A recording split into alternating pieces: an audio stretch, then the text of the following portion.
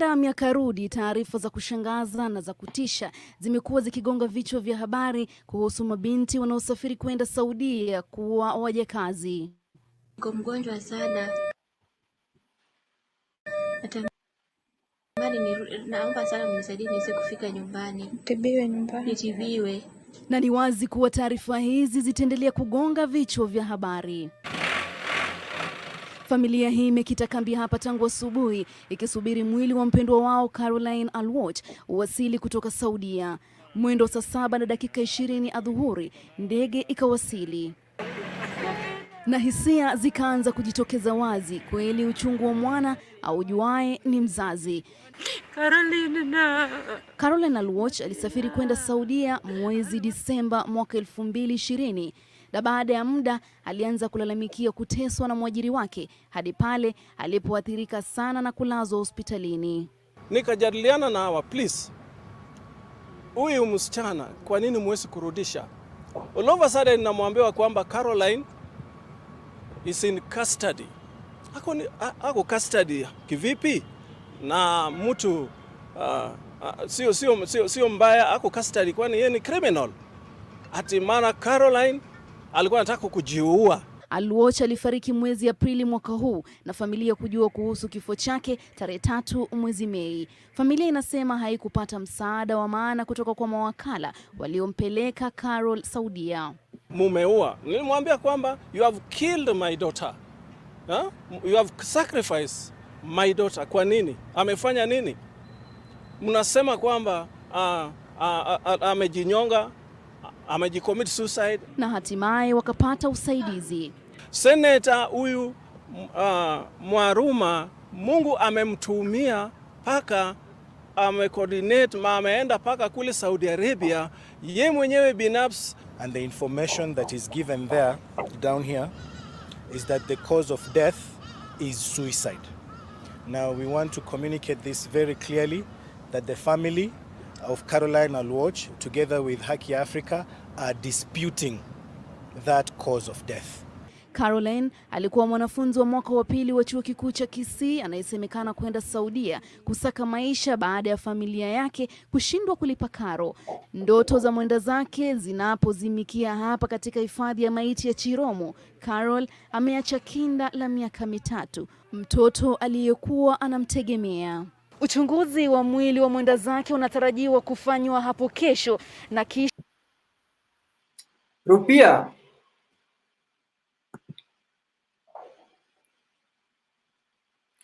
Rupia, unmute your mic. Ledidi. You guys unmute your mic. I think we should talk about this. Nashanga, what is happening in Saudi Arabia? What should our government do? Ledidi tuanze na wewe. Na wale mnataka kuingia kwa conversation, there is a link hapo, nimeandika link, ingieni mtuambie what we should do. Yes, Ledidi. Asante sana Rupia. Mimi kenye ninaweza sema, naweza tu sema serikali ikuwe tight kwa mambo ya Saudi Arabia. Kama vile sisi tukienda Amerika wanakuwa more tight kwa sababu wameona, kwa mfano kama tuseme tu afadhali mimi Mkenya, lakini kama ingekuwa Muislamu kwenda Amerika wanaeka more strict rules za kuingia huko. Ningeomba serikali tu ya Kenya kwa sababu ya kulinda Wakenya kwa sababu Wakenya wanatafuta kazi mpaka wanaenda kuuliwa. Ningeomba tu serikali iweke mikakati ya kwamba kama wakisikia tu jina Saudi Arabia wachunguze, kwa sababu unajua wao ndio wanajuanga wakati mtu anaenda Saudi Arabia. Wangekuwa wamekataza, wako na uwezo wa kukataza Wakenya kwenda Saudi Arabia, kwa sababu hata tukisema serikali ipigane na Saudi Arabia ni ngumu, lakini kwa sababu hiyo ni nchi ingine. Lakini sasa waweke mikakati, wa Kenya wasirudi kwenda, sababu wako na hiyo uwezo, na kwa sababu hii serikali yetu haiwezi kulinda mtu mwenye ako nchi ingine. Hiyo ndio ukweli tunafaa kujua kama Wakenya, ya kwamba serikali iwezi kukulinda.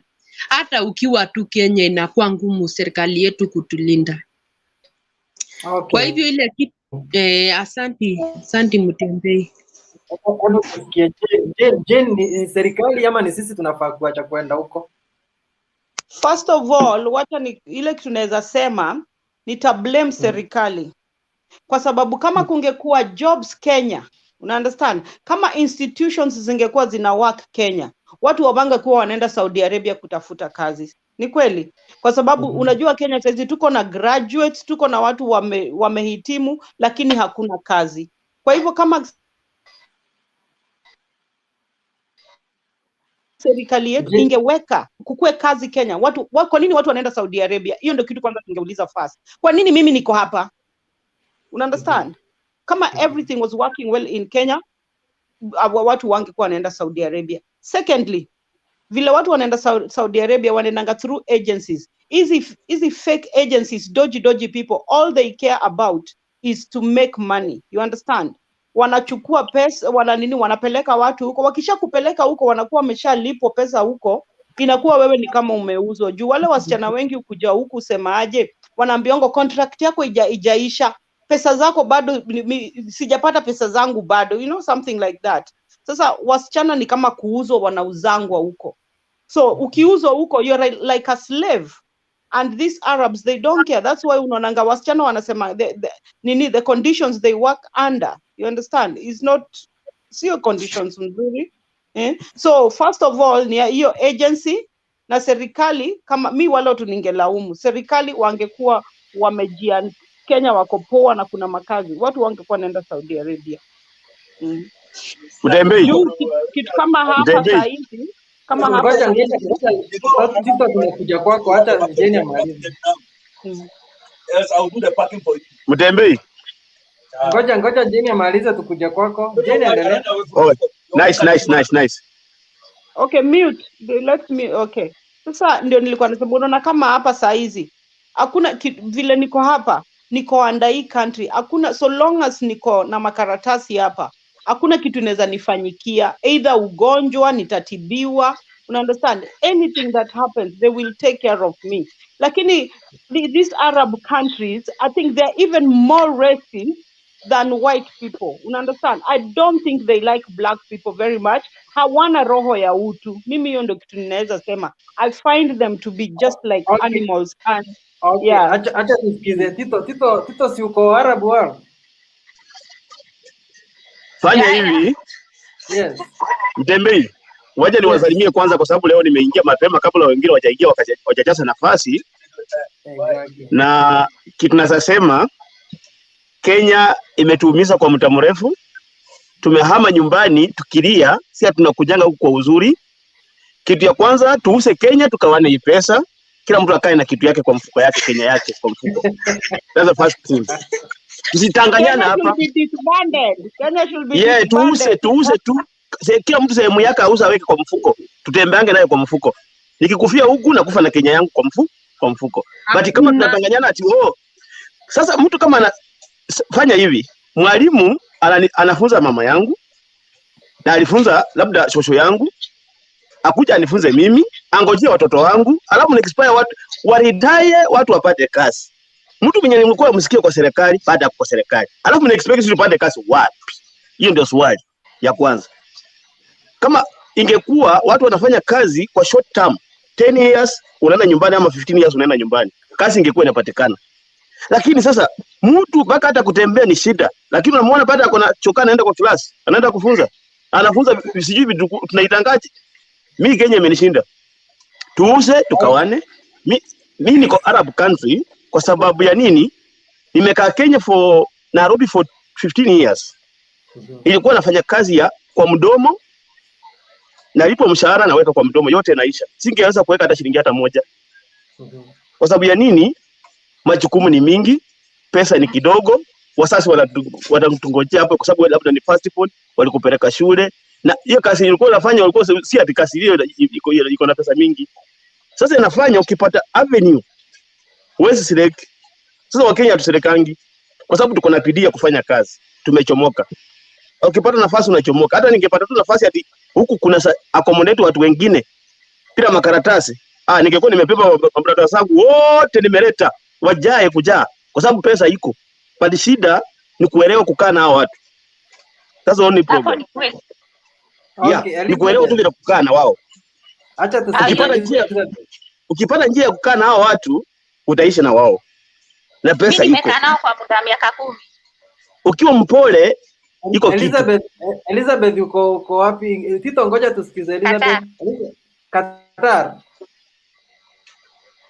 Tuambie experience ya huko. I think Qatar haina shinda kama Saudi Arabia. Qatar is the best. So mimi siona shida, nikikaa for 10 years. Tunafaa kufanya nini juu ya hii Saudi Arabia cases zime increase, watu wanakufa every now and then. Kama huyu msichana tumecheza story yake jana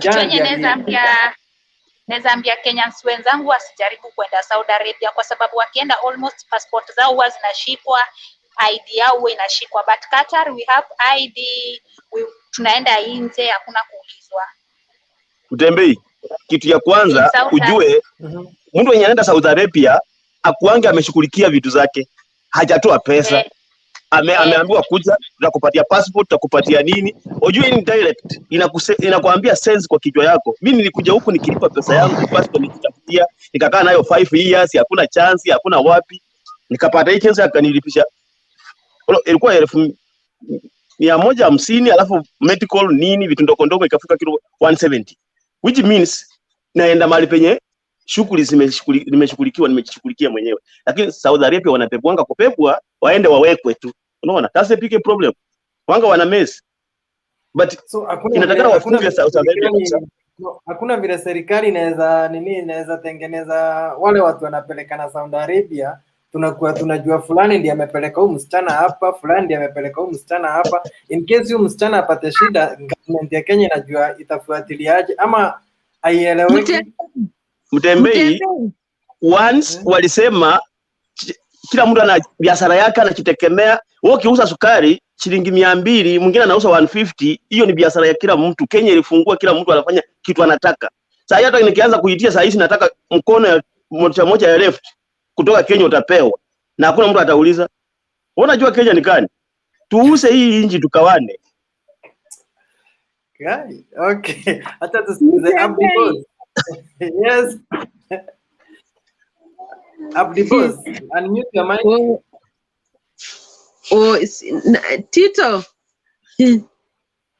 Tito wewe uko nchi gani? Mimi niko Dubai. Sisi tunasikia mzuri. Huko ni kizuri. Sasa mimi nataka tu kusema kama Wakenya mtu ajue dangers, kwa sababu unajua afadhali hata kuuza mboga nyumbani kuliko uende uuzwe huko na Waarabu. Na mjue tu Waarabu si mtu ako na huruma. Afadhali mzungu atakudhulumu kwa sababu maybe wewe ni black, lakini huyo atakuwa na hana huruma. Na unaona serikali yetu haiwezi tuwekea mikakati ati ya mtu kulindwa. So Wakenya waanze kujilinda. Wacha tukae tu Kenya, ukipata nafasi mahali kama Qatar ama Amerika mahali nzuri afadhali kuliko kwenda Saudi Arabia ati mtu amekupromise kazi. Kama hapa Kenya hatupati kazi, kwa ndio tutapata kazi ya free. Lady, wacha nikwambie, unaona hata kusema mzungu kukudhulumu hapa, kama sasa mimi nafanya kazi, mzungu ajaribu kunionyesha any racist remarks, you understand? Na kuambia hiyo peke yake, uliza Evo, inaweza mpeleka mbele. Hata kama ni manager wako. Sasa ndio nasema Wakenya waelewe ya kwamba kama nchi ni ya Waarabu kushikana na Islamic religion, mambo ya sheria yao ni mbaya sana, haina huruma. Na kila mtu mwenye si Muislamu ajue yeye ni Gentile kwa Waislamu na ni Gentile kwa Waarabu. Kwa hivyo wewe kama unaenda yani uhesabiki kama wewe ni mwanadamu. Unaona? Kwa zile nchi zenye ziko extreme, Tito kidogo tu, zile nchi zenye ziko extreme kwa sheria ya Islam wanaweza tuumiza sana usipojua. Zile zingine zenye at least zimechukua sheria zingine ni afadhali, lakini kama Saudi Arabia wanaona wao tu ndio wako sawa, lakini mtu yoyote mwenye si wa hiyo dini hautambuliki kama wewe ni mwanadamu. Kwa hivyo ni vizuri hata tusome sheria ya nchi kama nchi zingine zenye tunaenda, ni vizuri tujue sheria yao kama inaweza kutusaidia. Kwa mfano kama Amerika, sheria yao inasaidia kila mtu, ukwe black, white, we inakufavor. Okay, shida iko huku, embassy ziko huku zimelala. Embassy hazifanyi kazi. So ukikuja huku unanyang'anyangwa passport. Me, I have my own passport. Kwa sababu unanyang'anywa kwa sababu Kenya hawazifanyi kazi anywhere. Hata hapa embassy za Kenya useless. Hakuna hazifanyi kazi. Lakini sasa ndio nasema home. Lakini sasa ndio nasema juu inji yetu haiwezi. Nimesema inji yetu haiwezi kutulinda. So ile inchi tunaenda lazima tujue sheria yake iko aje. Mimi nilijaribu kwenda kwa embassy wakati wa corona, embassy ikunisaidia. So nili have to pay my own ticket, I go back to Kenya. Mtembei, ile kitu nasa advice watu wanaenda Gulf countries. Ukifanya mambo mazuri 90% unafanya mzuri. But ile siku tu uta mess percentage moja ama 2%, Mwarabu ana haruma na wewe. Yeye anataka 100% kila kitu iko sawa bila anataka. Lakini once utamesi tu, kama ulifanya mambo 99 sawa kwa miaka 10, lakini ulimesi na siku moja only 1%. Mwarabu mko na yeye hapa kwa hapa. Another thing, ile kitu yenye iko Mwarabu akikutrust na kupatia responsibility, once ukimmes anafikirianga hata afadhali ukufe utoke, kwa sababu umemharibia wakati yake. Amechukua trust yako amekuweka kwako na wewe umeharibu hiyo trust. Sasa kuchukua time tena achukue mtu mwingine amtrust ita take time. Sasa ndio maana naonanga at least hata afadhali akuue. Unaona? Na sisi huku Dubai at least wamerekesa kitoko kamba, tunaona at least. But ukifanya makosa yenye inafaa uawe, tunategemea Saudia wakupeleke huko. Hiyo ndio kijiji huko, ndio mama wanajinjianga watu huko. Huko kiiba pesa zaidi ya 1,100 huko ndio unapelekwa huko, hawana huruma. Mtembei ndio nasema, unaona, ukiangalia ukiwa Kenya, kwa sababu mimi nishaifanya kazi kwa hawa watu wetu hawa wa Saudi Arabia, lakini ni wa hapa kwetu Kenya. Unaona, ukifanya kazi kwao zamani, maybe sasa wamekuwa wazuri, sijui juu sifanyi tena, Mungu aliniokoa kwa hayo.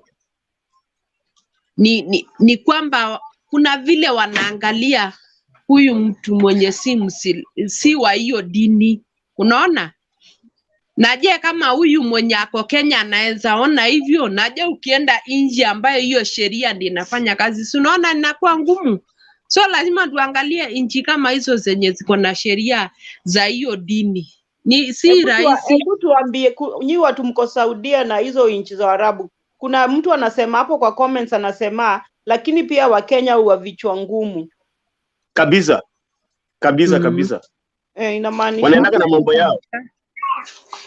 Hawataki kufuata rules. Hawataki na hivyo. Wanapenda hii rahisi, unapewa passport free, na tena waoni wengine wamekufa. Sasa wanatutumia, I'm sorry to say, tunaona tu ma video, lakini hata ukuona mtu hatukujua hata, na mwingine baada anaenda na anaona wengine wamekufa. Yani hata Wakenya saa zingine tuone hata shida ndio hiyo, ndio tuone wenzetu wamekufa na tuache kwenda huko, tuende mahali ingine. Tuendelee tusikie wengine wakisema vile wanasema. Agari Innocent.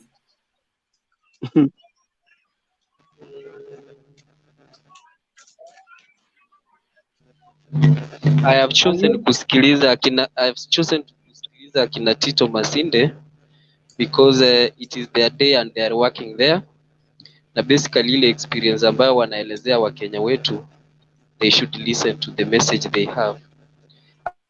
And also najua hata Qatar, though sijaifika huko, but what I've heard ilichukua sometime ndio ikakuja kuwa the way it is because ya human rights activists walifika hapo na waka preach about what people are supposed to do ambayo iko humane to others.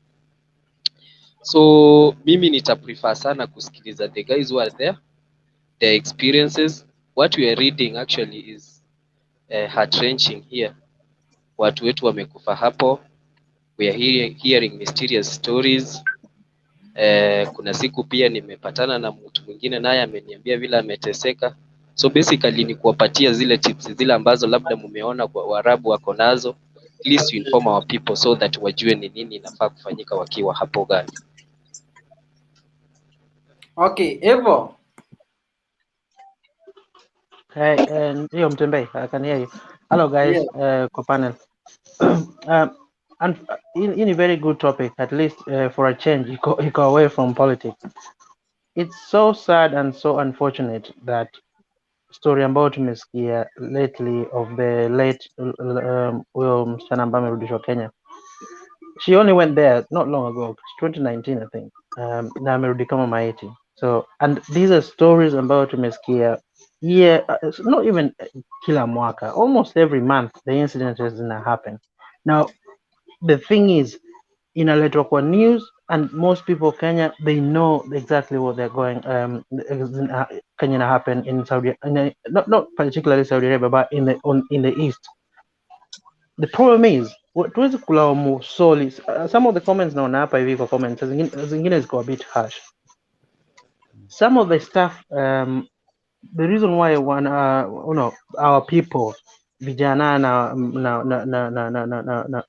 kwa ujumla wanaenda huko, it's just the people are desperate for jobs. Hakuna kazi and somebody is offering you a job na anakuambia utaenda kule ulipo sijui 30,000 as a housemaid nini na nini, na unaangalia ukiwa between hiyo choice ama ubaki Kenya and you've got nothing kwa Kenya.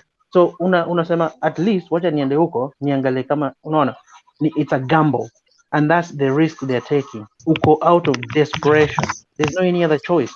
Ukioffer mtu another choice, they probably go for the other one, but we know very well watu wangapi wamerudishwa Kenya au madada zetu wamerudishwa Kenya kwa sanduku.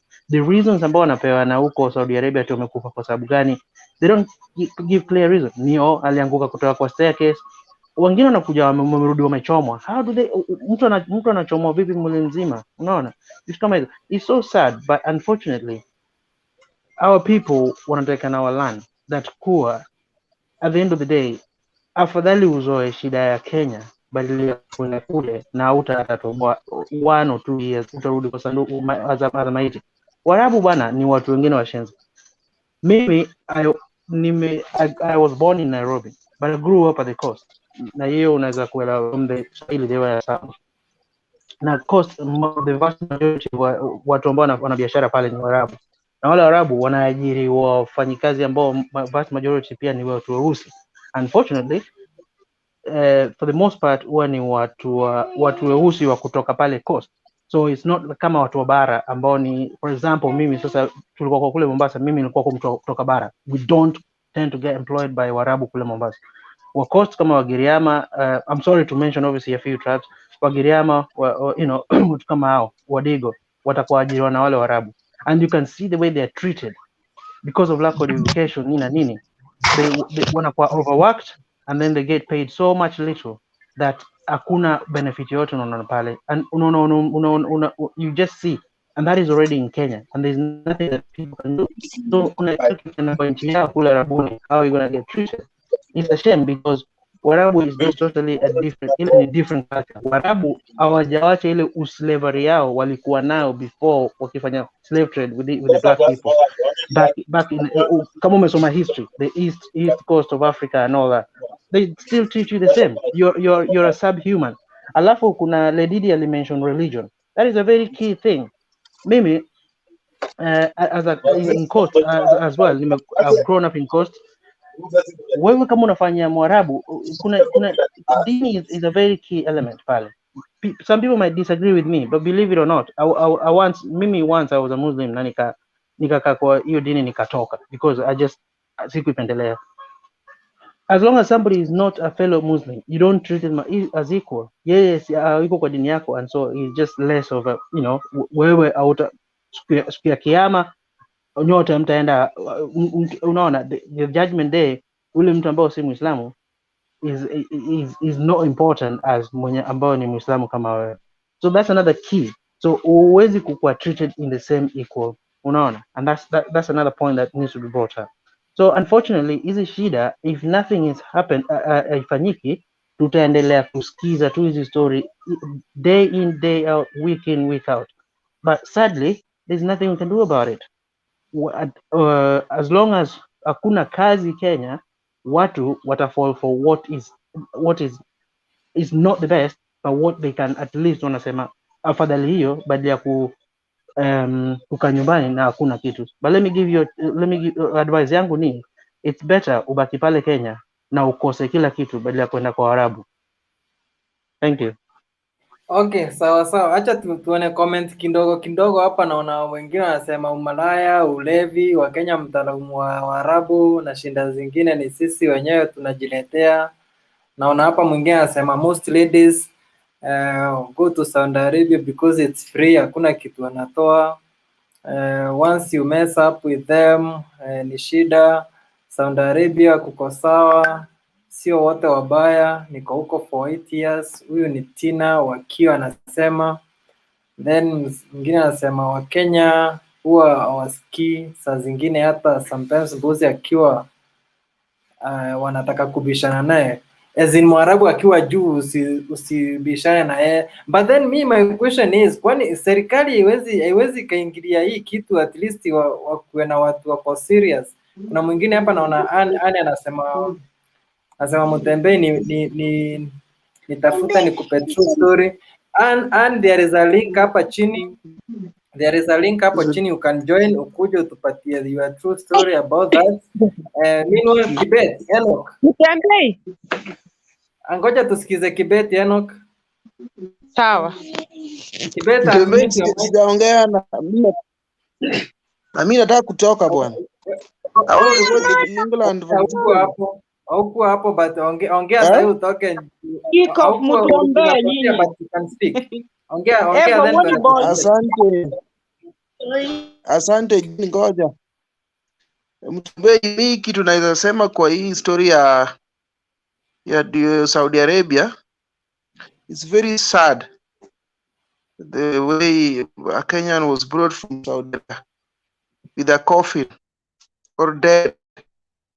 You know, we stay with the Mwarabu. Unajua Mwarabu tunaishi nao hata hapa Kenya, na tunajua vizuri, even in Kisumu where I am here, they actually discriminate until we make noise. That is when Mwarabu anaweza fungua akili aanze kureason. So Kenyans are going out there, na tumesikia ya kwamba Wakenya ambao wako Saudi Arabia maisha yao si mazuri. They go there as maids mostly, but they don't good life outside there in Saudi Arabia. So hata serikali iingilie kati, hiyo ni yao. Unajua kazi hakuna Kenya, so they are going to work kazi yenye iko Saudi Arabia. But what I can advise Kenyans is that, can you avoid these countries where we have had for a very long time, Saudi Arabia to be specific, that Kenyans who have gone there have suffered, they have been abused, they have been done for all sorts of things. Some of them have also gotten lost. Kenya wameenda huko hawajulikani penye wako mpaka saa hizi. And then our people still go there, wengine wanaitwa. Hii kitu ya kujipelekana nje lazima mchunge. Hata ile yako Mtembei yenye huwa anapeperusha hapa, Unajua sasa wakora wataingilia kati, alafu wakora wakishaingia unatoka unaenda Canada na unapelekwa tu mahali nyingine hujui. So hii kitu ya kwenda nje, you have to think twice. We've seen good reception from Canada, USA, Germany. They host our people because they have that dignity and they respect humanity. But the Arabs wenye wanaishi hapa Middle East, hata wenye wako hapa Kenya, kama hapa Kenya ndio wanatudhulumu, sasa huko nje. So hii kitu ya kwenda Saudi Arabia, I'm against it. Even if I'm given an offer to go there and work, I will not go. I will remain in Kenya to suffer, but I will not go to Saudi Arabia. And I cannot advise anybody to go to Saudi Arabia. It is bad because after all, if you go there, you are going to work there as a maid. We unakanyagwa tu. Kila siku we unakanyagwa tu. So you don't have peace hata kama una earn. And then it's not easy for you to come back to Kenya. Ukitaka kukuja Kenya pia unakatazwa. Such things we've had. So Kenyans must be very careful, very, very careful with Saudi Arabia and the Middle East. Asante kwa hiyo machache. Mtembei kidogo tu, apart from huyu dema menine, huyu mnasema ameletwa in a coffin, uliona ingine ya Tuko? Huyo mwanaume alikuja akasema bibi yake amekufia Saudi na alikufa kuanzia January, na bado they don't know, waliambiwa walipe expense ya kumleta nyumbani. Hata sidhani kama hiyo body imekuja, alikuwa kwa Tuko huyo jamaa.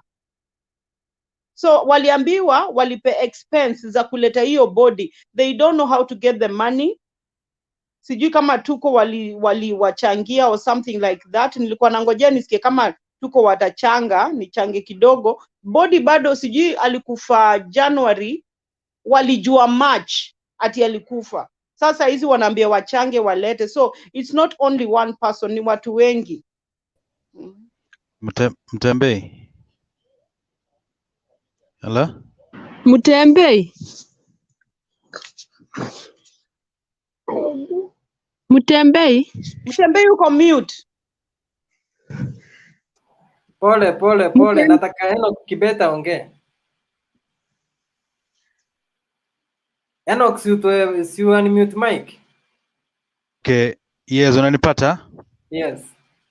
Sasa, on my side is this, Kenya has a problem. Our people here has a problem because how will you go to a place and you know that that place has a lot of problems? You have seen many people who are being killed in those places, in that country, I mean, and yet you're still applying for that to go to that place. So at least ukiona kwamba kuna issue imetokezea mahali, why do you go to that place again? That is one. So again, we need to advise our people to know that okay, if you are going there, you are just going there for your own consequences, because kama mtu ameuliwa mahali and then you are going to the same place, unaendea nini huko? By the way, Kenya, sikiza kidogo, Mtembei, kaa Kenya, tafuta kazi, unaona, fanya kiborenyo utapata, kuliko uende place yenye hujui mtu, and these are the agents that you don't even them. Aya, okay, hao watu saizi bedhi waliletwa Kenya, si ndio? Kama wako kwa coffin. Aya, sasa those agents wako wapi saa hii? To be very honest. So the best thing is, kama unaenda Saudi Arabia, you go at your own risk. Aya, so that is one. Number two, we need again to tell the government Kenya that they are not fair again. They need to have a system, or they need to have a policy whereby the policy will protect his citizens, not just to let people applying for the nini for going abroad, and so that is the same thing. So the country needs to have some policies that protect his people and his citizens. Yes. Kama uongee unazima mic. That is in Mutembei. Tito. Yeah, that is in Mutembei. Okay. Thank you. Jadid, ulikuwa na kitu ya kusema? Go, tumesema ready. First minute. Mtembei. Yes. Mtembei, mimi nataka kwenda, watoto wako karibu kulala. Sasa ile kitu inanistua kabisa. ni vile usikii serikali hata wakihuzunika, usikii wakisema kitu, hawasemi hatutaki Wakenya waende, hawasemi wamekasirika hii Saudi Arabia imeua watu yao. Usikii hata mwanasiasa mwenye anasema akikuwa MP ama akikuwa president atastopisha hii mambo ya Wakenya kuuliwa bure kwa nchi zingine. Sasa hiyo ndio inanistua mimi Mutembei kabisa, kwa sababu hata kama ingekuwa ni nchi ingine si wangelalamikia hata Saudi Arabia, waambie kwa nini watu wetu wanauliwa under these circumstances.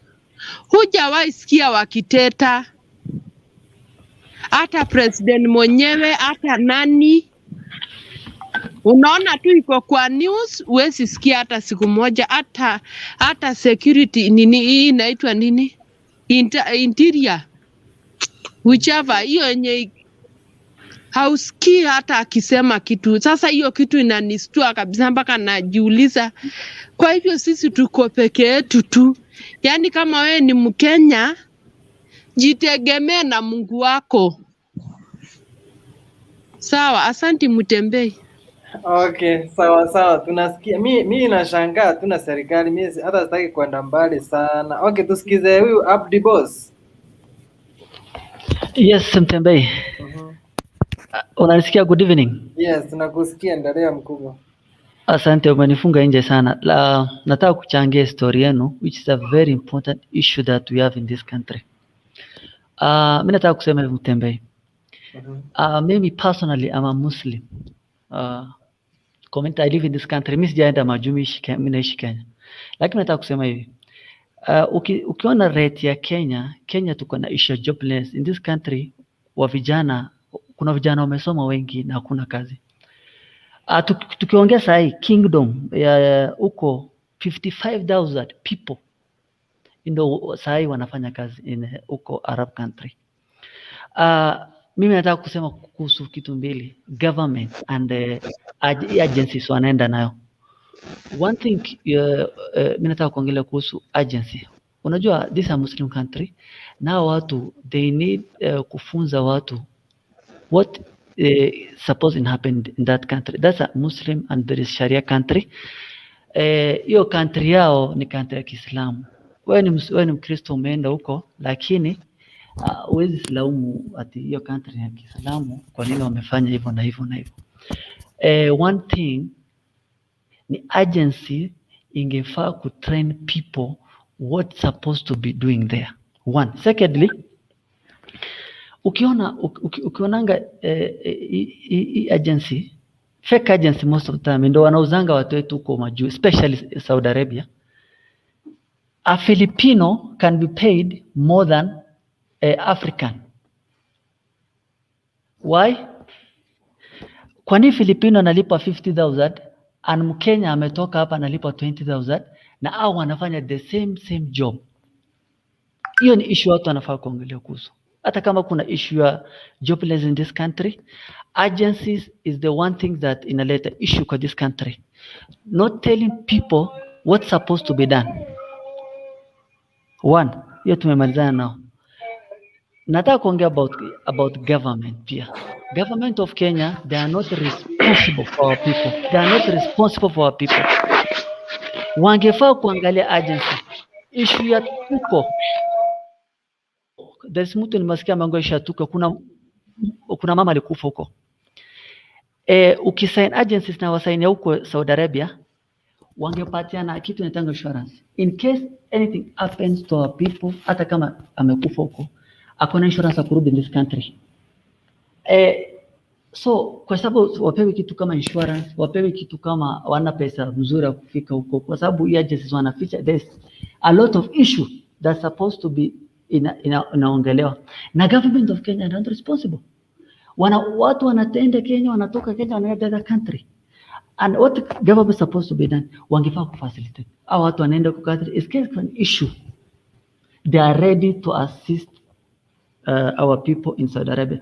Kwanza mimi nataka kusema hivi. Kenya should ban watu wetu especially from Kenya waende wafanye Saudi Arabia, unless kukuwe na clear information, clear policy, clear understanding, ukuwe na kitu naitwa agreement vizuri between the Kenya and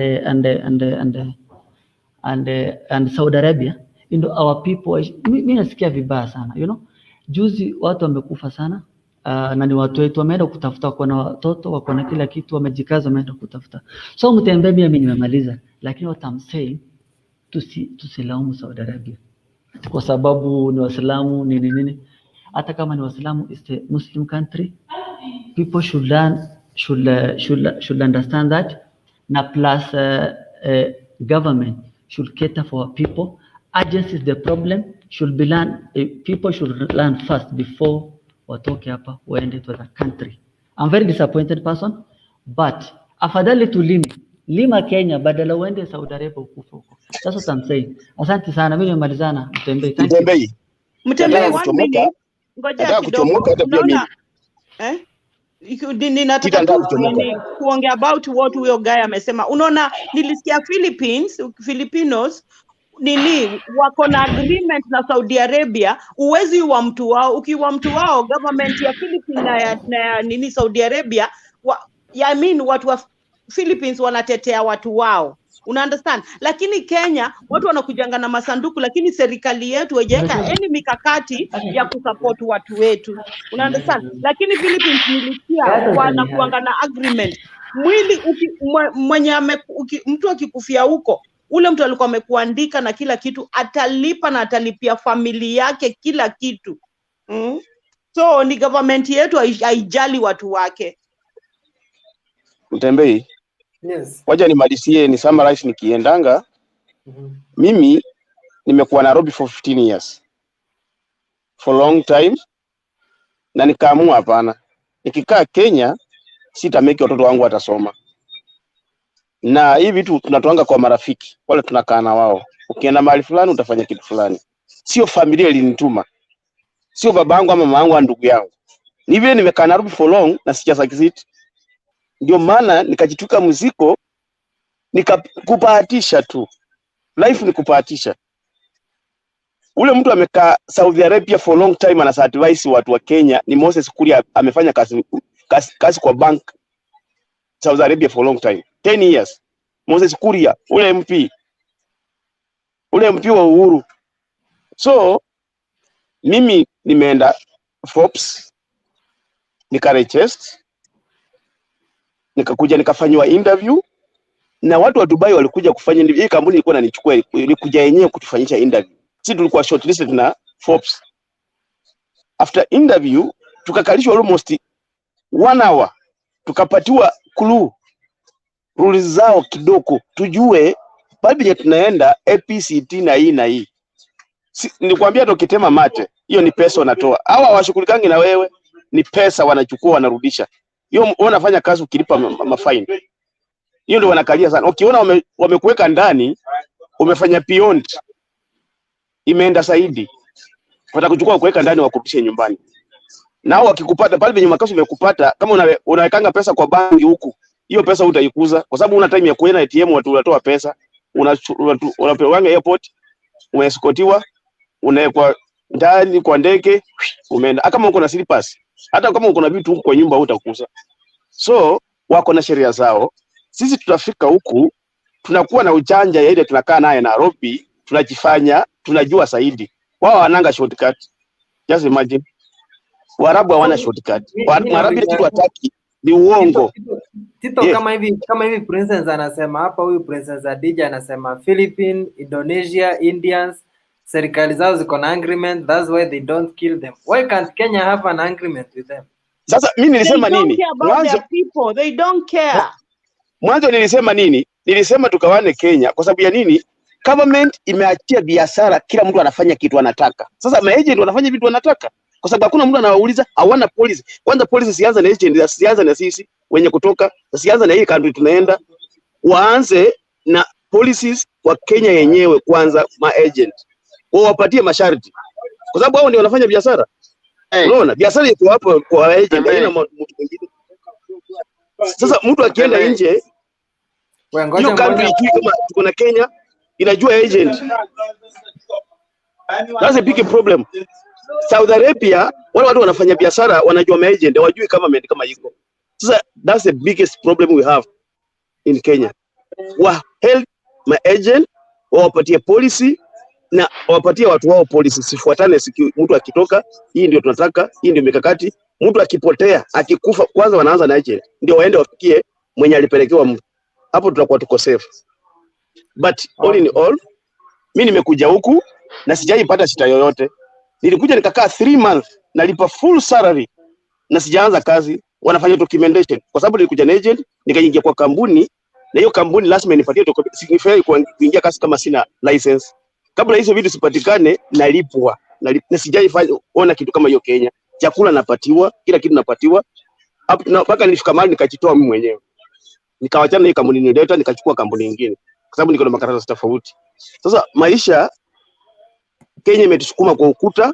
Siwezi laumu wa Kenya wenzangu, wanatafuta maisha vile wataishi, kwa sababu maisha imekuwa ngumu sana Nairobi. Mimi nimekaa Nairobi 15 years, nimeona vile kunaendea.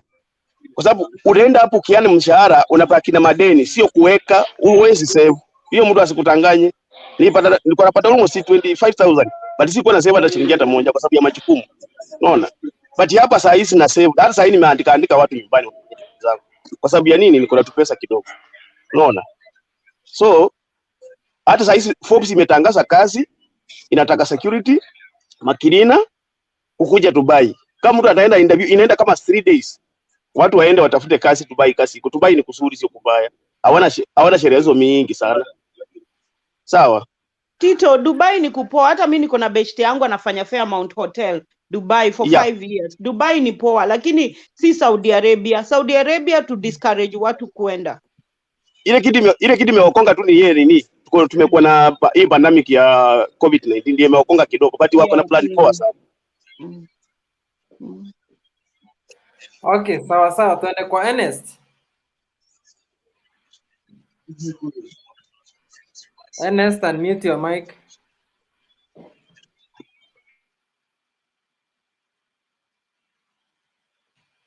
Mtembei saa zile Ernest bado anazubaa. Unaona pia nini? Wasichana huenda Saudi Arabia kufanya kazi ya nyumba. Wanatokanga huko kama wametrainiwa kufanya kazi za nyumba. Alafu wakienda huko wanapewa job zingine different. Unaona? So ukitoka Kenya ujui unaenda kufanya kazi gani? Ambiwango ni kazi za nyumba. Ukisikia stories za wale usema wanaambiwango ni kazi za nyumba. Sasa wanatraini wangu huko sio Kimau vile wata operate, vile kazi zinafanyangwa, vile wata clean na kila kitu. Alafu wakishafika huko unaanza kuambiwa sijui unakuwa carer, kutekea ya washosho, unajua? Wanapewa kazi zingine different na zile si zile walitrainiwa.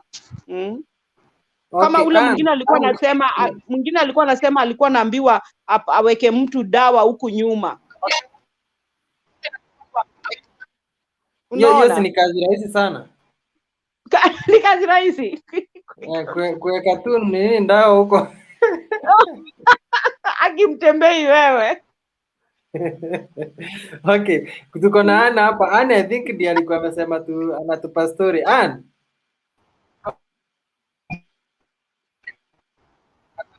Anna, unatusikia? Yes. Sasa yes. Anaitwa. Okay, nani anataka kuongea? Sasa Mtembee. Yes. Mtembee. Mimi nataka kuongea. Naweza proceed. Okay, acha tusikize Dan, then tuende kwa one of the ladies hapa. Tuko na Ruto Nice and Dan kwanza.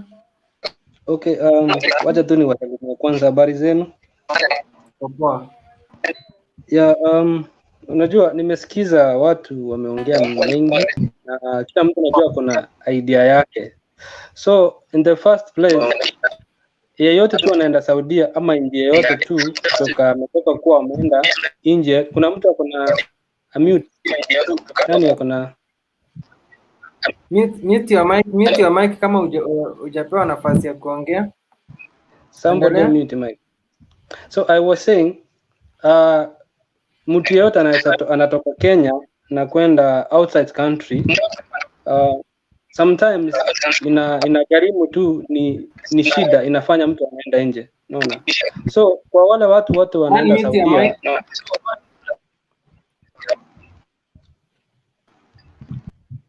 unmute your mic. Yeah, okay. Yes, endelea. So kwa wale watu wote wanaenda Saudia, wacha tu kwangu binafsi niseme ni umaskini inafanya. Nianzie hii kisa ambacho kilifanyika juzi, huyu mwanadada mwenye amepelekwa nyumbani akiwa maiti. Kumbuka kwamba alikuwa university student, so alienda pale akitarajia kwamba atapata hela kidogo ndiye aendeleze masomo yake, lakini kwa bahati mbaya amerudi akiwa mfu, unaona. So the only thing mimi nasa suggest nasa omba kwamba tusiblame wale wasichana wako pale, tuna blame the agents wale wanawapeleka. Number one, ukipelekwa Saudia ama nchi yote ile, kuna agreement unapewa, lakini wasichana wote wale wanaenda Saudia in terms of working hours haikui haiandikwi chini. Wewe unaambiwa tu unaenda kufanya kazi. Unakuta msichana Saudia, I have information and I know I have friends who are working there. So unaambiwa unaanza kazi saa 2 asubuhi, unalala saa 9, sometimes saa 6 ya usiku, and they expect you tomorrow to wake up the same time you start working, you see.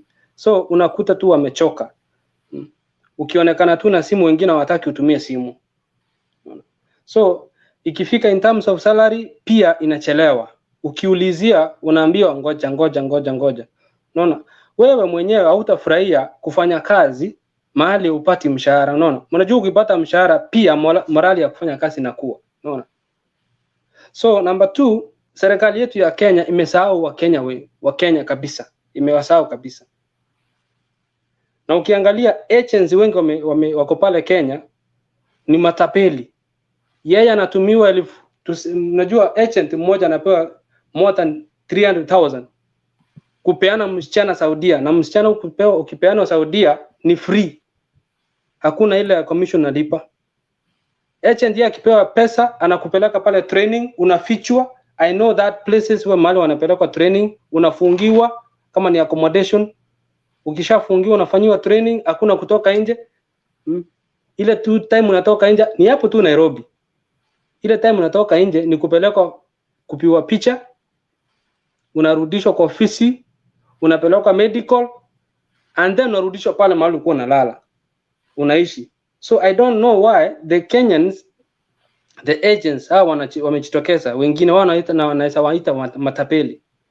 Kama saizi last week I have some 3 ladies who were told kuna kazi Saudia, kuja muenda. Walipofika ofisi they did not expect that wataambiwa wanaenda wanapelekwa kwa accommodation. Walifika pale wakaitishwa ID zao, wakaambiwa tunapeleka mahali muone, mahali mnakuja kuishi. Walipofika pale wakaitishwa ID, wakaambiwa sasa mtakaa hapa muende kufanywa passport. Unaona? Sasa walipofika wakafanyiwa hiyo training pole. Ndio nikijaribu kuulizia zaidi, huyu madam akawanyang'anya simu. Sio Saudia, ni Nairobi. Nikiuliza madam, kwa nini unawanyang'anya simu? Because I need to talk to them. Akaambia unataka kuniharibia biashara. Eventually those ladies wakati walipelekwa Nyayo last week kupiwa picha, they managed kupata simu, wakaongea, nikawaambia watoke. Walimanage kutoroka kutoka Nyayo, so hawakupata ID zao. Unaona? So agents wa Nairobi ni matapeli. Wanakuja wanakuuza, wanakupeleka pale, unafanya kazi kama punda. Na wacha niseme Nairobi Saudia sio nyumba zote ziko na shida ama wako wabaya. Ni wazuri wengine. Lakini shida ukifika pale hawataki kuruhusu wewe uongee. Wakikuona tu na simu, maybe na video call your family members, maybe your husband, they don't want. Some of them. So mimi naweza sema kwamba agent, kile naomba serikali yetu ya Kenya ifanye, waregister all agents mwenye anasimamia msichana yeyote tu anaenda Saudia. In any case, shida ikitokea, agents akue ndio namba moja ili kusuluhisha maneno. Unaweza kuta kama huyu msichana sasa alikufa mwezi wa pili. Alipokufa mwezi wa pili, familia yake ikakuja kupata information mwezi wa 5, which is not right. Na unakumbuka agent wa Saudia na wa Kenya, kwanza msichana wa Saudia akipata shida Mtembee, I have a question please. Yes, Kizito. Sorry to cut him short because he's talking too much, and you know today is final. We have to watch football. Sorry. What I wanted to say or to ask him that him who is telling these ladies, you know, I fail to understand why he knows the same thing and is dilly-dallying by telling us that they take the phone, they went. If somebody took your phone and you've seen that and you still insist you want to go, are you a baby? Why don't you come out and say, no, I leave my phone, I go out.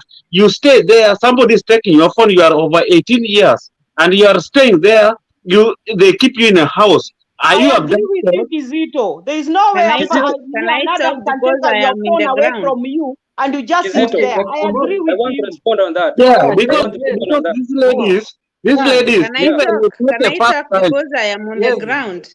No, Yes, please, Ruto, please, just give me 1 second. I don't have too much time. I'm going to watch football, please. I wanted to discuss this, but so I have to go. Mtembei, what I want to say for us, these our ladies, these our people who are going to Saudi Arabia, let them not blame Serikali, because when they are going there, they don't tell Serikali. When they have died, they call Serikali. When they are suffering, they know, they have had it. It's not the first time, it's not the last, it is going on now past 5 years.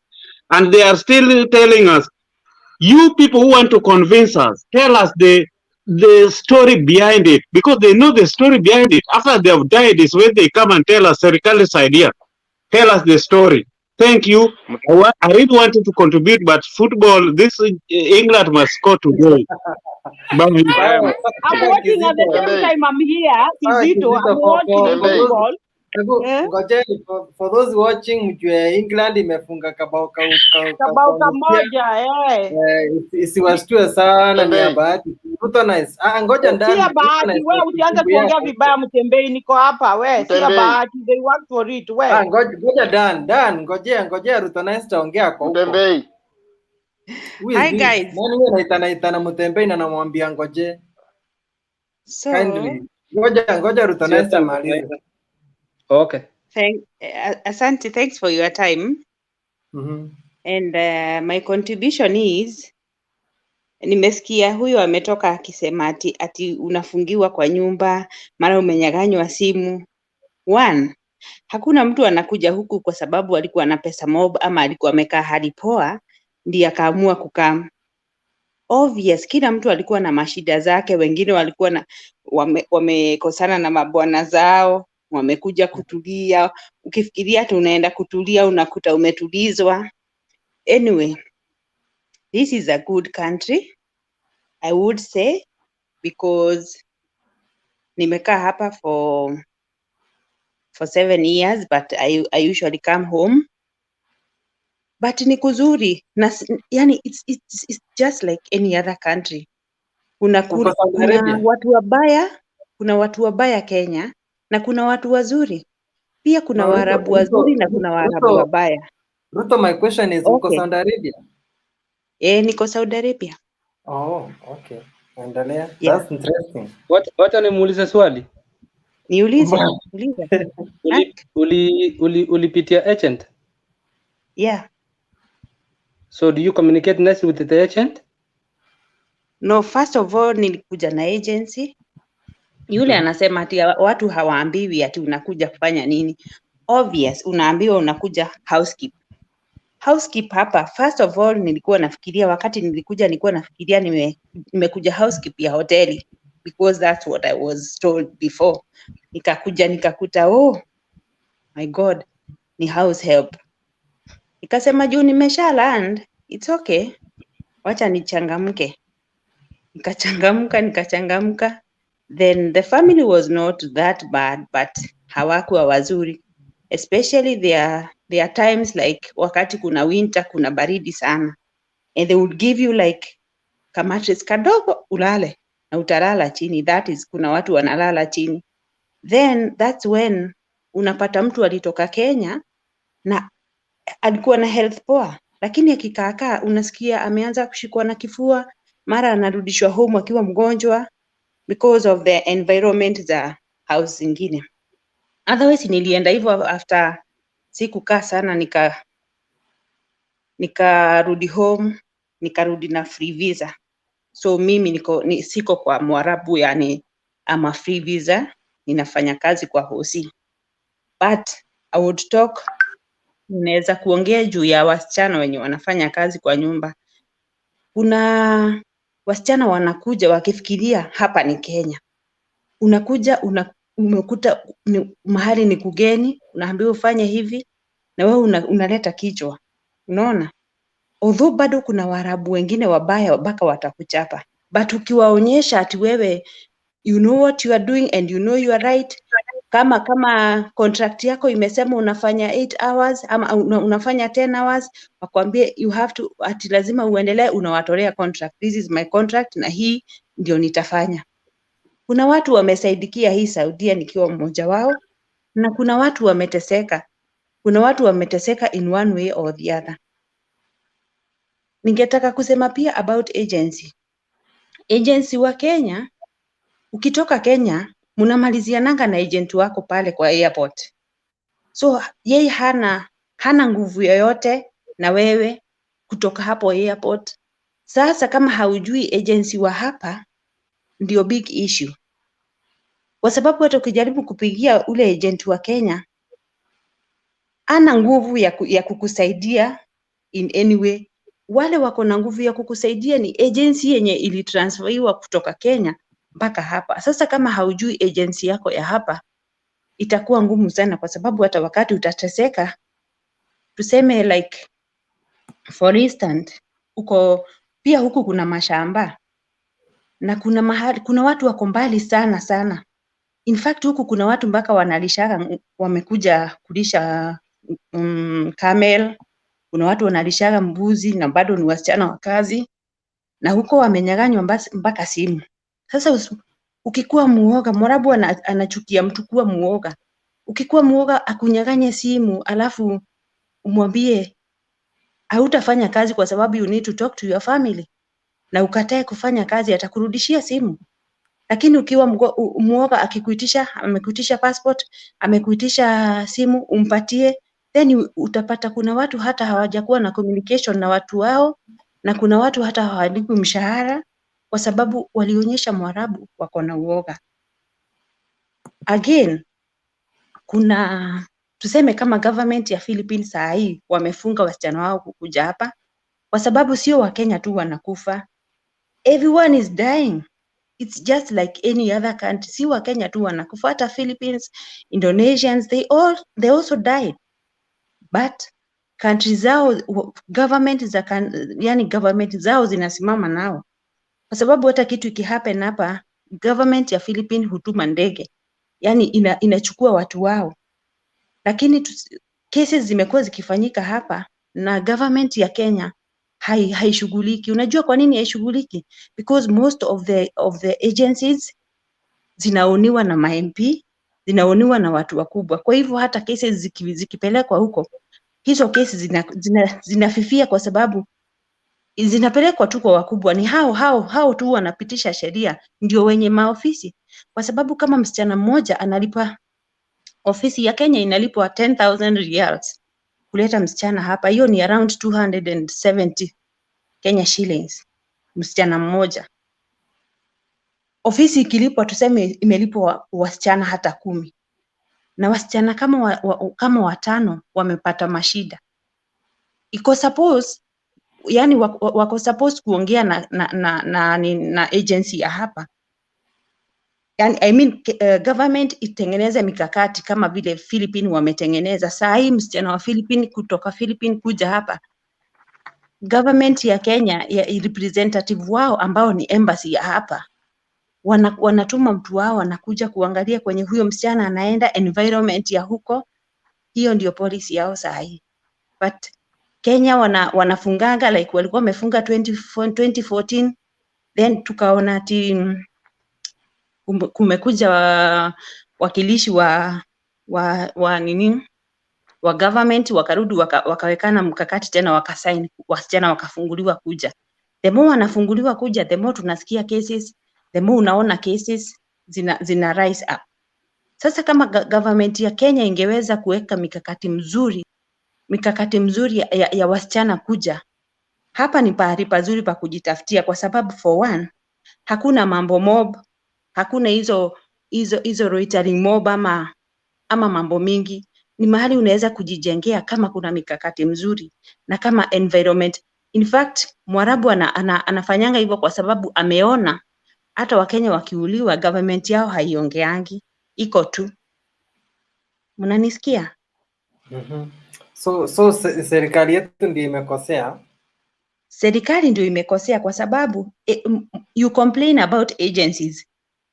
Little do you know that agencies, wenye agencies ni watu wa government, ni ma MPs, ni how name them, and they wanakujanga mpaka hapa, na haiwekangu kwa ma TV ati walikuwa hapa. Wanakujanga mpaka hapa, lakini tunajua wako hapa, wamekuja kuangalia agencies zao hapa, unajua. So na hiyo umesema msichana ya Kenya ananunuliwa 10,000 riyals. Kwani mnauzwa? Ni kuuzwa. Unakuwa ukiuzwa. That's why Mwarabu yeye anajua amekununua, kwa sababu hata ukimwambia unataka kwenda home anakuambianga unirudishie pesa yenye nilikununua. That is slavery, by the way. Yeah, it's slavery. Alafu Mutembei, this is a game changer. Sasa hivi ametuambia ati wenye wana own hizi agencies, una understand? Of course, kama ni ma ministers na watu wakubwa kwa government, that's it. Una understand? Hakuna watapelekwa wapi. Hata kama that's why mnaonanga ati wasichana ati kunawekwa mpaka kwa NTV ati yeye huyu alikufia huku. Unashindwa, mbona gava haiongei? Wataongeaje na hao wenyewe ndio wenye agencies? They can't. Ni wenye agency wanaweka watu hapo. Yeah. Nikimalizia Mutembei, ndio nilikuwa nasema kwamba hakuna msichana anatoka Kenya kama agent atalipa pesa. Na mwanzo nilisema over 300. You see my sister here, he has given the same figure.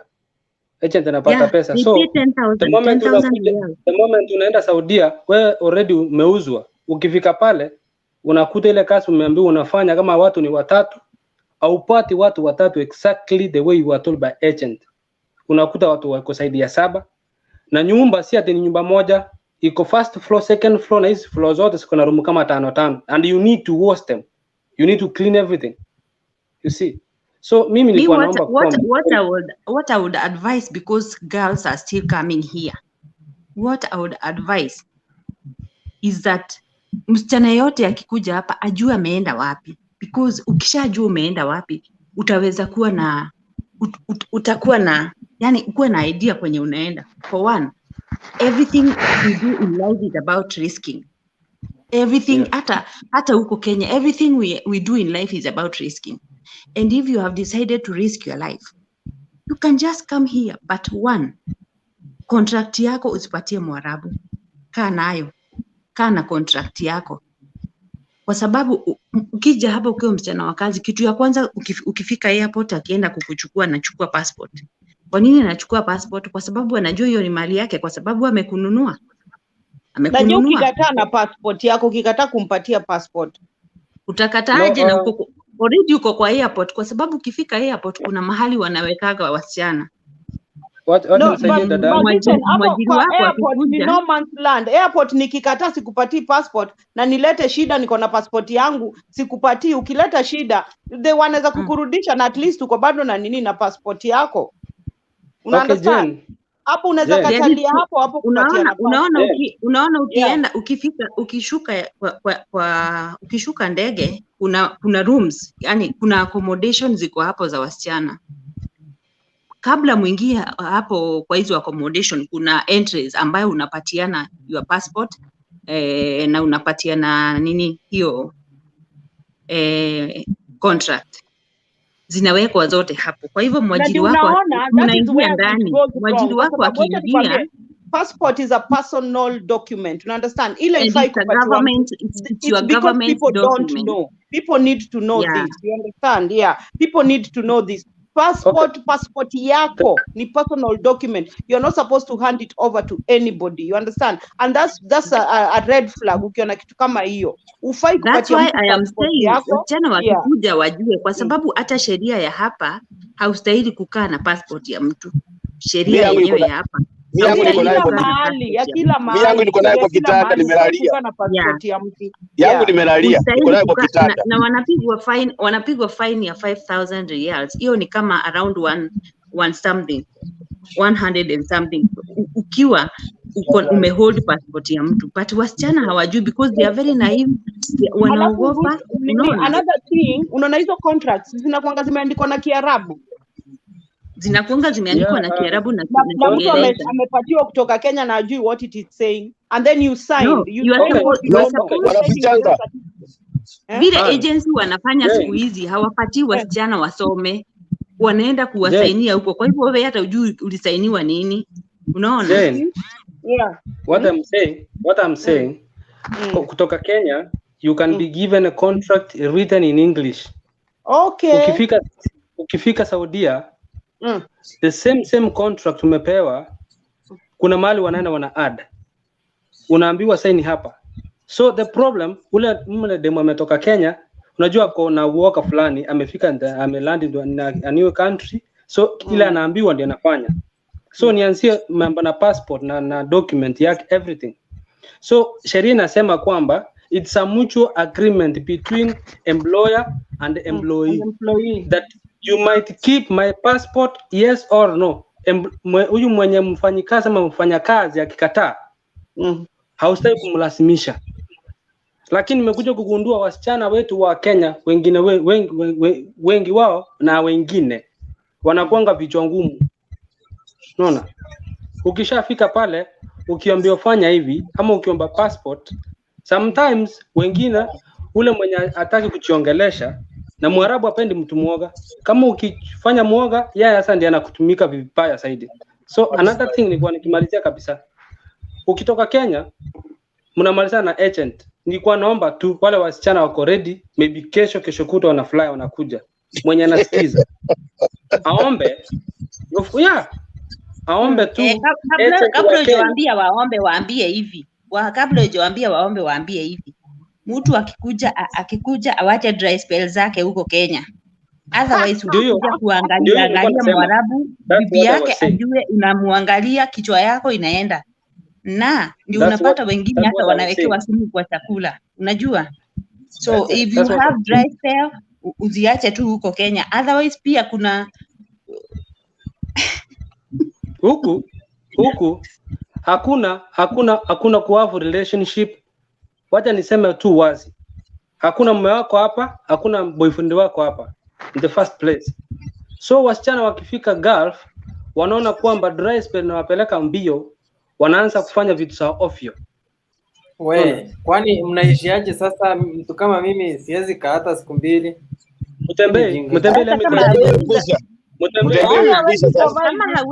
Kama hauwezi kukaa siku mbili Mutembei, do your own things, but si na bwana wenyewe ama bibi wenyewe. Lazima Kenya kabisa. Usijaribu kukanyaga mahali pengine tofauti na hiyo. Mutembei Kenya. Sasa location. Mutembei weka Kenya usiende, otherwise utamaliza sabuni sana. Ukija hapo ukiwa na dress zako Mutembei, ondoa mawazo ya kuwa na dress. Use your own tactics za kumaliza dress yako, but usijaribu kuongelesha bibi ya Mwarabu ama bwana ya Mwarabu, kwa sababu kichwa genito zako zitaenda hivyo zikiendaga. So nilikuwa nasema So aje, wasichana wengine mwenye wanakujanga, anatoka Kenya, amekuja na most of wanawake wa Kiarabu hawana miili yani. So akikuja msichana wa Kikenya amekuja hapa ako na figa hivi na hawa wanaume wao wanakuanga yani what do I say? Hawa wanaume wa Kiarabu wanakuanga na tamaa mingi sana. Kwa hivyo utapata Mwarabu anafuatafuata msichana jikoni hivyo. Na yeye msichana akijaribu amuonyeshe meno, bibi yake tu aone, unaanza kusikia huyo msichana amepelekwa hosi leo hivyo, amepelekwa hosi leo. Kidogo unasikia ati kuna msichana alikufia Saudi Arabia. Unaona?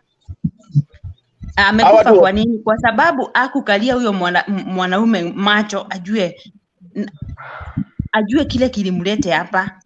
Amekuja kufanya kazi, si mambo ya bwana ya wenyewe. Hata Kenya si unaona watu wa mama wanaua wasichana wa kazi kwa sababu amelala na bwana yake. Lakini pia kuna wanaume wengine huko Waarabu wanafosingi hao wasichana wanawataka, si ndio? Kuna wengine watakurip. Unaona, kuna wengine wanawarip. Alikuwa anarepiwa na baba na mwana. Mimi naambianga wasichana hivi, namwambia ukiona maisha imekuwa ngumu sana. Ngoja bwana, huyu ako huko, acha tusikize Ruto Nest ako huko. Mimi nasikia story yake sana. Hebu endelea. Mimi waambia wasichana saa hii, najua labda kuna wasichana wananisikiza. Ukiona mambo imekuwa ngumu sana kwa hiyo nyumba, my friend, toroka. Kuna wasichana wako nje wametoroka. Toroka nje. Kuna wasichana wako nje wametoroka. Afadhali ukufiange huko nje kuliko ukufie kwa mikono ya Mwarabu. Otherwise huku pia kuna watu wako nje walitoroka kwa Mwarabu na wako huku nje bila makaratasi na wanafanya kazi. Unaona? Yes. Ruto, hata nikwambie, ukiwa advise watoroke, kwa sababu sisi tuko Gulf, ukiwaambia watoroke na immediately ukitoroka, the first place you need to go ni police. Na hii polisi enda ikawa ikusaidie na kusaidia kwa watapigia mwajiri wako simu. Akishampigia mwajiri hata kupeleka ofisi, atakurudisha kwa ile nyumba. Akishakurudisha kwa nyumba, sasa ndio unapokea mateso kubwa.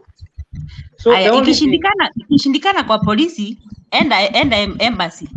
Kutoka hapo embassy wakishindwa na wewe, jaribu kutafuta watu wa Kenya wenye wako nje kama embassy imeshindwa kufanya. That's what I'm saying. Some ladies they don't know where embassy is. Ukipanda tu taksi yoyote uambii wakupeleke embassy ya kwenu, watakupeleka. Sasa nasikia embassy yenyewe bado wanataka kulala nao wanawake wakienda wakiwa na shida, wanaume wenye wafanya kwa embassy wanataka walale na wao. Same au wameenda kuwa Waarabu huko. Wakenya wako huko ni wajinga sana. Na ndio nasema ikifika, na ndio ninaambia kwa watu wasichana, ukifika hapa jaribu kujua pia ni fisi huko Waarabu, ongea na watu nje, kuongea yani ukae ukiwa network yako si huko tu ndani ya nyumba. Jaribu kujua watu 1 2 3 mko wapi, unaishi wapi, tuma location mahali huko. Unaona, tumia watu kadhaa location mahali huko, anything can happen, na kuna watu wanaweza kusaidia wakiwa nje. Unajua Ruto, nebu nikuulize, unaona saa zingine watu wengine usema wakishafika kwa airport wanapelekwa mahali ndani karibu even 10 hours drive, na ulikuwa unasema mtu ajue pali yuko. Sasa utajuaje? Hii ni nchi mpya umeland, hata ujui vile unaweza hepa, ujue toki hepa unaenda wapi. Juu wengine wanga huko kwa mashambani kabisa. Nimekwambia kuna mashambani, kuna watu hata wanakuja hapa kulisha mbuzi na bado wako majuu na kulisha kamera, na nina huko mashambani sana. Lakini ukienda huko, tuseme for instance wakupe wifi, jaribu kutuma location mahali huko, at least even wakati utakosekana location ya kwenye huko itasema uko wapi, kwa sababu gava ya Kenya sahi haifuatiliangi ati uko wapi. Lakini ukitoka Kenya wanajaza tu, wanajua kila Mkenya mwenye ametoka na mahali yako, but hawajui, si wote wanajua. Kuna watu walikufia huku na wakatupwa kwa mchanga. Kuna mahali kuna masans kuna mahali kuna desert kubwa sana kabla ufike na huko mashambani, na utaweza enda ukutane na mamikupa huko, na ni watu walitupwa, Mwarabu anakuua na anakutupa huko. Watu wenu wameishi kuuliza msichana wangu alienda, na kuna wasichana pia wanakuja huku Saudi na waambie wazazi kwenye wameenda. Unastukia tu msichana haonekani, kumbe alikuja Saudi akapata shida ama akauliwa na akatupwa. Unaona anapotelea hivyo. So mimi naambianga wasichana, ukiwa mahali huko, tuma location, jaribu hata kuingia Facebook, angalia watu wako Saudi Arabia hivyo, befriend them, because you never know what can happen to you in this kingdom. Najua. Na kitu ingine nikiongezea, wakati msichana kwa ofisi ametoka Kenya amefika embassy ya Saudia, kitu ya kwanza wacha wafanye agreement pale kwa ofisi. Unajua akifika pale aseme vile anataka kwa hiyo nyumba. Unajua mwajiri wake anakuja anaambiwa ni huyu, wanatoka. Juu yeye ajui chochote, wanatoka tu na yeye. Wacha waseme chini niko hivi. Unajua nataka hivi na hivi na hivi na hivi na hivi. So wakitoka ajue atasemaje na Mwarabu ashatuma contract. Mwarabu anatumanga contract akiwa hapa. Inatumwa Kenya. Wewe inatranslatiwa huko usome, niko na watoto 5 na nyumba yangu ni ya juu na chini, mshahara yako ni hii. Sign hapo. Sasa hawa agency ndio wanasainingi. Hawapati msichana nafasi ya kujua inaenda kwa nyumba inakaaje. Sasa saa zile unaingia kwa ndege ndio unapatiwa contract yako na unapatiwa passport yako. Hapo ndio unaonea kumbe hata nilisainiwa na sikujua ati kuna mtu alinisainia. Unaona? Sasa shida inatokea. Ndio nasema that pale kwa ofisi, unajua hii platform, ule mwenye anaangalia anasaidia mwingine pande nyingine. Msichana akifika kwa ofisi before mwajiri wake amchukue, lazima msichana asimame aseme nataka freedom ya kuongea na familia yangu because I left back my family. Aseme pale kwa agent na wakubaliane. Before mwajiri atoke, kuna pesa anapiwa fine akirudi, huyo msichana akirudi kwa ofisi. Kuna pesa anaweka kwa ofisi. So msichana akirudi kama hajamaliza contract kwa ile nyumba, ile pesa mwajiri alikuwa amelipa hata rudishiwa. So ni hasara kwake.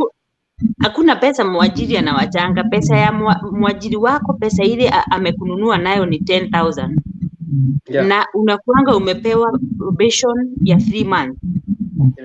In that 3 months time, ukiwa umeshindwa na kazi kwa hiyo nyumba, umepelekwa urudishwa ofisi, hapo atabadilishwa msichana mwingine. Lakini ukimaliza 3 months kwa hiyo nyumba, sasa mwajiri wako hana say hana say huko kwa agency. So Ruto, unamaanisha contract mnasaini mkiwa kwa ndege au ujuangi unaenda wapi? Utajua obvious unajua unaenda wapi, lakini haujui yani unaenda kufanyia wasichana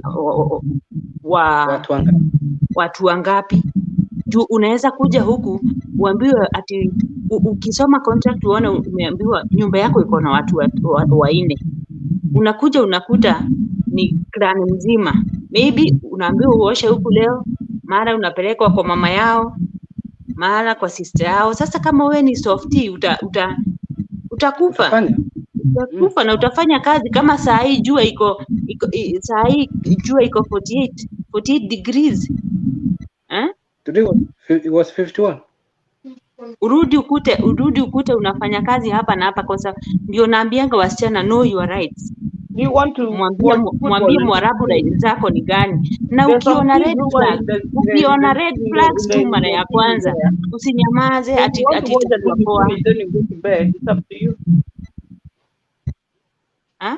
Je, unaongea kama hujazima mic?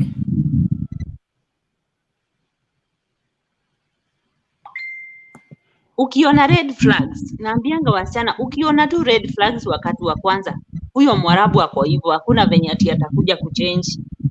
Kwa hivyo before probation time ya miezi 3 iishe, mwambie kurudisha ofisi. Sure. Unaona? Na pia hivyo nimesikia wakicomplain pia kwa hizi ofisi. Juu hawa wenye wako kwa hizi ofisi ni Waarabu. ati kunafika mpaka time wanapigwa, unarudi kwa ofisi mpaka unapigwa kwa ofisi. Unaona, hapo ndio sasa gava inastahili ingilie, lakini itaingilia wapi? Na gava yenyewe ndio corruption, gava yenyewe ndio yenye hizi ofisi. So the best thing ni kufungwe tu kabisa juu otherwise. Na pia kukifungwa, kuna watu pia wanataka kukuja, si kuote kubaya, si kuote kubaya. Anyway, Mimi nasema tuuze Kenya tukawane. Kufunga si suluhu. No, gava wakiweka tu mikakati poa na hizi agencies, kwa sababu hata gava ndio inapeana kibali ya hizi agencies, si ndio? Wakiweka tu mikakati poa na watu waende vizuri, vitu zinaweza kuwa poa. Community juu sahi kuna professions zingine za nurses za nini wanakuja hapa, it's not only house help wanakuja hapa, but tuseme kama sasa ukikuja na profession nyingine ama ukiwa kwa profession nyingine in a period of 1 year uone hampelekani vizuri, wameweka new rules ya kwamba unaweza badilisha kutoka kwa huyo sponsor uende kwa mwingine, but kwa wasichana wa kazi si hivyo. So kama gava inaweza toka kwa hizo ofisi, zikuwe hizo ofisi ziko na watu binafsi ambayo government inaweza angalia, inaweza kuwa poa, but unaona nazo pesa pia nao wanataka do. Okay, community ancestor. Yes, ndio hiyo sasa. Nimeshukuru sana brother Mtembei kwa nafasi mzuri ambayo umenipa. Wewe uko country gani? Mimi niko kwa among the richest country in terms of currency in the whole world ambayo inaitwa Kuwait. Yes. Kuwait. Niko kungoja So by the way, in fact Mtembei umefanya kitu ya maana sana kuleta huu mjadala kuhusu wasichana wetu, yale mateso ambayo in fact wanayoyapitia wakiwa pale kwa zile nyumba za Waarabu. In fact kama jana niliona yule mzee wa yule msichana Lodge mwenye in fact mwili wake ulidunga JKA jana kwa sababu alikufia pale Saudi Arabia. In fact hata mimi machozi ikanitoka, alafu nikasema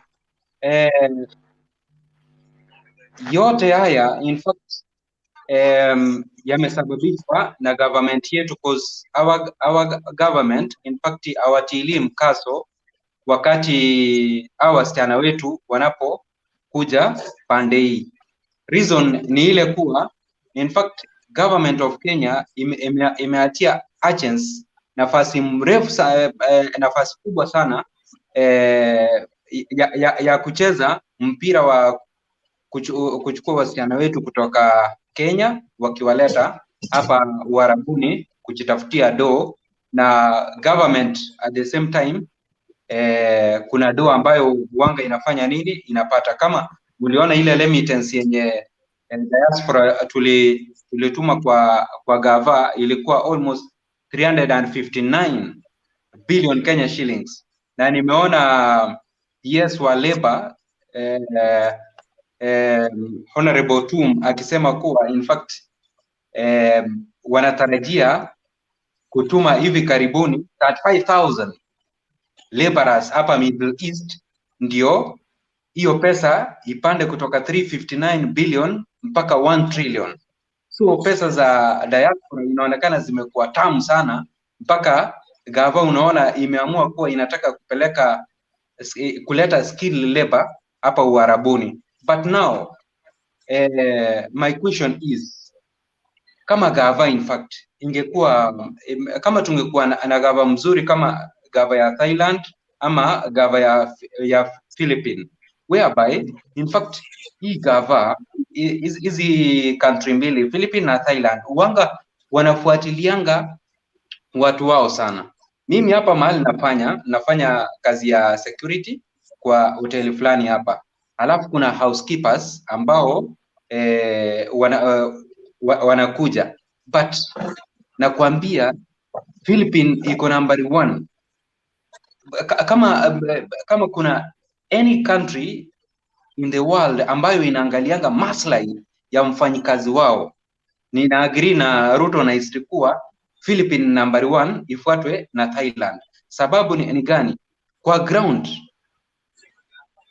wako chonjo brate, wakisikia tu simu imepigwa, kozi ninaona vile wa Misri wanga wanatakanga kumistreat hawa warembo wakifanya kazi ya housekeeping. Sasa unaona mrembo akiinua tu simu namna hii kwa ofisi yao, nakwambia haimalizi 10 minutes, unaona wakubwa wamedunga. Hebu niambie, tuseme kama ni ambassador ama deputy ambassador amedunga kwa kampuni yako tu namna hii, all of a sudden kikao kinaitwa, kuna simu imepigwa hapa, mbona mnafanyia watu wangu ABCD?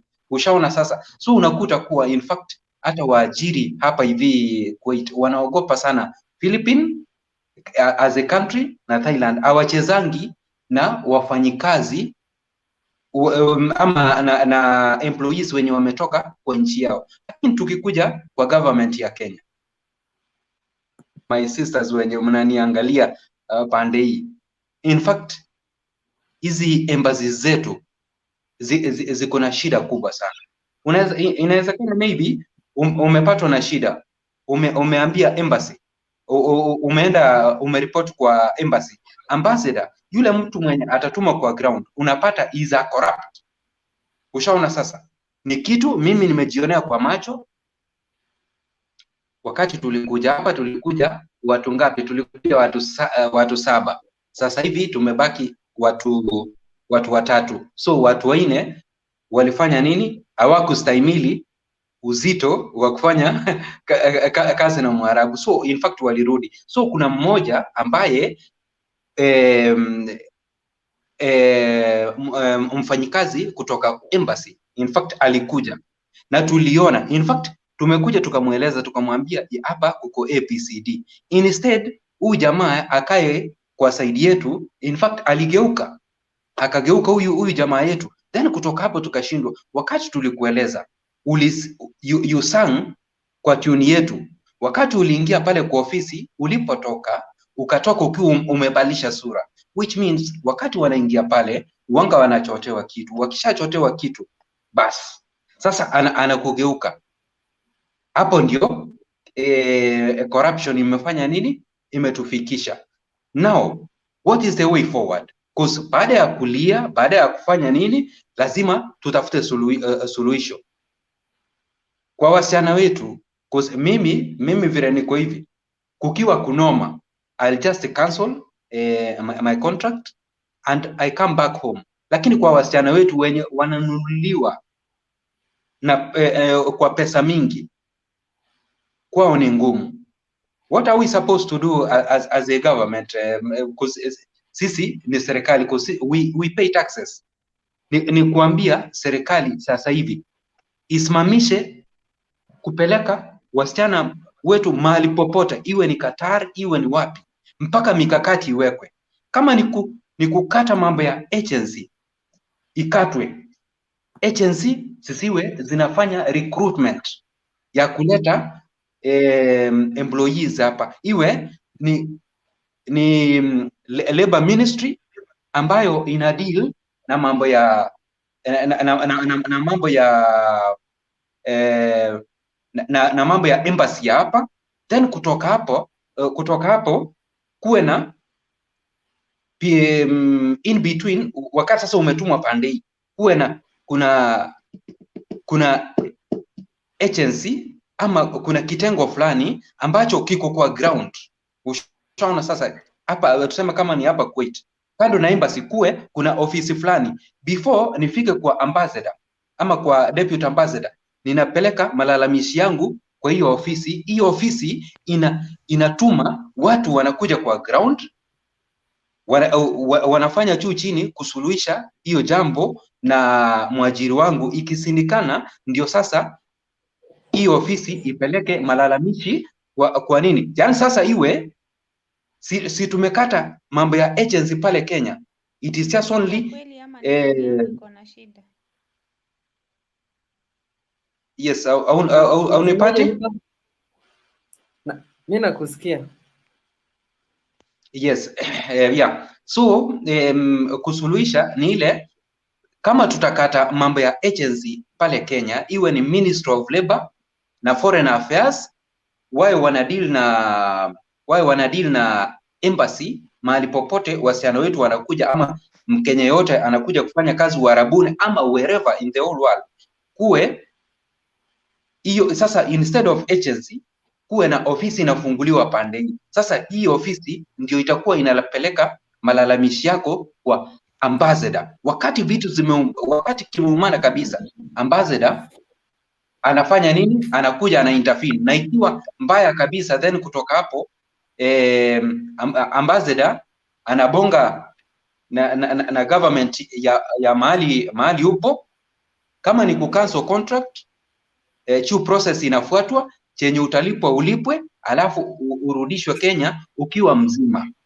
Lakini la sivyo, what I want to tell you my brothers and my sisters, moso madada zetu wale wenye wanaenda Saudi Arabia na wale wenye wanaenda Qatar, Oman, Lebanon, wapi, kama tutakuwa tunatumia our agencies ambao kazi yao ni kulipwa do, wakishalipwa wanakusainia contract, wanasign contract, wanakuja wanakupatia contract ukiwa unaingia una check in pale JKIA.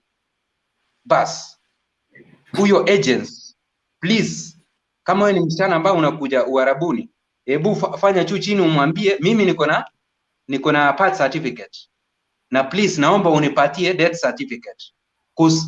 Kuishi pale nyumba ya Waarabu, it is 50-50. Hawa Waarabu sana sana wanaume, my brothers and my sisters, mimi ninafanya kwa hoteli, ninaona wako na tamaa. Wakati wanapoangalia warembo wetu mazee, vile warembo wetu wamekula sukuma vizuri pale Kenya na avocado, mrembo akitembea namna hii anatingizika mwili mzima, jamaa mate inateremka kama fisi. So kama huyu mrembo wetu amekula chakula ya hapa ni chakula yenye kuna mafuta mingi, sisi tunawatembeleanga kwa manyumba, tunaona ni chakula yenye kuna mafuta mingi sana sana, hizi pilipili, my friend, mwili wangu unasimama, na mwili ukisimama akili imesimama. Sasa huyu jamaa akija tu akuguze kwa makalio namna hii pale kwa kitchen, uingie kwa mtego yake, bas bibi akigundua mambo yake tunasemanga ni kalasi, ni kwisha. So the best thing ni ile, please, government ya Kenya inastahili sasa hivi ifunge kabisa, mikakati iwekwe. Tukipata hiyo mikakati ya kuchunga wasichana wetu, yani unajua inastahili msichana wetu akiwa pale kwa nyumba, kama kuna shida awe anainua simu direct kwa ofisi, alafu ile ofisi inatuma mtu kwa ground mpaka pale mahali huyu msichana wetu wako, anakuja anauliza what is not happening. Akipata kuwa enyewe ni kubaya, bas huyo msichana wetu anakuwa withdrawn kutoka hapo, anapelekwa kwa ofisi, alafu anatafutiwa kazi mahali kwingine. Lakini sasa unapata kuwa in fact hapa Uarabuni nchi mingi hazina ofisi yoyote ambayo iko serious. Unapata ni just only embassy, na embassy nishawaambia kuwa embassy kuna watu ambao wako corrupt. Mimi ni kitu ambao nimejionea na macho, na unakuta in fact huyo jamaa mwenye ako corrupt ni jamaa muoria ambaye kuwa tunajuanga kuwa Waislamu in fact wanaomba sana nini, but kitu iliniuma sana wakati unapata kuwa in fact huyu jamaa badala asaidie huyu ndugu yetu, anaamua kuchukua do instead of kuangalia malalamishi. So hiyo ni kitu nilijionea. Je, wasichana wetu yale masaibu yenye wanapitia? So wacha Mungu wetu in fact aendelee kutupigania tukiwa Sawa pande. sawa Nyinyi Mtembei sawa mkiwa pale Kenya, endelea kutuombea. sawa, Asante. community. Acha tusikize Razia Ayugi. Razia, Habari zenu? Yes, mzuri sana. Wewe uko wapi? mi niko Saudi. Ehe, tuambie. Ah, asanteni sana kunikaribisha kwenye show, lakini sina mambo mengi ya kusema, ila nikuambie tu wasichana wenye tuko huku, mtu ukuwe mvumilivu na ukuwe mtu wa kuunderstand your boss.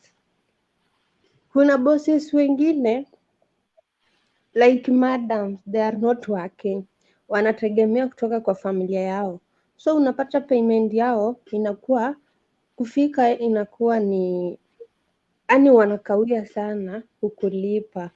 But kama ni madamu mzuri, mnakaa vizuri, ni mtu anakuunderstand, ukiwa mgonjwa na kupeleka hospitali, ila shida ni upande tu wa kuchelewa kulipwa. Vumilia tu, atakulipa. Cause the moment utamaliza contract yako, it is a must atakulipa before uende kwa ofisi ama before upange safari ya kurudi Kenya, atakulipa. But I don't think kama anaweza kaa miezi kama 5 kwenda mbele, inakuanga tu like latest sana inakuanga 3-4, then anakulipa. Hata kama atakulipa moja, vumilia tu, bora unakaa tu kwa amani na mnakaa vizuri. Usiangalie mambo mengine na usiangalie kununuliwa vitu.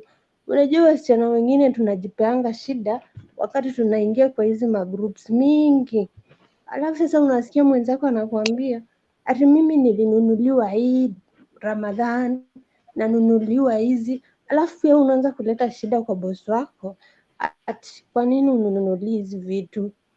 Sasa unapata mnaanza kujamiana na bosi wako, mnaanza kucreate enemy.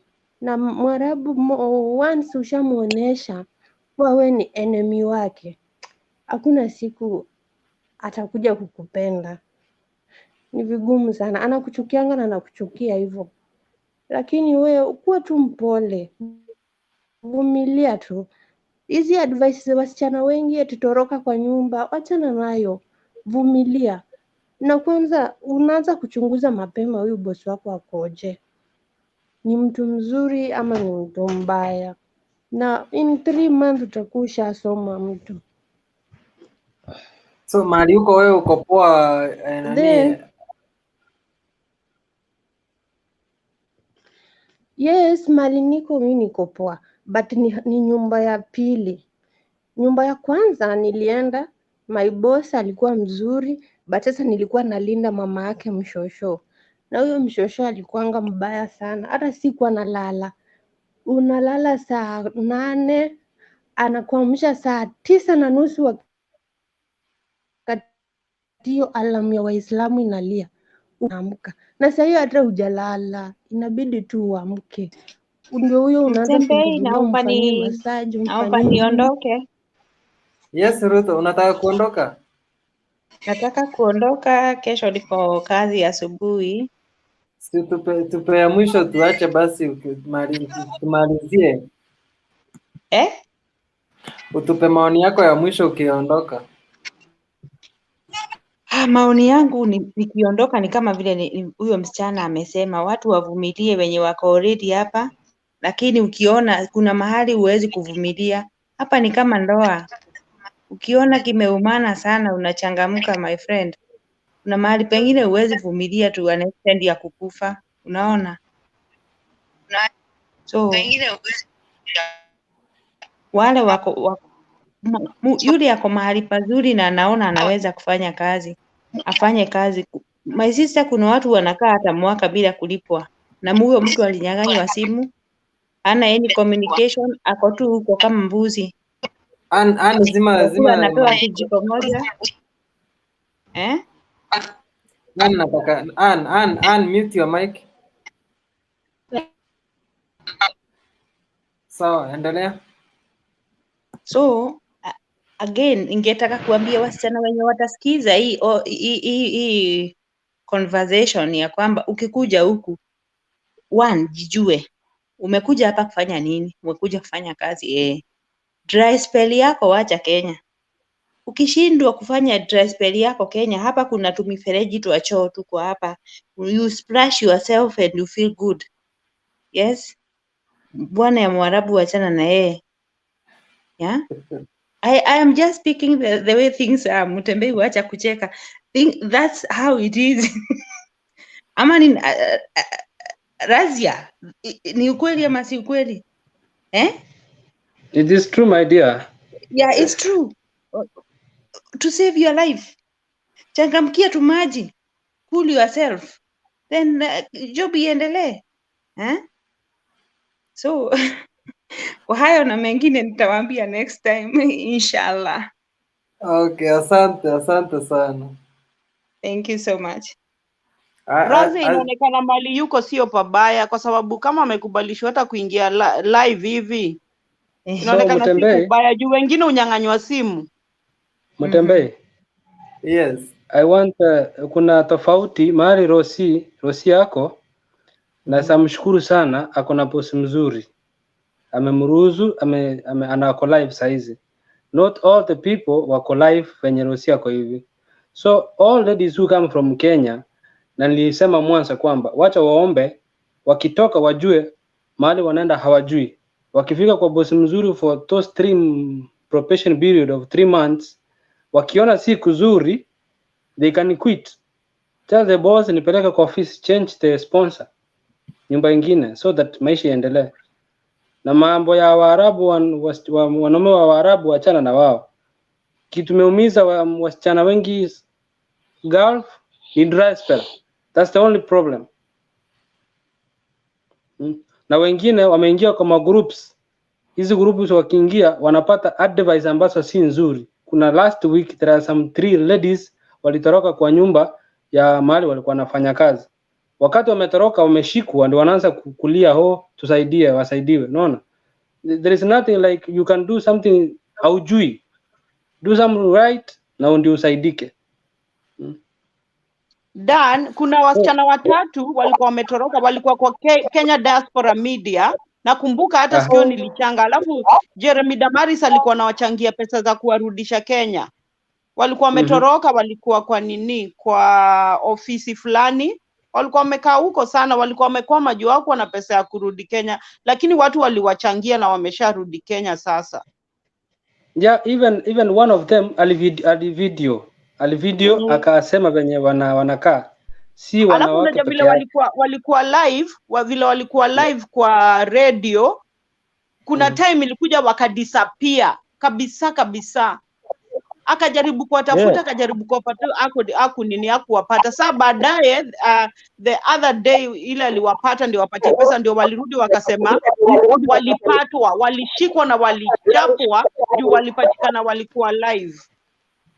But ndio maana nasema managed to come to Kenya. Ndio maana nasema msichana akitoka Kenya ile pesa anaenda kupata huko Saudia haiwezi zidi 1000. Anapata either 850 riyals to 900 riyals. Unaona? Lakini kuna Philippines wanalipwa 15 to 1500 riyals, 1200 riyals. So mimi nikitoka kwa hii platform nikimalizia nikisema wacha government yetu iweke mikakati isaidie watu wetu. Binadamu yeyote yule anatoka Kenya akienda Saudi ama nje yote waweke a structured figure, the amount of money this guy is going to receive. Hello. Nanisikia? Yes. Endelea. So ndio maana nasema ukiingia Gulf mara nyingine nyumba huku Gulf kama una internet, in fact hata nyumbani kwenu kuongea ni shida. Ukitegemea credit it's a big problem. You can find yourself unarudi Kenya bila pesa because it is very expensive calling back to Kenya. Hata kama unaweka 10 riyal, 20 riyal, you cannot talk too much to your family or to your parents, whoever you want to talk to. The only thing that make mambo easy ni ni data ama wifi. So ukiingia kwa nyumba iko na wifi, jua venye unafanya hii wifi unaitumia kwa njia inayofaa. Wacha kutumia kwa mdozi wako mbele ya mdozi wako ukipiga video. Na imagine ukipiga video na watu hawastahili kuonekana kwa video. Akikuona mara ya pili anaweza kusimia wifi. Akisha kusimia wifi ni hivyo. Hakuna njia venye unaweza connect to your family. Another thing, wale wote wako Saudia pia ambao wako na hii tabia ya kudanganya wengine. Toka Kenya kuja hapa, ukikuja hapo utakuwa vizuri. Najua kwamba si watu wote wanaenda huko wakiwa na nia nzuri. Kuna wengine wamefika huko, wamebadilika, wametoroka manyumba, ndio maana wanaitwa kemboi. Wametoroka, wanadanganya wengine, wakifika pale nje anajilipia rent, kila kitu ni yeye. So unalipa 2000 reals, unalipa nyumba, tuseme unaishi nyumba watu watatu ama wawili. Sasa ukidanganya mtu akitoka kwa nyumba akikuja mwishi na yeye, imagine ametoroka, hana passport, hana document yoyote. Karawa akimpata anamrudisha embassy, anakaa for 2 weeks, anakuwa deported. So wale watu wako Saudia, wale watu wako Saudia, wasichana, kama uko Kemboi na unaangalia live, tafadhali wacha kumisilidi wengine. Kama uli succeed kukemboi na unaishi vizuri, don't lie to others. Let them stay the way they are. They can change the sponsor, wakae vizuri. Na kimaja kukumotoni, ukipatikana na karau, kama wewe ni Kemboi, immediately utadipotiwa kwenda Kenya. Na si vizuri kirudi Kenya una kitu. Okay, sawa sawa, acha tusikize sasa Ann. Yeah. Ann, unmute your mic sasa tukusikie.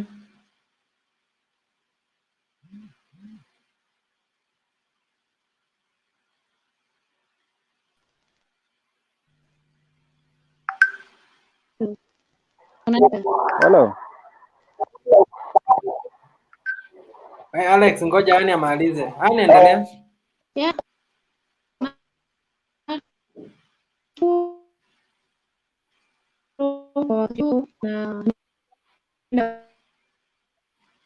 Ann, kuna shinda ya network kwako. Acha tusikize Helen. Helen, unmute your mic.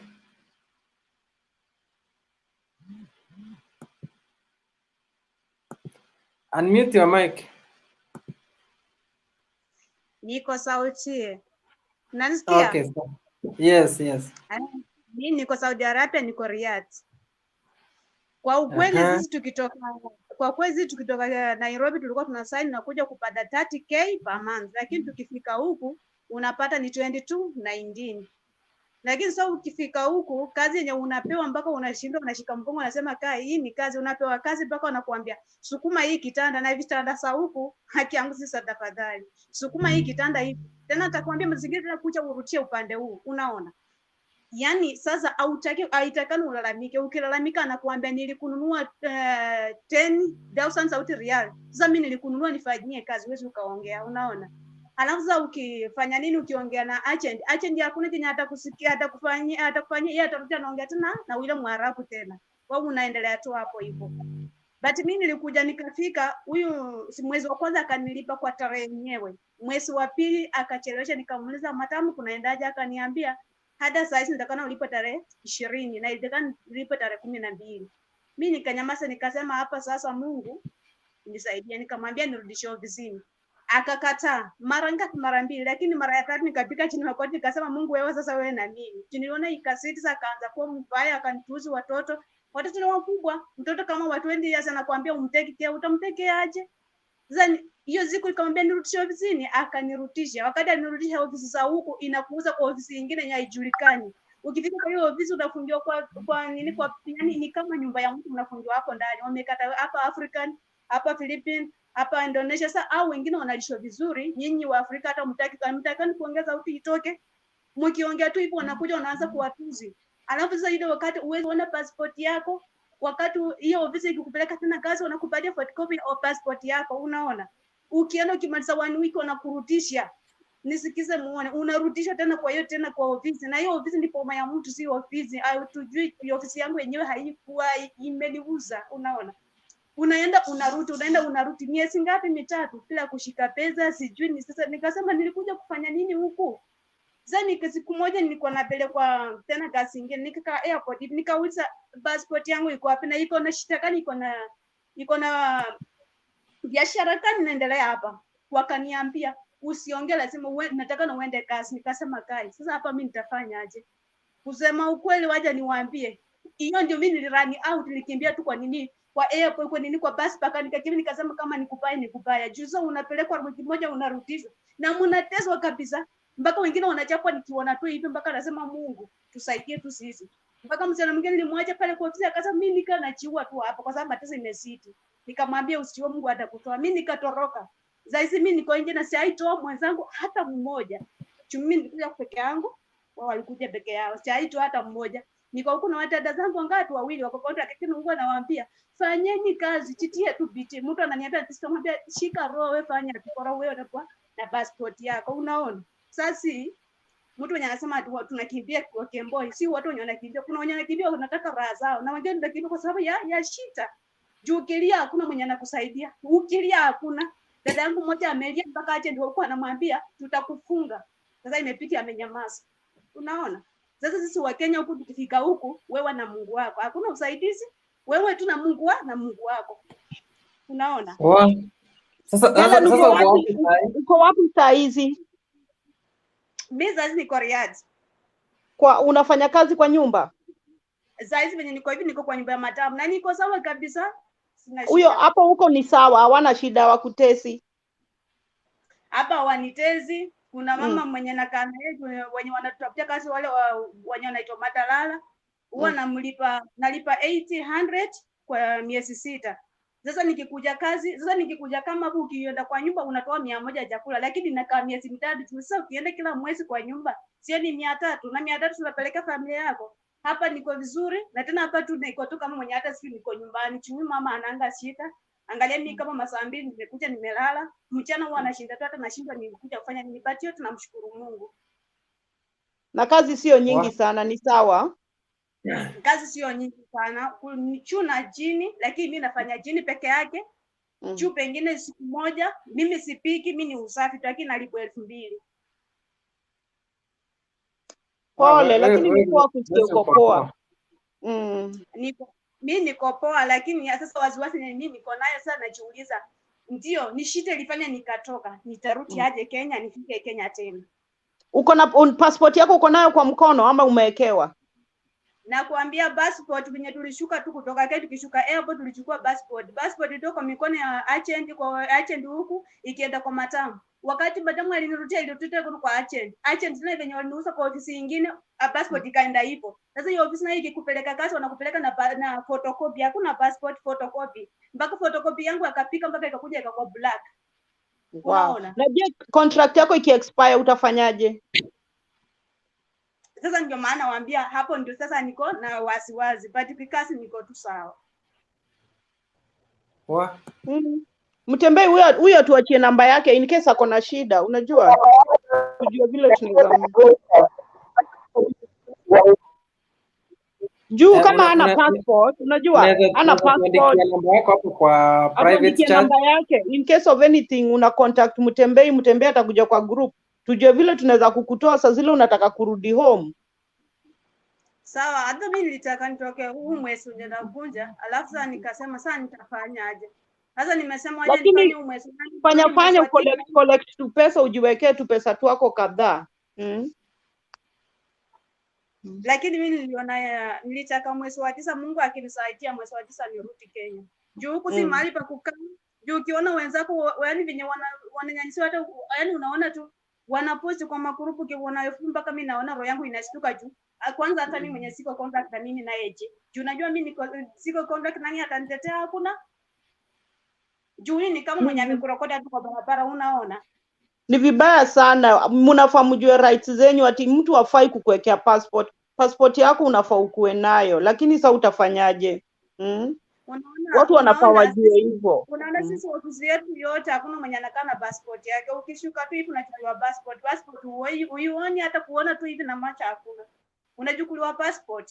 Unachukuliwa mpaka hiyo kati yako ya nini ya health yenye ulipimiwa hospitali ya hospitali. Unachukuliwa, unabaki tu na makaratasi peke yake. Hakuna.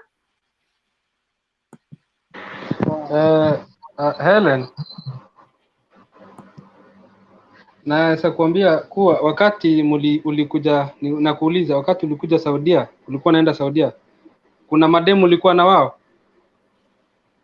Kuna mademu nilikuwa na wao, na hapo nilikuja na kamulika mwizi, sikuwa na simu ya dashcam ya kuingia WhatsApp.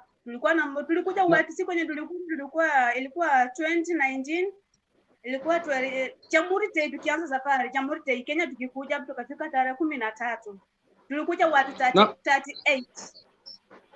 Na kitu naweza kuuliza kidogo, ufikie kama umepata touch, ufikie wale madem, unaweza kuta mmoja alipiga your contract, ile contract mlitoka nao ni same, akupigie picha, you can maybe ukiweka namba yako hapo, we can see the way tunaweza saidiana, because we check on the record everything there, like ndio upate passport yako. Tafadhali. Sawa, niko nao wawili, nitawaambia wanipigie. Waulizie. Sawa. Na passport yako. Okay, tusikize Winnie Devi. Winnie Devi uko hapo? Unmute your mic.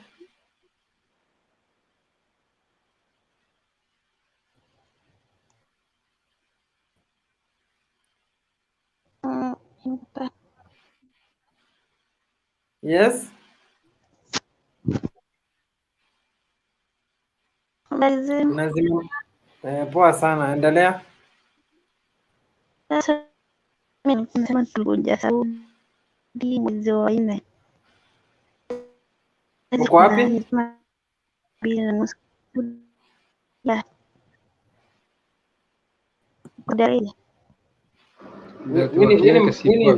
Internet yako ni mbaya.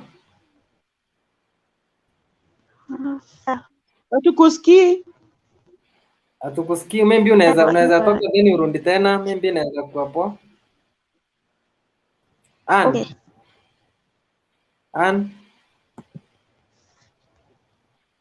Unmute your mic. Unmute.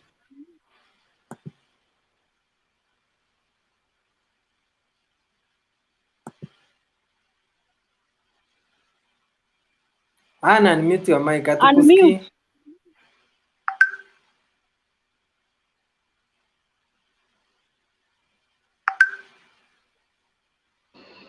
Hata ukiona network yake pia si poa vile nikiangalia kutoka huku. Ametoka hata. Gadhuma. Mimi Mutabei sitaki niseme kitu hata moja leo, man. I'm just listening to these stories of these beautiful stories of nasikiza tu hizo stories of these beautiful sisters of ours, and I'm sad, and nataka tu niwasikize, and for you Mutabei, you take all these and you take it to your Jubilee government and tell them to fix the nation so that these sisters don't have to go through this. This is happening. It's heartbreaking. It's heartbreaking, and then you need to tell your people. Gadhuma, serikali yangu si ya Jubilee. I never elected Jubilee mimi. Si mko kwa serikali na mko kwa serikali na baba. Talk to Uhuru and fix the country so that these sisters can come back. We need baba yuko kwa serikali tafadhali. We need these sisters. We need sauti yako. Kuna anajita Mweti hapa. Mweti, are you there? I'm here, sir. Oh, yes. Tuambie story yako bwana. Unaona vile tuko na watu wetu hapa wanateseka. Najua kwa nini Magungu haezi toa anyone about this.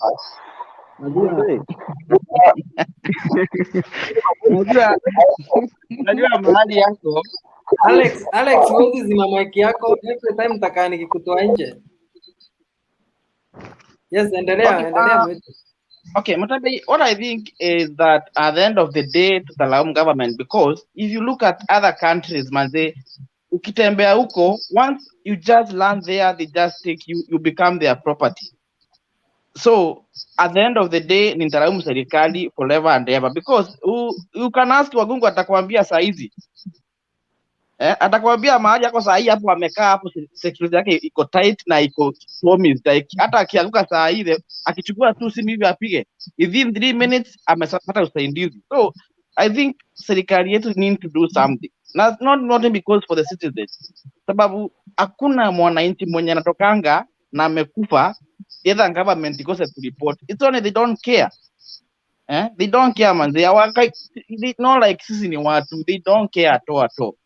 So the government need to do something. Even if kama ni kufunga, okay, wafunga then they look for better ways. Lakini si ati unasikia mtu ameenda huko amekaa 3 months aongei na watu wake apatikani mahali yako ati alikufa, no information at all. Mazina serikali hakuna vitu inafanya ni yani inakuwa tu news after the other news. So the government need to do something. It doesn't matter ni nani hata kama ameenda wapi, because at the end of the day wakati wamefungua they have embassy. Mpaka nasikia saa zingine mtu akisema hata unaenda embassy wenyewe hata ushughulikia, and then you are like sasa where do you have in the embassy yani unaenda kwa embassy yako kwa embassy yako hawakutambui. Because Mwiti, you know, we keep blaming these sisters of ours. Did they have a choice? Walikuwa na choice nyingine gani sasa? No, you know, let me tell you. Unajua kwa nini unasema hivyo? Wagugu wewe leo saa hizi maybe uko off. Leo unajua is Sunday. Maybe uko off. Kesho Monday asubuhi unajua ukiamka unataka kwenda wapi? I'm very sure you know where to go. You know Kenya anaamkanga ako na watoto 4 na bibi ajui where am I going to start? I know. Hapa ni kama tunakula lottery because unaamka unajua ni wacha nifanya hii kazi ama hata nisiende hata nikae home because uko na opportunity. You have opportunity. Kuna mtu mwenye anaamkanga ajui itafanya nini, ana idea hata business yako na idea yake. Do you know kuna watu wanakulanga sapa ya 10 bob per day. Do you know that? And in fact most of them make the decision, you know, kina Helen and all these ladies, you know, sasa nikikaa hapa bado nitakufa, I might as well go. You know, you just choose to die a better way. You of course a better way, but you choose to die a better way. So the government has failed us. The government has failed them. I don't want to choose kwenda hiyo way we need to blame our sisters because I know at the end of the day utakuta hiyo mtu ako na watoto na wewe kama mzazi utajua manzi, even if I have to die for the kids or something, let me die. So I don't want to blame these our ladies so much, but I want to blame the government because wanafaa wafanye aje. They know huyu ni Wagugu ametoka na kaenda. Unaona venye government ya sisi inafanyanga. Hebu fanya saa hizi wewe ukuwa citizen wao, wasikie wamekufia mahali. Even that ile they know kuna mtu wa Amerika amekufia hapo. Because we get for their people. Look at the other day yule tourist alishutua Mombasa. What happened? So it's because we don't value our people.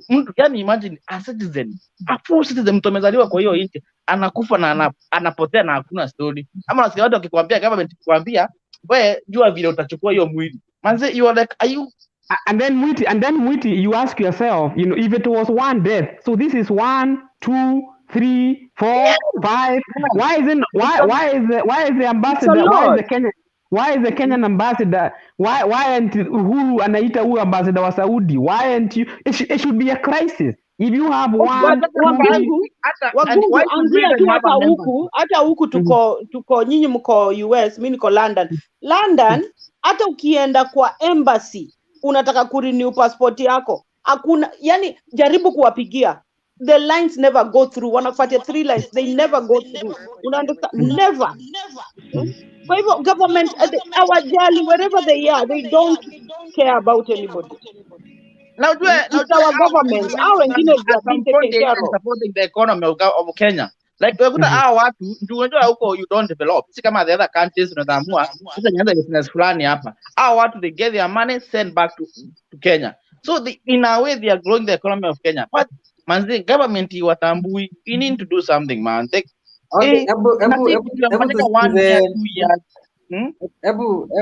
Hebu tusikize Liz. Aya, ametoka nikimuita. So Ellen ningetaka kujua sasa unaishi tu ile ya kubahatisha ama inakuaje? Mimi kama naishia kupatisha kwa sababu saa janye nachiuliza nitafika aje Kenya. Yaani wote mazingira nakaa na kupoteza network yaani nachiuliza mimi nitafika aje Kenya. Nilikuja kwa amani lakini naona tu amani yangu imetoweka, unaona. Yaani nachiuliza nitafika aje Kenya mimi sasa. Unaona? Hiyo ndio shetani niko nayo tu kabisa. So kazi unalipwaje? Hauna ID ama unapewa pesa cash? Napewa cash na kuna watu huku nje wako na M-Pesa but anakuweka na rate ya chini, unaona. Napewa na M-Pesa. Juu sisi wenye tulikuja, wacha niwaambie, agent alikuwa anawaambia tunawafungulia banka zinafanya huko, lakini mkifungua banka zingine asifanyi. Wanachukua IT number yako, wachukue machina yako, wachukue na second king, alafu wanaenda kufungulia bank na wanakuambia ati ngoja watakutumia account kwa simu uactivate. Nikasema nipanga kani nyauna nini kati ya bank. Sasa hakuna haja, tulikuja tukamonya hatuna nini bank. Sasa tu watu wengine wanatumia familia yao, na mimi kusema kweli familia yangu mtu mwenye nategemea naweza mtumia ana ID. Sasa zangu naeka tu kwa M-Pesa. Sasa nikitaka kutumia kama watoto mahitaji na tumanga tu na M-Pesa, unaona. Nalipa kwa mkono na mimi naita mtu wa M-Pesa. Helen, Naam. unasema unaita mtu wa M-Pesa, uko na ID ya nini ya Saudia? Sina ID ya Saudia, natumia mtu wa M-Pesa location, yeye anakuja kuniweka tu kwa M-Pesa. That is the problem because ule mtu anakuwekea pesa, huyo agent pia yeye ako biashara, hawezi kuwekea ile rate ambayo bank ina deal nayo. Najua kuna bank tofauti, kuna bank rate yake ni 27.2, kuna bank iko rate yake ni 28 point something, na ukumbuke agent hawezi kuwekea the same rate, atakuwekea maybe 23, 22, something like that. Unaona, hata wacha nikwambie, akikuja unamlipa 50 real, ustani ni bure, unamlipa 50 real alafu na kuwekea. Yani nimechibu vile Mtembei ameniuliza, unaona, ameniuliza pesa huwa nafanya aje, nimechibu hivyo, huwa naweka na M-Pesa.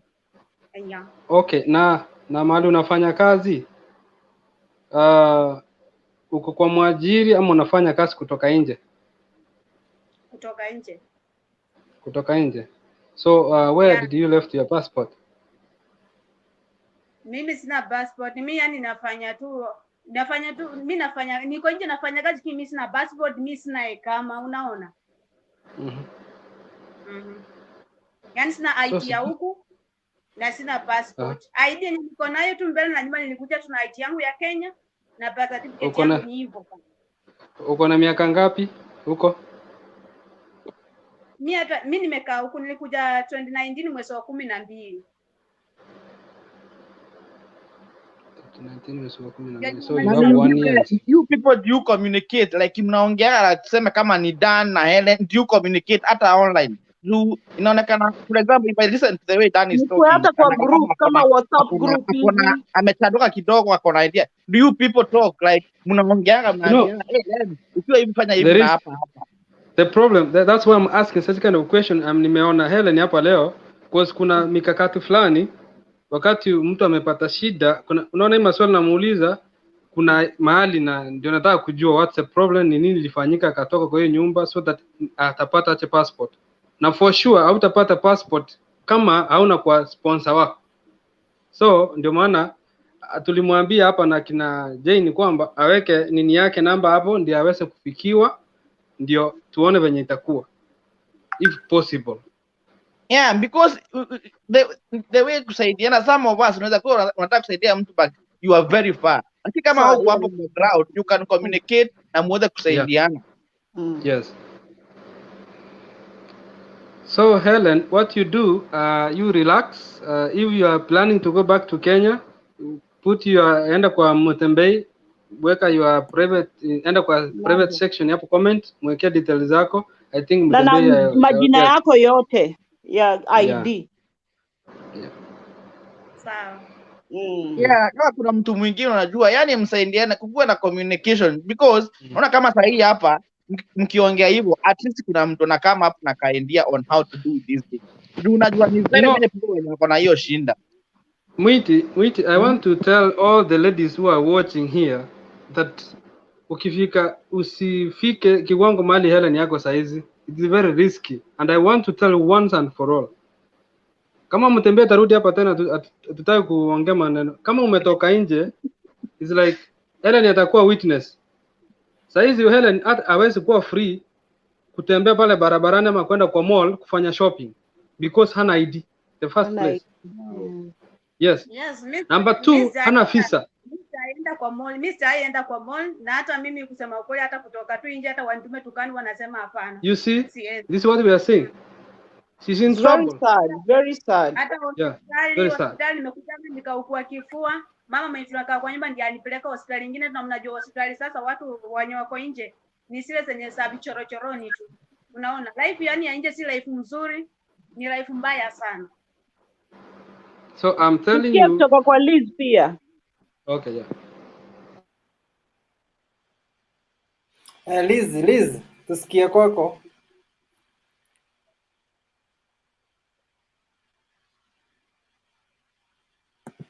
Liz, unatusikia?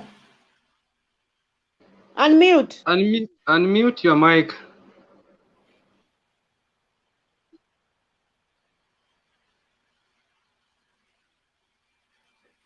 Liz, unmute mic.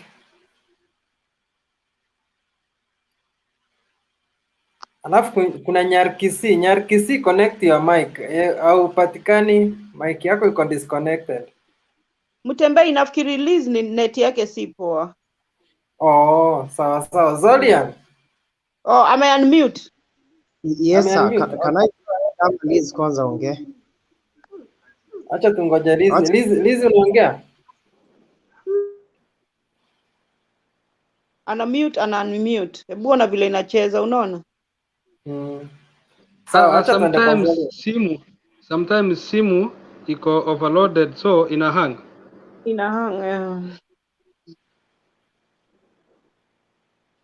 So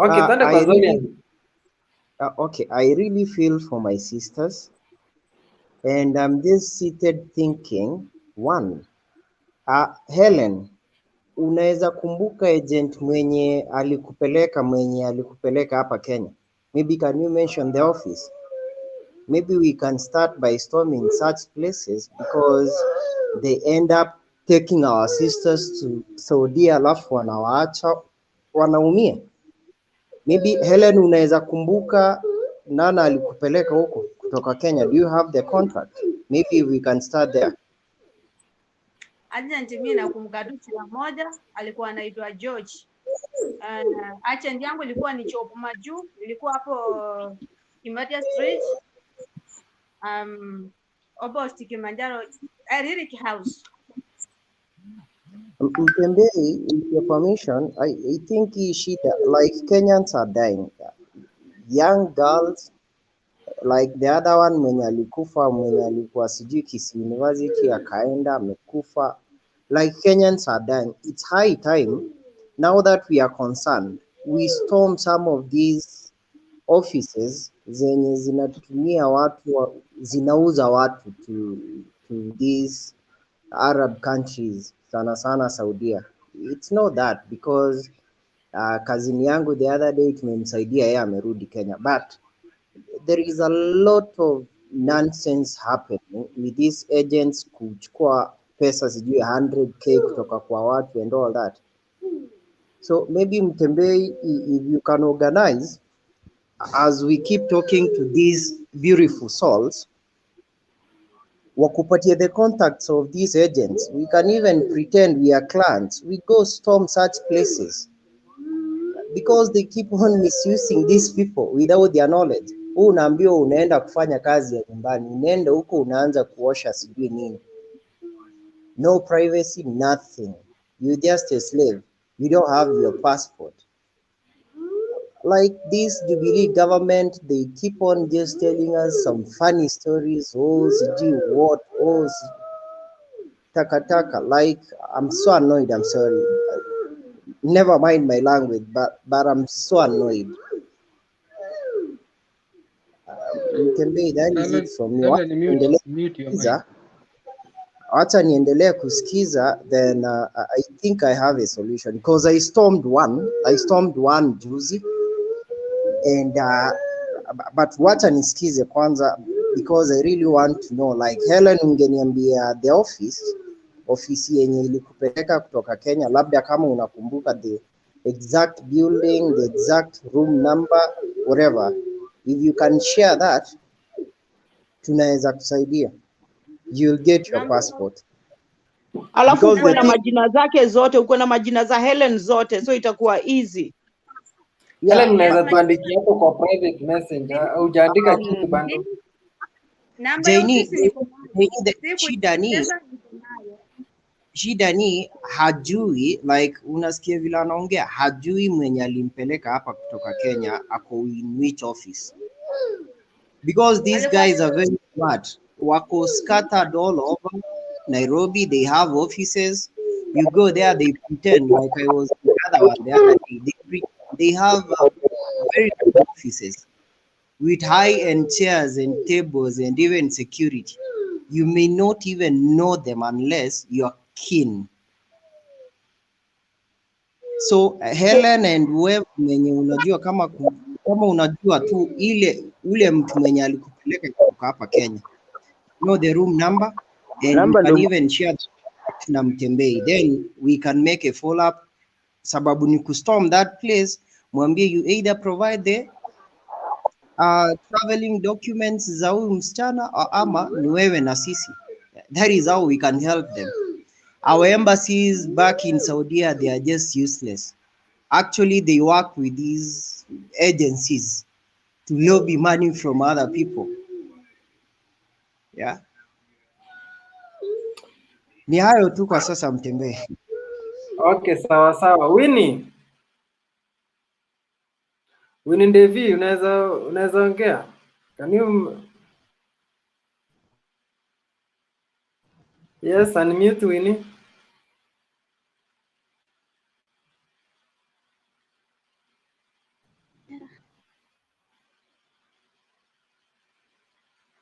Nini iko na shida? Ana unmute. Lizi yako imekuwa sawa ama bando? Razia, unasikia vile watu wanalia huko wanateseka na unasema kuko poa? Ya, nasikia. Mi nashukuru Mungu sana.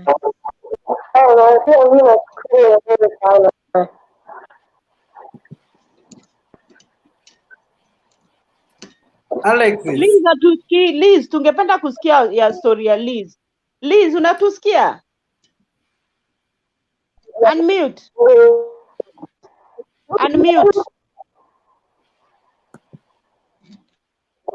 And by the way, Mtembei, can you please assist huyu kijana mwenye alikuwa anasaidia wasichana huko anaitwa Mwanamweri?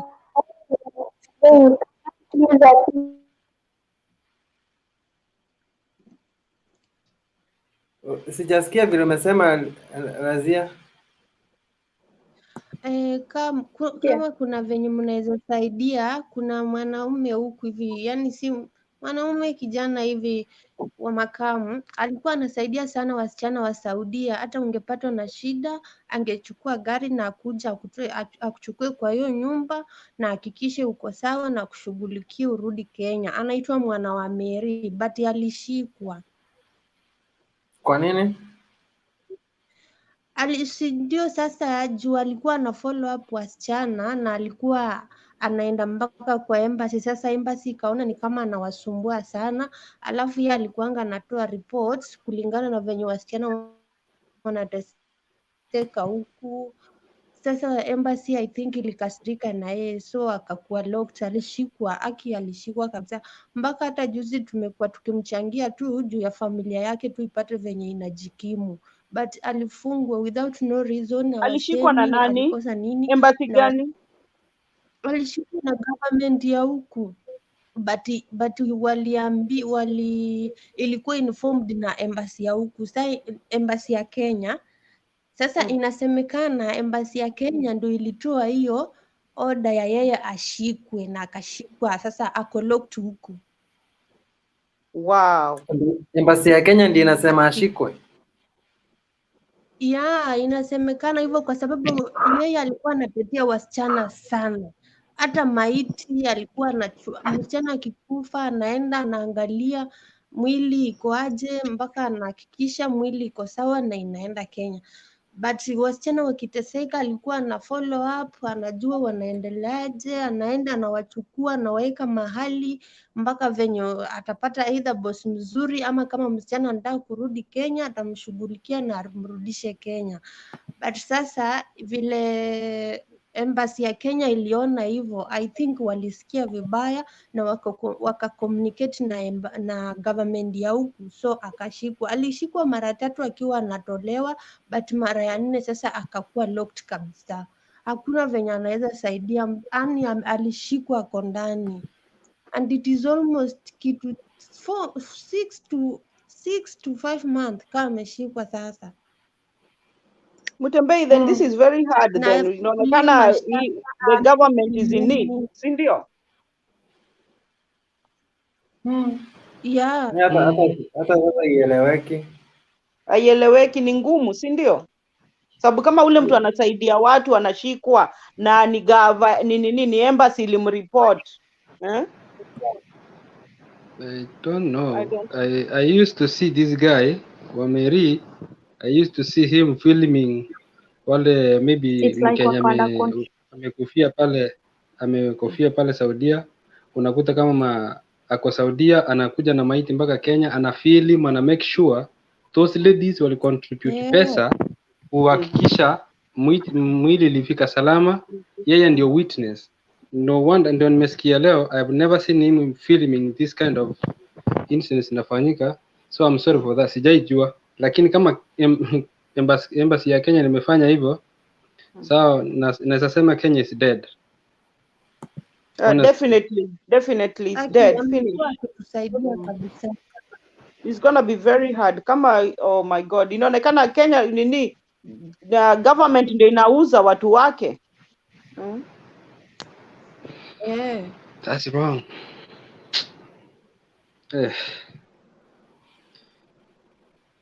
Liz, unaweza ongea? Unatusikia?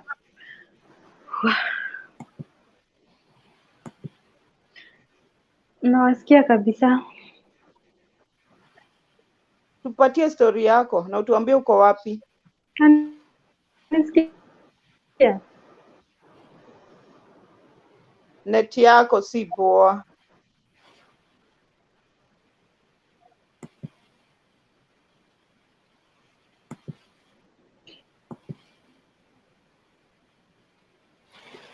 Okay. Nafikiri net yake si poa.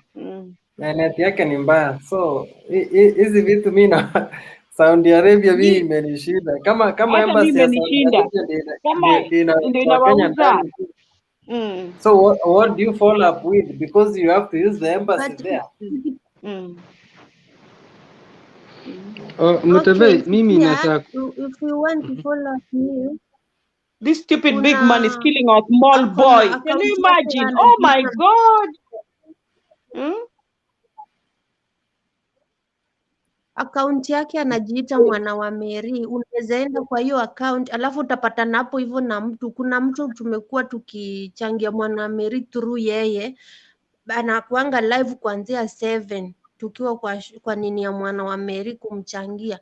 So unaweza call up huyo mtu na atakupea contact, mtacommunicate na na huyo mtu atakuelekeza venye yani ilitokea nini na ako wapi, alishikwa, ako jail gani, hivyo ndio maybe upate kumsaidia. Mnamchangia toke ama mnamchangia nini ifanyike? Hapana, it is long, so ni kuchanga tu, yani watumie. Ako na watoto wako shule, ako na mwenye amemaliza 8, kuna mwenye ako form 4, so tunachanga ifikie bibi yake tu asaidike na familia. That's not the solution though.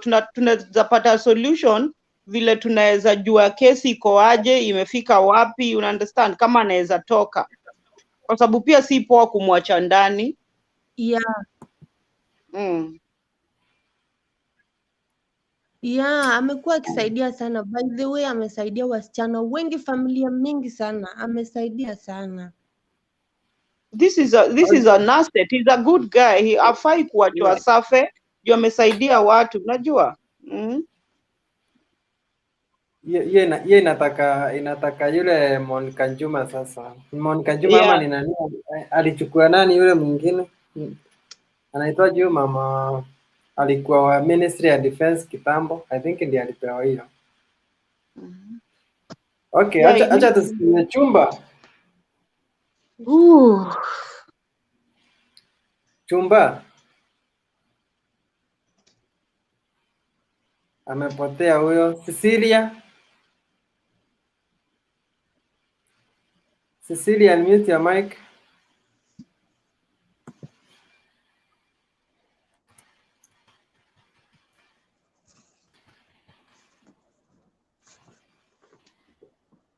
Maki. Hao watu wameingia saa hii ni kama hawataki kuongea. Maki, unmute your mic and say something. Yes, how are you? We are good, thanks.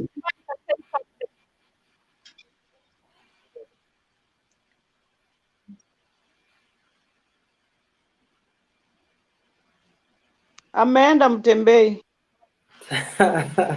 Adhiambo. Kuna Adhiambo ameingia. Adhiambo, say you can contribute.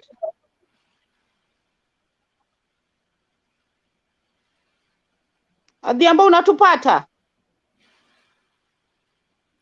I think watu ni kama wameingia kama wanaangalia tu. Sometimes you might find internet si sawa. I think mali tumefika, tutamaliza tu tuende tukalale. Kuna mware wa Mudhama, kuna Mtembei, kuna huyo ameweka nini? Sijui mware wa Mudhamaki. Mudhamaki ako on. Mware wa Mudhamaki, unmute your mic and say something. Na kama tukusikii tunaweza sikiza huyo Mama Tasha. Jen tupiane our last comment, tukate show tuangalie England venye wamefunga pamoja. Imekuwa 1-1. Wameenda inaenda extra time sasa. Watachapa hawezi shinda, waliiba hata wewe kwenda usiseme hivyo Mtembei na niko hapa we. No, but semifinals muliiba na ilionekana mkachukua penalty. Imagine ulisikia vile Clinton anasema na ukasebuka uka keep to that. Unajua mimi tiko nilikosa juu singekuwa hapa, ningekuwa study. Tiko zilikuwa zinapatikana. Mimi siko mbali na Wembley, ni half an hour drive. Mama Tasha, tupigie Mtembei. Uko wapi Mama Tasha? Niko Saudi. Tuambie sasa mali uko wewe, uko safe kama Helen kutoroka?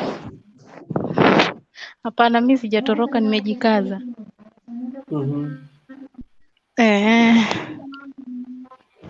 Lakini kusema ukweli mimi ishu yangu, acha niseme kama sisi wasichana wa ofisi wenye tulikuja, sisi hatuko kwa contract, hatuko kwa boss wako miaka 2. Si tulikuja kutoka Kenya. By then nimekaa huku, hii ni mwezi ya 3. Tulikuja tarehe 1 Mei. So tukikuja our agent walituambia tunakuja direct kwa bosi. Kufika huku tukajipata tuko ofisini, ambapo hiyo ofisi wanatreat watu vibaya yani. So hapo hivyo kwa ofisi ni Mungu tu akuweke pale, unaona umezingirwa, at least uko afadhali. Lakini kwa ofisi kwenye unaweza sema sasa unaweza kimbilia, shida tupo. As we are talking, 3 of our girls washatoka, wako nje. Mmoja ametoka saa hii ni 2 weeks. So unapata mtu uko kwa ofisi lakini bado unajaribu kutoroka, at least ukwe safe. Kama mimi nimekuwa na issue hapa kwenye nimemaliza 1 month, kazi ni mob. kurelax ni shida. Sasa kama leo ndo nimeingia sahi bedroom juu at least watu hawako. Sasa nikajaribu kuraise, nikawaambia haki, mimi kazi imenilemea na niko peke yangu, naomba mnichange nyumba. Waliniambia if you want to change the house or if you want to come back to the hostel, you will pay 25 real every day. So the 25 real is for kukula na pakulala. Remember that the office sponsoring us, ambapo agents from Kenya walituweka. So unapata nikawa tena mgonjwa, nimekuwa mgonjwa meno mbili. Nikajaribu kuambia aki, meno zinaniuma, I can't survive. Waliniambia unatibiwa ufanye kazi, sababu ukirudi ofisini no space for you, you will pay for everything. Nikamwambia it's okay, sababu hamjanilipa, acha nikuje ofisini mkate hizo pesa ikuwe hivyo. Wakakataa, wakaniambia madam, ukikuja hapa, I remember mwenye aliniambia hiyo kitu ni msichana wa Kenya mwenye anatusimamia Kenya. Sasa ujue huku hivyo ukitaka kuwa mzuri inabidi umekuwa upande wao.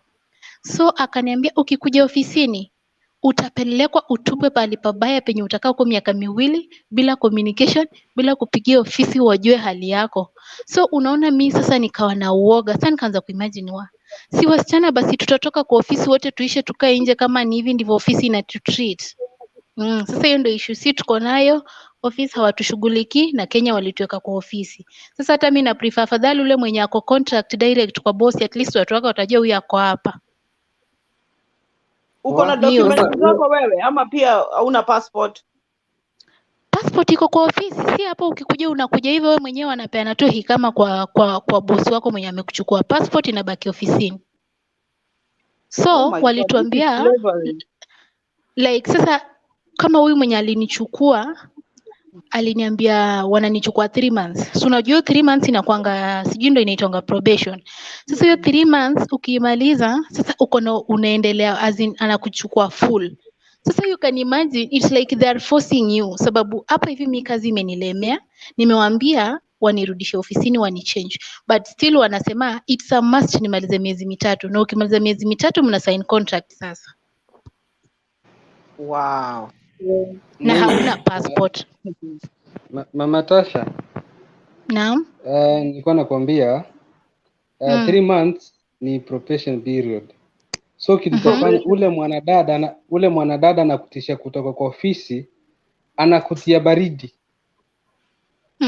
Wewe kitu tafanya, usiongee na bosi wako, ingia kwa room faa, kesho asubuhi muamshe mwambie nirudishe ofisi. Wacha huyo mwanadada anakutishia, anakuogopesha usiende pale. At that time nikiongea na huyo msichana alipatia manager simu. Manager akaniambia madam, no coming back to the office, no coming back. Huyo Mwarabu alinishautia hivyo. I know they are scaring you, lakini this your right, you need to do that. They are forcing you to do your kazi kwa hiyo. You see what my brother, you see what? Kitu tunaogopa. I have a friend, a very close friend of mine anaitwa Sharon. Sharon alifaced the same challenges kwa nyumba mbili. Alichapwa na waharabu kwa ofisi wewe. Mimi siwezi kubali nichapwe hivyo. Sharon alichapwa ile. Ujue Sharon kutoroka kwa ofisi alirukia kwa dirisha. Ni Mungu alimweka Sharon, angekuwa alikufa. Alirukia kwa dirisha akahepa akaruka nje. Akapata connection akatoroka. Alichapwa ile mbaya na kufungiwa kwa room sababu alikuwa amekataa kazi, anateseka na ofisi hawataki kusikiza. Hapo ni kwa ofisi unachapiwa. Ofisi. Ofisi ndio inawachapa. Pale wanatorokea Mtembei. So utatorokea wapi sincerely? This is ofisi so hard. Ilimchapa, anaitwa Sharon. Hata nimekuwa naongea naye juzi, ananiambia akiseli huku nje life ni hard. Ananiambia tumepata kazi lakini sijui kuna ID gani yenye nafaa kuwe nayo ndio aende hiyo kazi. Hana chochote. Na ofisi hakukaliki juu alichapwa. Hebu niwaulize pali mko hapa wale mko Saudia. Mnaweza ambia watu home wakuje Saudia? Sincerely speaking, mimi nowadays hata kwa magroups miwe nawaambia, uwe nikiona agent amepost kitu, I always provoke them. Hata wananitusi lakini mimi sishtuki. Saudia is the last place to go. Yeah, that's true.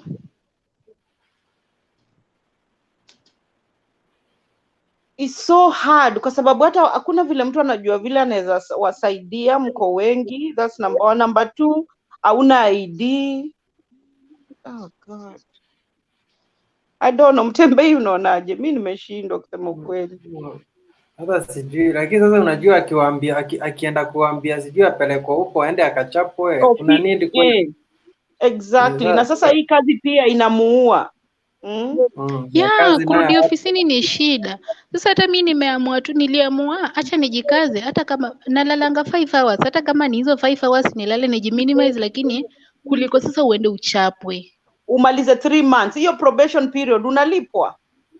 Ya unalipwa, hata pesa zenyewe bado sijatumiwa. Walisema tu nimeongea na wewe msichana, ananiambia pesa zako zishatuma. Nikamwambia simtumie madamu wangu mimi mwenyewe ndiye nitume. Wananiambia hapana, wewe venye tulikuambia upeane details tushatuma. Sasa nimengoja receipt, sijui washatuma sijui hajatuma, niko tu. Na ukimaliza 3 months unaweza toka uende ama unaendelea? Sasa hiyo ndo sasa yenye iko kwa kichwa yangu. Juu hiyo 3 months kitu najua, mtu akimaliza 3 months wanaishi na huyo mtu amekuwa akifanya kazi. Sasa sijui if watanichange ama watakataa bado. Mamtasha, we umekaa tu miezi kidogo na naona mali inaelekea siku nzuri sana. Siku nzuri kabisa. Linda.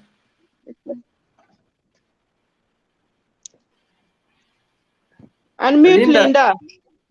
Unmute your mic tukusikie, uko wapi?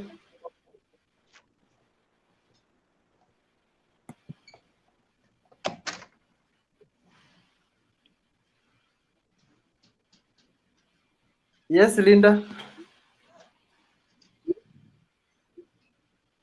Aya, okay. Sawa sawa. Ernest.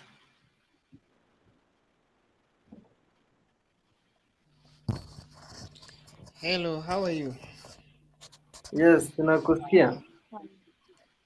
Okay, first is to appreciate for those who have been contributing. Today I decided actually to be a bit quiet because at least to hear what is really happening to our sisters. Again, I think the major thing that is happening is that the governance has a problem, especially our Kenyan government. You find that it is very hard. Actually, the reason why most of our sisters are leaving from the country is because the life is hard. But now today I decided actually to be a bit quiet because at least to hear what is. So I'm trying to get the balance, but I think it's a bit hard. But for those who have the capacity, like one of us who was saying that maybe he can catch up with Akina Helen. It is important, Helen Akina Mama Tasha, if it is possible that we have people who are in around those places they are, so that they can be able maybe to link them up and be able to plan their way out.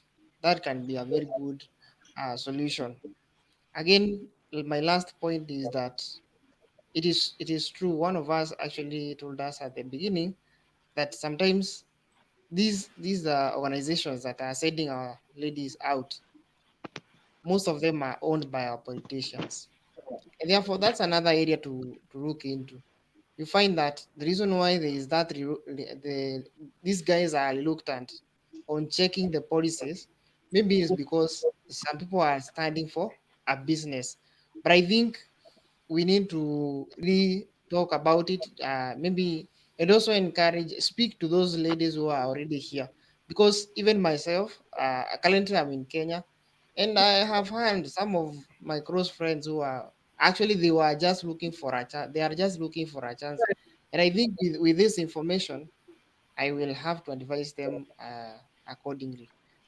First of all, is actually to like to beg for encouragement for those who are far, like Helen.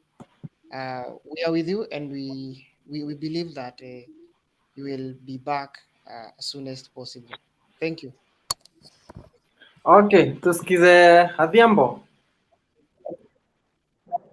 Adhiambo, unmute your mic.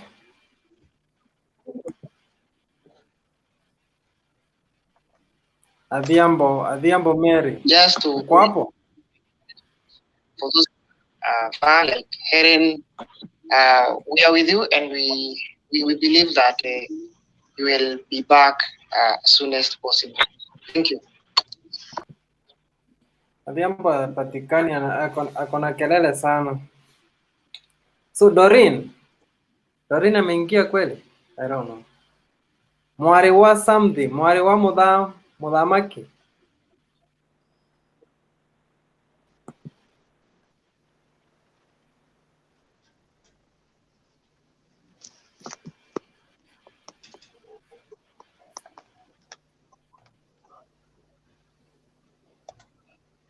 Okay, hapatikani, nimewataja wakapotea. So nauliza Razia, lazima muvae uniform. Kwangu hapa lazima uvae uniform. Na naona bado uko job, unafanya Kwangu- kazi.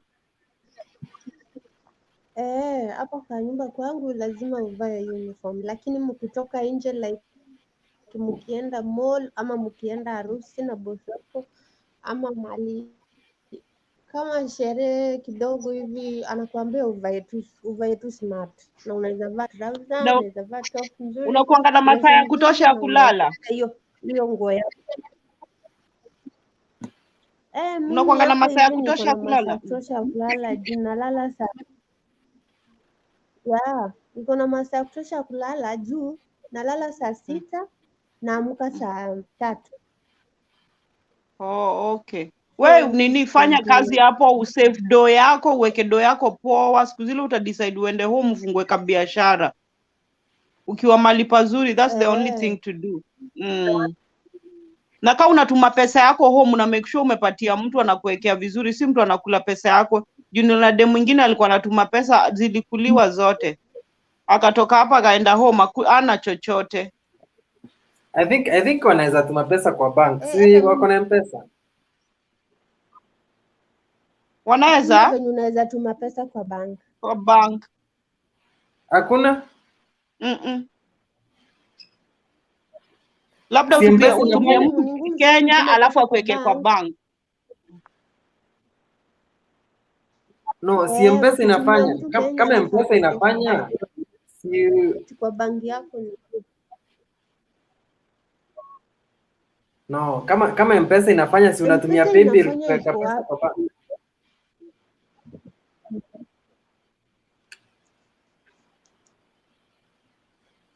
No, Razia naulizaje kama M-Pesa inafanya si unatumia kama ni cooperative, kuna ile paybill yao sijui 400 sijui 200 something, then unaweka account number, unaweka account yako, then unaweka pesa inakuja kwa account yako direct ama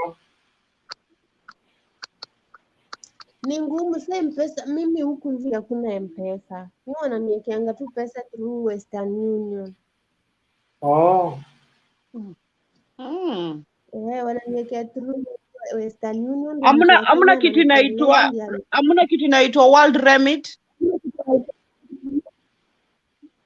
Hata kama kunayo inafaa ukuwe na ID yako personal.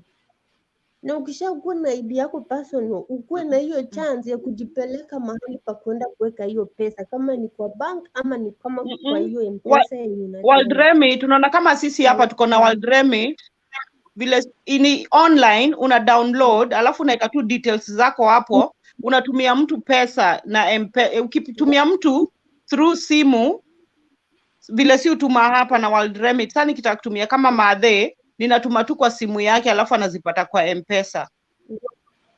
World Remit iko countries nyingi, unaweza Google uangalie kama iko Dubai pia, iko na countries mob, na that's the easiest way nini kutuma pesa. Western Union inakukula do mob, alafu ni process, lazima utoke uende. Hii unafanya tu kwa simu yako, but no, it's hard, sorry, lazima uwe na online banking. Lazima ukuwe na online banking. Online banking, Lakini hapa hivi wananitumia hapa mimi madamu wangu hutumia M-Pesa yake, ananitumia through Western Union kwa simu yake. Hatuendangi nje kwa bank. Na ule mtu unatumia hizo pesa kuwekea home, unamtrust. Union through simu yake. Ule mtu unawekea pesa, unampatia pesa home, unamtrust, anakuwekea. Namtrust ananiwekea. Wewe nikipata kama hakuna, acha nani mimi natembea sina kufa. Kuna dem alipata juzi, niliona story yake, alipata pesa zake hakuna, na zilikuwa pesa mob. Yeye alifanya 8 years akajua ameweka pesa It's hard.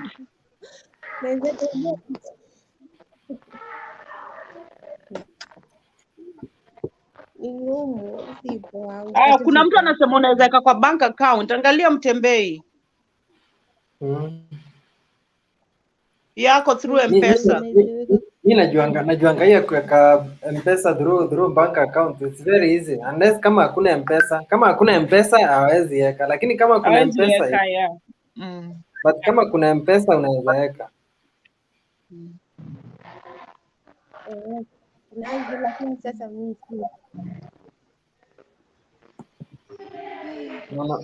hiyo huko. Mamtasha KE. Mmeshindaje huko? Mzuri. Matasha uko hapo? Habari yenu wote? Salama sana. Haya, mimi naye niko huko Saudi. Tuambie wewe mahali huko uko safe? Sija nikasema ni kubaya sana, lakini mimi pia ni mtu wa kampuni, nilikuja through company.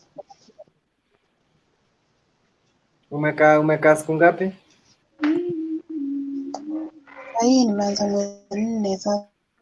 Nimeanza 4 months because nilikuja April tarehe 4. Okay. So tukaenda nikaenda kwa nyumba ya kwanza, nikafanya mwezi, ikaisha hiyo time ya Ramadhan, nikafanya ikaisha. Nikarudi kwa ofisi. Contract ilikuwa kwa hiyo nyumba 1 month, nikarudi kwa ofisi. Sasa nilirudi kwa ofisi nikaa like 2 weeks. Na tukitoka Kenya tuliambiwa ukienda kwa ofisi kazi huwezi ukakosa kazi. Time yetu tulirudi kwa ofisi nilikaa like 2 weeks bila kwenda job. Halafu nikapata house number 2. Sasa vile nilipata hiyo house number 2 hiyo the very day nikaenda job. Hiyo time walinichukua usiku. Nikaenda job. Kafika huko kazi nyingi nikafanyishwa kazi hiyo usiku mzima, hakuna kulala. Kesho yake nikawaambia mimi hapa sisikii vizuri, mnirudishe ofisini. Wakaleta shida, lakini msichana wa hiyo nyumba mzuri anaelewa. Ikafika jioni akaniambia turudi kwa ofisi, akanirejesha ofisini. Nikakaa kwa ofisi, halafu sasa ndio nikapata sasa penye niko ni kuzuri, niko sawa. Lakini jana kuna rafiki yangu mwingine jana alikuwa kwa shida karibu. Tuko tu kwa the same office tu. Ni Mkenya, tuko tu kwa same office. Sasa vile aliona kuna shida akaanza kunipigia akiniambia nimsaidie. Sasa namba zote za ofisi zenye tulikuwa na tunapiga aziingii. Sasa ikafika time tukatafuta mwingine akatupea namba nyingine ya ofisi. Bahati mzuri akapiga ingia. Kuingia ofisi wakamwambia asitoke kwa huyo boss, akae tu hapo. Huyo boss amlete Sunday ama Saturday amrudishe kwa ofisi. Kufika usiku naye anataka sasa kumuua, sasa ammalize. Ikabidi namwambia sasa hapo kama ofisi wanakuambia ungoje mpaka kesho na hapo kimeumana. Wewe tafuta njia utoke nje utoroke. Sasa vile naye akakaa akaona sasa akajaribu akatoroka. Nikamwambia wewe enda kwa police station. Sasa akatoroka akaenda kwa polisi, akafika nje akapata msamaria mwema akampeleka kwa ofisi kwa polisi. Kufika kwa polisi nao wakatrack ofisi penyiko. Wakatafuta ofisi mpaka akapatikana. Ofisi ikamkujia saa 4 za usiku. Ofisi huko hiyo. Sasa ikafanya jana Umekaa watu huko muda wote, grupu yote gani? yenye tulikuja nayo, kila mtu alikuwa tu. Sasa hii nimeanza mwezi wa 4 sasa. Yani mulikuja tu juzi juzi na bado mlikuwa mnasikia mnaambiwa msiende, kwa sababu kama umekuja 4 months ago bado kulikuanga hizi warnings. Okay, I'm not blaming you in any way. Wow, but sasa mnataka bado kuendelea kufanya kazi ama unataka kurudi home? Mimi nilisema mimi penye nitapata siku nyumbani, lakini sasa penye niko nilichukuliwa for 2 months, kisha sasa ndio nirejeshwe ofisini. Na mali huko sasa ni pazuri ama kwa ofisi ufanyi? Hapida. Penye niko ni pazuri, hakuna shida. Shida ilikuwa kwa hiyo nyumba ya pili yenye nilipata, lakini nikapata mtoto wa hiyo nyumba, msichana alikuwa mzuri, akanisaidia akanirudisha kwa ofisi. Wazazi ndio walikuwa wabaya, lakini msichana alikuwa mzuri, anaelewa. Ni kama alikuwa anajua wazazi wake si wazuri. Kwa hivyo saa hizi uko kwa ofisi, haufanyi kazi? Sasa niko kwa kazi, nimemaliza mwezi sasa. But kwa ofisi nilikaa karibu wiki 3 bila kazi. Ukiwaambia wanasema hakuna wateja. Ukienda mteja akipatikana kuchukua, ukienda kazi huko kwake uone nikaa imekushinda, mteja anaanza kukugombanisha na anakuambia unajua vile nimelipa pesa mingi kwa ofisi kukuchukua. Na sasa yuko poa pali yuko, job ni sawa? Penye niko sawa, hata kazi si mingi. Hata ikifika huyo mwenye penye niko ikifika saa 4 akiona kama nashughulika ananiambia niwache niende nipumzike hadi kesho. Hapa si pabaya. Okay then. Kaa hapo ufanye kazi, lakini sasa huyo friend yako amesaidika? Sasa jana polisi walimsaidia jana. Ikafika saa 8 za usiku nikimtafuta akaniambia sahi yako kwa kampuni, ameshachukuliwa na ofisi yako kwa kampuni. Sasa leo sijamuona online nijue ako aje. Alafu kuna huyu Anita Mlavde anasema anaweza wa connect huko na agent sijui Mwarabu mzuri. Anita unaweza ingia hapa live ukuje, kuna link na tuma hapo chini. At least ukuje hapo tuelezee. Please asaidie watu. Ama maybe you can inbox me the number. Alafu nyinyi nipeeni namba zenu hapo kwa private chat. At least tuone vile kutakuwa. Mweke tu namba zenyu nyinyi wote hapo na majina. Akuje tu hapa atusaidie. Mimi hata venye niliona hiyo nyumba ya pili nikakuwa discourage kabisa, nikasema mimi nataka kurudi Kenya. Ofisi na kiambiwa Mnaweza pia mtafuta kwa Facebook, anajiita Anita Mlavde. Sijui kama yuko hapo. Ako kwa Facebook. Ako Facebook, angalieni jina yake. Alafu mtamtafuta kwa Facebook, mnaweza muinbox. Asipoingia live. Habari zenu. Unaona sasa kwa ofisi ukiwaambia wewe utaki kazi, unataka kurudi nyumbani, wanakuambia lazima ufanye kazi. Wow. Niko na question. Yes, ask. Question yangu ni si contract wanga, when they say they have a contract, si contract wanga between two people. So if vile waliambiwa is not happening, si hiyo ni ku breach contract already. The Arabs don't care, Ashley. Those Arabs don't care. So why don't because we they think they involve? own. Mutembei knows people, but we have a foreign minister. We are talking like Kenya is it has a government. So why can't the foreign minister wa Kenya to address afikiwe na this information so that they can know whether they need to cancel anybody going to Saudi for employment, or what they need to do to make sure that it is not slave. If this is slavery. Unajua shida inatokeanga kwa Wakenya. Shida inatokeanga kuanzia kwa agent wa Kenya. Kama mimi niko Saudi, naenda kumaliza miaka 2. Nilikuja 2019 na hii ni nyumba ya 3. Nyumba ya kwanza nilienda nikanyaganywa simu, yani kila kitu tu ni kama hata sijui, ni Mungu tu alinisaidia nikatoka huko. Nyumba ya kwanza nilienda nikanyaganywa simu, sikuwa na communicate. Yani kazi tu ilikuwa mingi, kulala huku unalala, but Mungu tu akanisaidia nikaiba simu ya msichana mwenye tulikuwa tunafanya naye, kwa alikuwa amekaa huko 10 years Mfilipino. Nikachukua simu yake juu nilikuwa na namba za agent. Ikabidi niwapigie, na ilibidi kwanza tulisumbuana na wao sana, kwanza agent wa Kenya kitambo wanisaidie. Mimi nikamwambia wasiponisaidia social media itanisaidia. So vile niliwaambia hivyo, ilibidi sasa wanisaidie. Wakatuma ofisi ya huku ikuje inikujie. Vile ilikujia sasa ilibidi kwanza karibu hata nichapo na huyo Mwarabu akisema ati mbona nimechukua simu nikapiga, mbona siwezi waambia shida. So vile nilikujiwa, wao walianza kunitreat ni kama ni wazuri, ati hakuna shida yote, kama niko na shida nimwambie.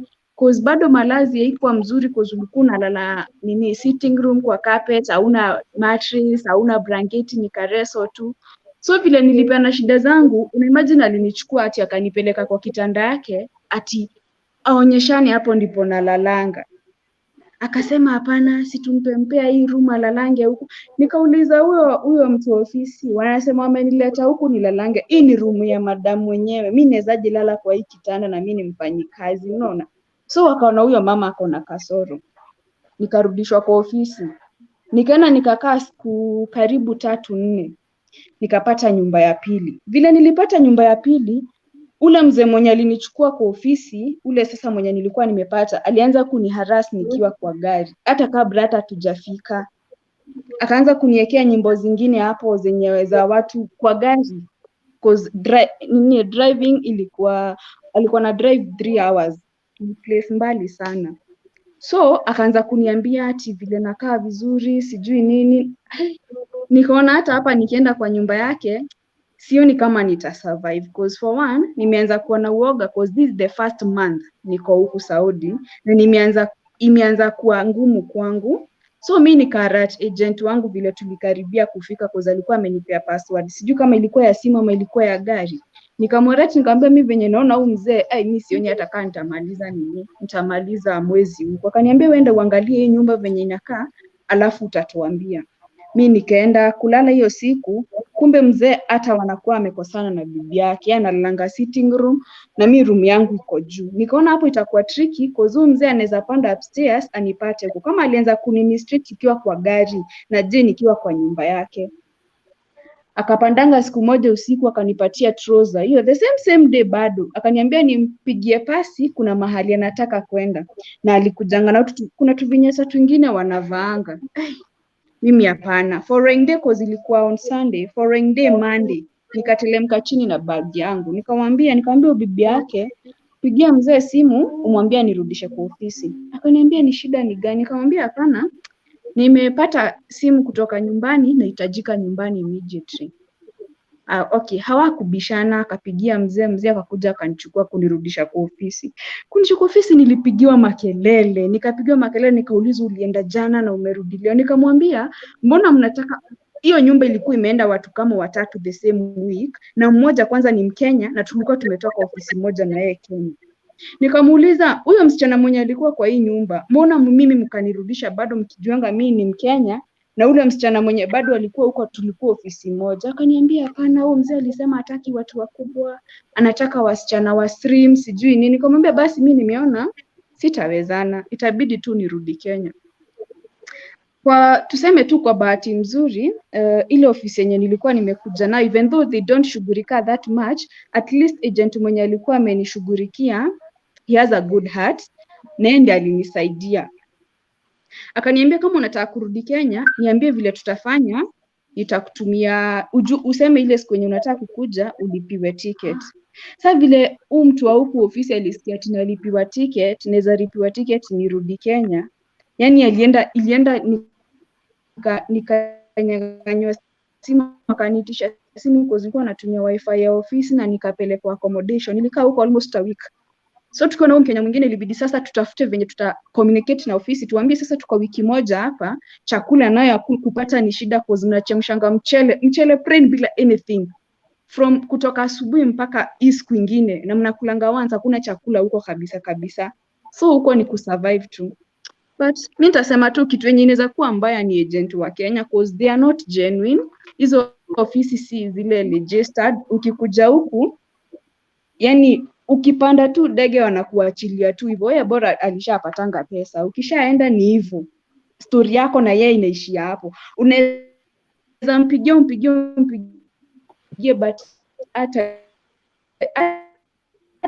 kusaidia. Kama kuna msichana mwingine bado alikuwa amepostiwa Facebook, huyu msichana alikuwa anaposti, hiyo kitu ilikuwa inaenda viral, nika text agent nikamwambia, msichana unamjua? Aliniambia achana na msichana wewe, mimi sitaki mambo yake. Nikamuuliza utaki mambo yake? Msichana anazunguka kwa street, amefukuzwa na boss wake, hawasikizani, na wewe mwenyewe ndio ulimleta huko. Alinikurisha broke. Nikasema ni sawa tu, cause sijui venye Kenya wanatakanga, but Mungu tu, tuseme tu ni Mungu. Yeah.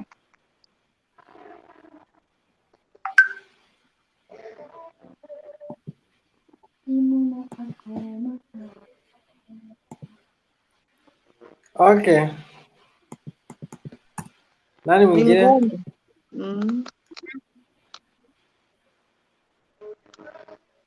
Mamtasha. Huyo amepotea. Angel.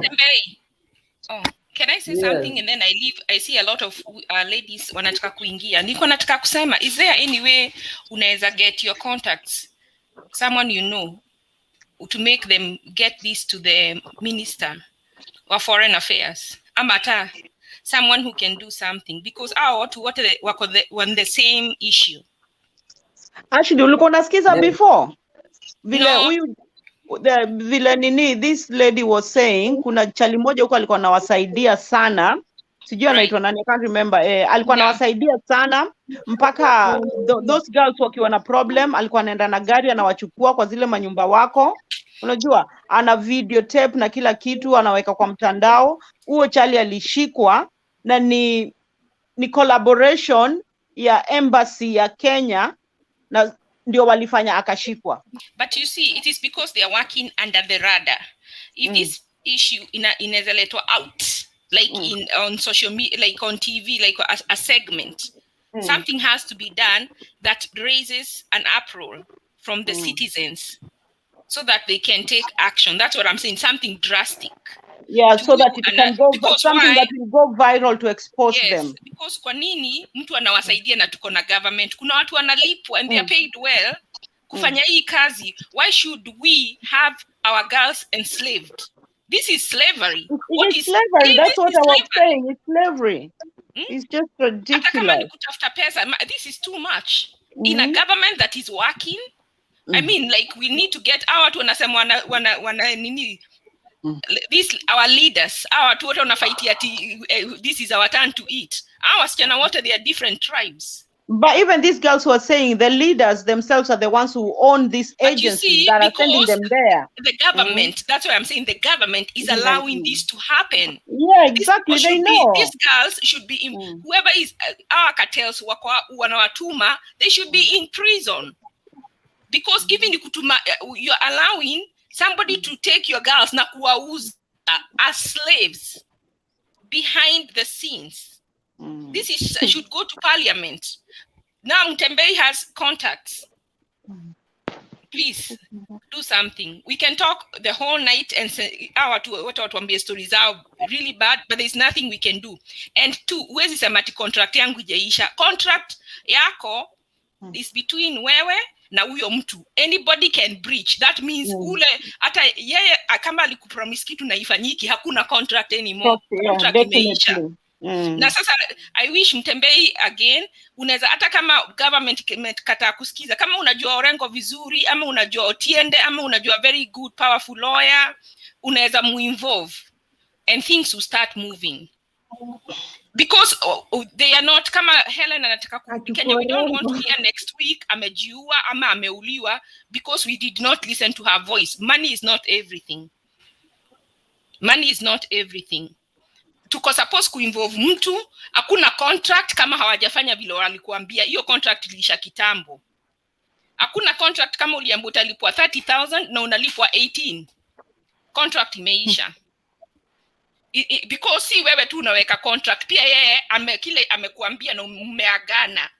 In order for the contract ikuwe active, ni lazima pia yeye aweke what they promised you. Kila wali promise, if it is not in the waki break nini hiyo contract hakuna. Kwa hivyo usiseme uko na contract. What we need to do sisi tuwatafutie lawyers wala wataingilia hii kesi na wailete to the right people in government, hata Uhuru.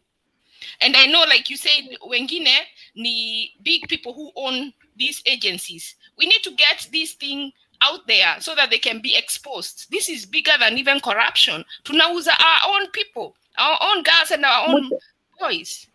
Ashley, unajua Mtembei, haujui any of these people UDA watu wanataka kuingia government. No, he knows Raila. He knows Raila. Tutafute mmoja tuongee na yeye. Watu wanataka kuingia government, you understand, next year. They should do something. Jane, Ashley, these guys are kama Raila, he has connections in Saudi Arabia. Raila, no, if you know someone, we just said if you know someone, Mtembei. Even a lawyer, even like Orengo, and some of them they just want to come to be seen. Yani mtu patriotic. Hata ule mwingine anaendanga koti kila sana tu makezi anaitwa nani? What's his name? Okay, Mtata. Yes. Somebody who will do actually something, because this is tragic and God will judge us. Yeah, this is tragic. We have a working government, watu wanalipa taxes, watu wa embassy kama wafanyi kitu, this thing inafaa national spotlight. Yeah. Huyu yuko kwa comments anasema I need help. Let me come out, and then I wanted to tell them about World Remit. Na kuna ingine inaitwa is this reptile? Reptile, yeah, reptile. Yes, reptile, if you log yeah. online, si lazima uende pahali, unaifanyia online. Unaenda But online. lazima hiyo kuwe na online banking. You see, ukienda on, yeah, you either Lazima have online. Mtu akikufungulia account, kama uliacha account Kenya unaweza weka pesa, lakini pia unaweza tumia hiyo utume mpesa directly, because Western Union ni very expensive. Yeah, Western Union is very expensive. Ndio nilikuwa ninasema. There is even another way hapa wanaambiwa kuna vile there is a sijini hapo inaitwa STC.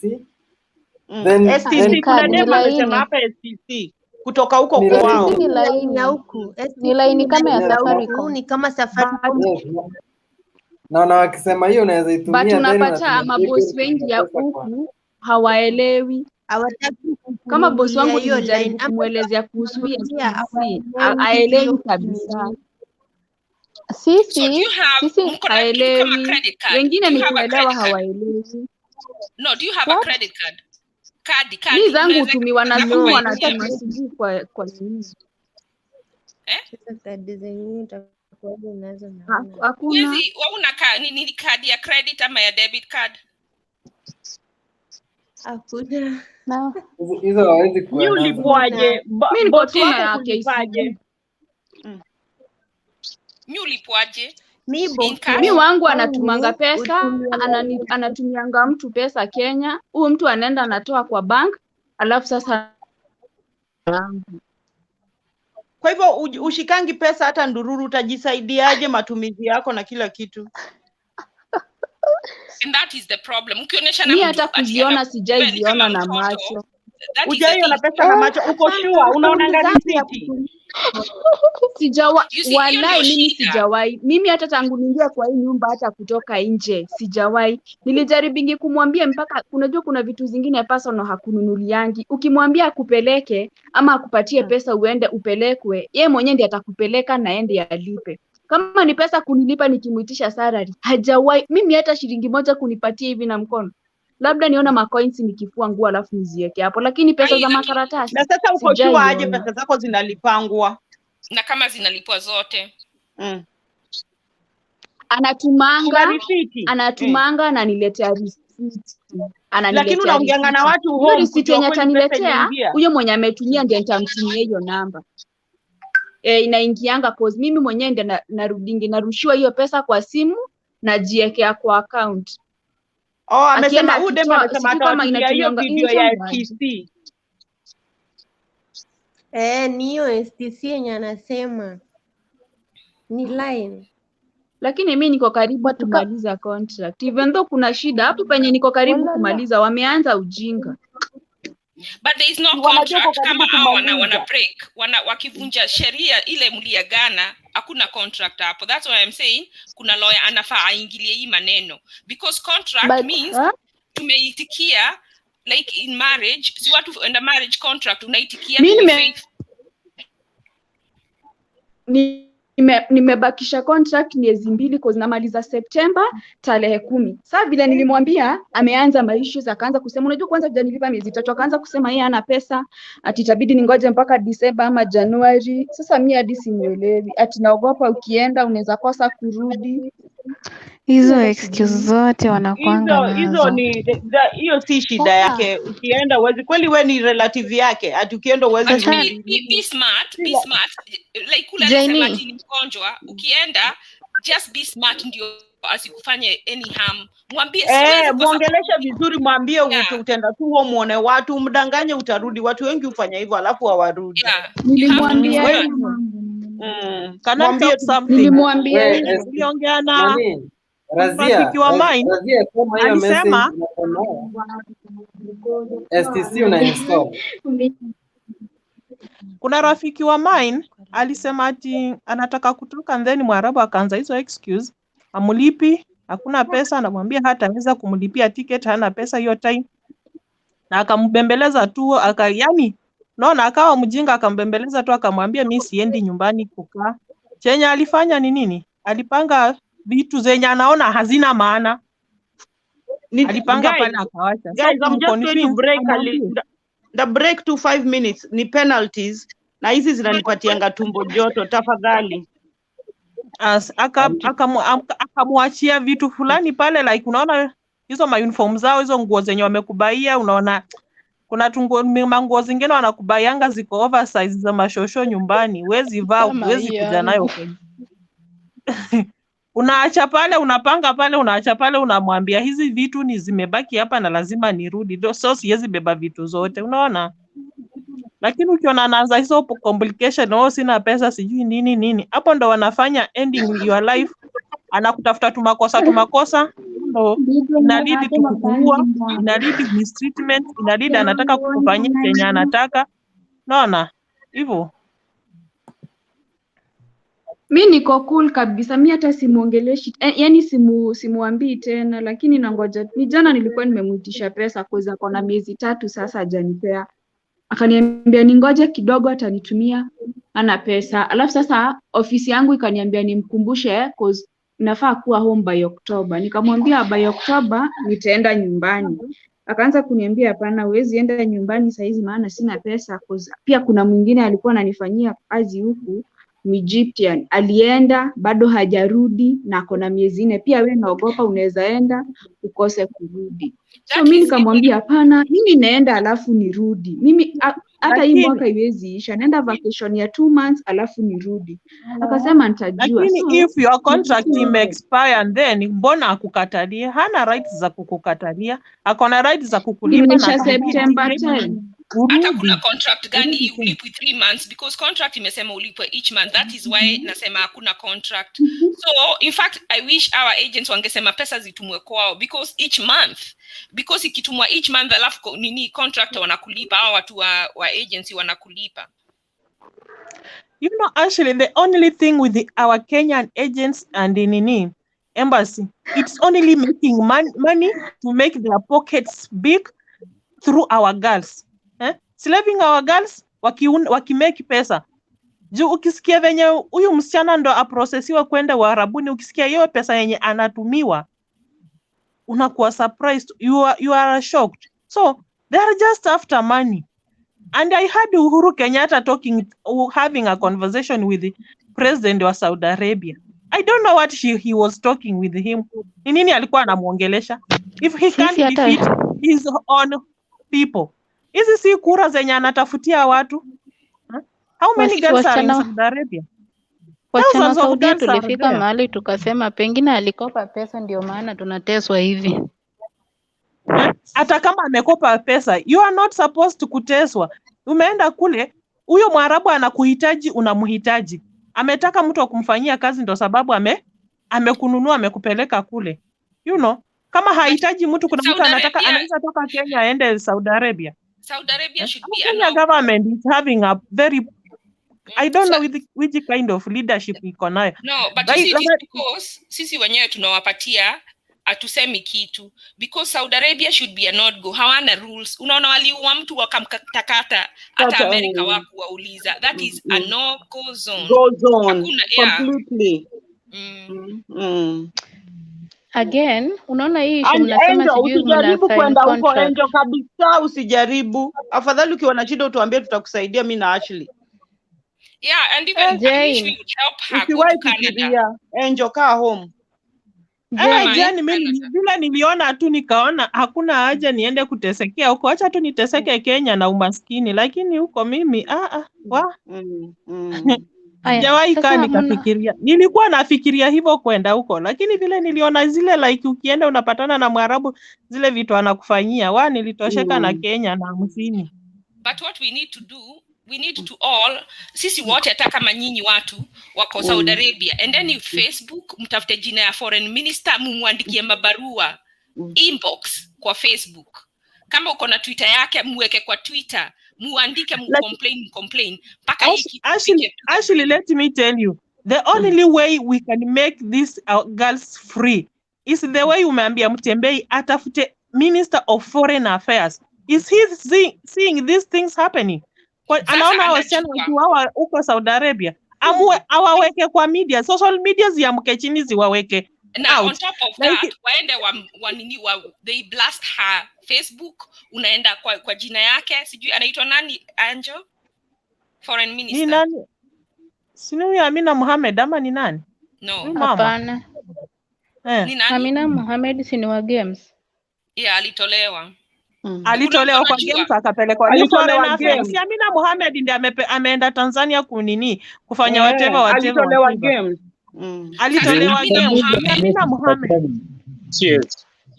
Na huyo Amina ndio anaweza hiyo kazi because yeye ni Mwarabu. Oh, shut up man.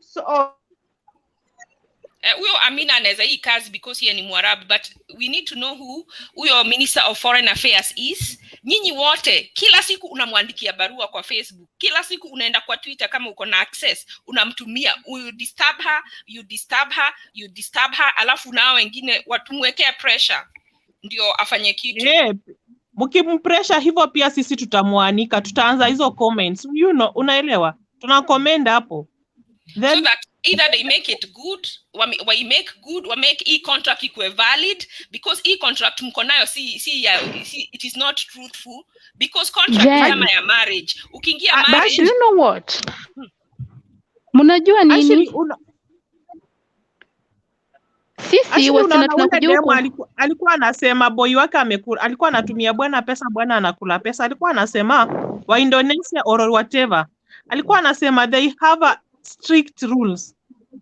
Ukienda huko, ukichukua Muindonesia, that's why they are just running for Kenyan girls.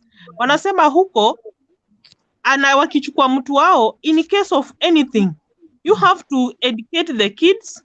You pay the both parents. Unamlipa. Yeah, victim of crime. Inaitwa victim of crime. Wakifanya crime, hata nyinyi, hata najua, they are not saying this, but if they are getting all this mistreatment, hata kurepiwa ni rahisi. It is, and that's one way of other girls ending up being killed, because boss anataka kuwa nawe na affairs, anakuja anakurepu juu utasema na Waarabu wako na bunduki kila mahali kwa manyumba zao. Juu kila msichana anapatana na issue Mwarabu Hata alikuwa mimi na bunduki, alinionyesha bunduki nikiongea atanishoot. So nimeshindwa venye naongea. Ameninyang'anya simu. How can somebody take away your phone ukose communication? You know, hao watu wako na bunduki. Mimi nimekutana na mbili kwa gari. you know.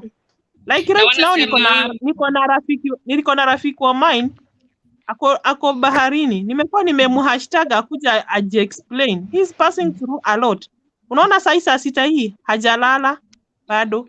Na wakimsikia tu ati amelala hata anaongea na simu. Wanakata wifi hawataki aongee na simu. Wakimspot tu anaongea na simu hawataki. Anafaa kuwa anafanya kazi. You know. Akisema rudisho kwa ofisi hawataki. Ona, the best thing. Saa hii wanaenda vacation, wanamwacha kwa nyumba, hawataki kumlipia ticket pia yeye akuje Kenya. Na alikuwa amesema by the way, nilikuwa nimemwambia ukikuja Kenya usirudi. Hata kama utaacha huko manguo, acha manguo, lakini your life matters a lot, you know. All these processes mnasema they will take time. This is a long process. Kitambo mtu asaidike ni long process na watu bado wanaumia. So the best thing is to get somebody whom will send there aende na hiyo the way girls are suffering. Then asaidike. Wacha nikwambie, it is just a long process because our Kenya government hawatake action, you know. But if Kenya government kesho ikiamuka tu iandike breaking news, any girl in Saudi Arabia akiwa mistreated akikufa, you have to pay the family just a big amount. Hizo mistreatment zitaisha na hiyo asubuhi, you know. Then another thing, let us just avoid kitu ya kupelekwa free. Everything you are done free. Kila kitu free. Let us just avoid this thing. And no, you know that freeness is the only that is why hiyo free ndo inafanya mtu anakuwa interesting juu unajikuta like mimi hata ukiniambia enda uprocess visa passport, you know, I can manage to make that money. Lakini juu mtu amekwambia ni free na kuprocessia kila kitu, birth certificate, sijui medication, sijui ni nini, whatever it is free. Hapo ndo unajikuta ya kwamba it is okay if it's free because maybe hawana another way ya kuget hizo pesa, but it doesn't give them the right ya kuchukua hao watu kama slaves. Country yetu uhuru cannot continue to allow wasichana wetu watumiwe kama slaves in a working government. And yet here we are talking about BPI.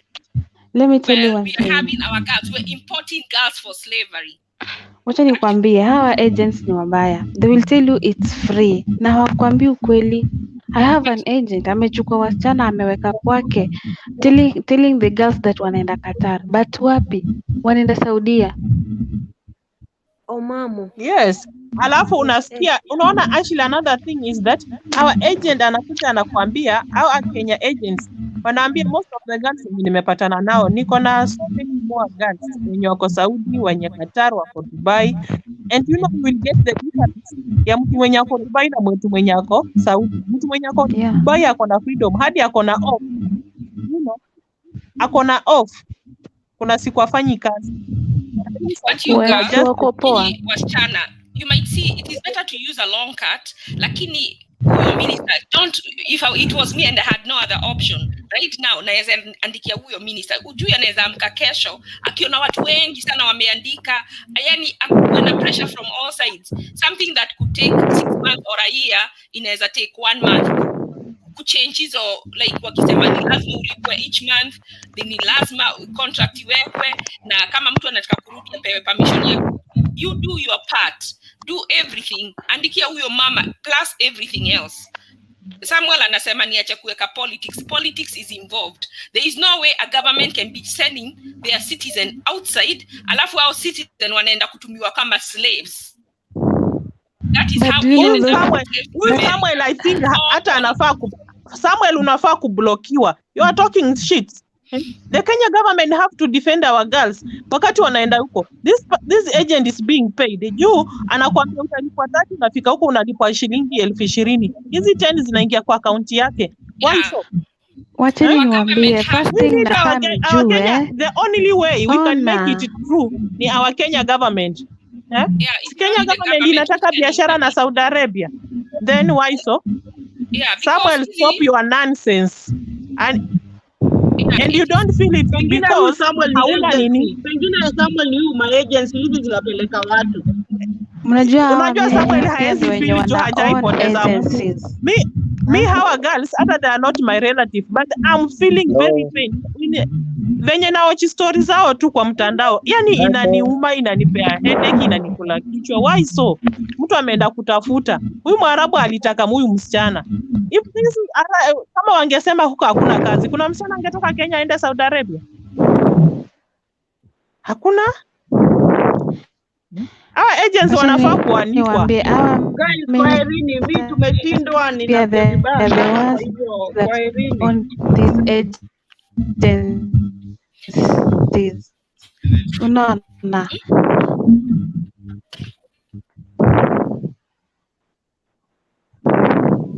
How many wana own hizo agency ambapo hata so it has to take precautions against kwenda Saudi for free things ama to do what? I know all you need work. Kuna mtu mic yake ina nguruma. Ni nani?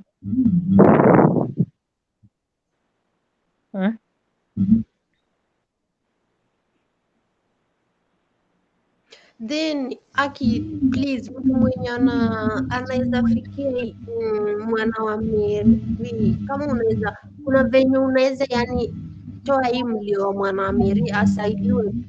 Aki amekuwa akisaidia sana. Mwana wa Mary unajua amekuwa akisaidia wasichana, amekuwa akiwatoa huko akiwarudisha kwa maofisi, anawarudisha Kenya. But Mwana wa Mary agency Kenya, I think it is Kenya embassy. You know something funny, hapasemi what Mwana Mary alikosa. Yeye ameshikwa tu. Hapa kukosa, makosa yake ni venye wewe una complain haujalipwa and then akupana kwa ofisi akudimandia yo umefanya kazi unafaa kulipwa. Hizo mistreatment zenye unapitia. Mwana wa Mary alikuwa anaenda pale, anakuchukua anakupeleka kwa ofisi, anahakikisha umelipiwa ticket umerudi Kenya. Unaona?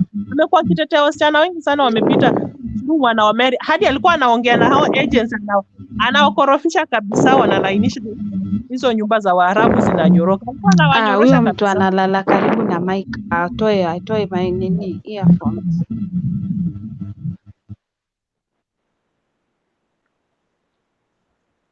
Unaona? Mwana wa Mary alikuwa anasaidia by the way. Umekosa kulipa, anakwambia mtumie agent wako, nampigia simu, anamtafuta mpaka unalipa pesa. So waliona the only way wanaweza solution, mbona awekwe ndani and he's for the rights of Kenyans, anatetea Wakenya wenzake.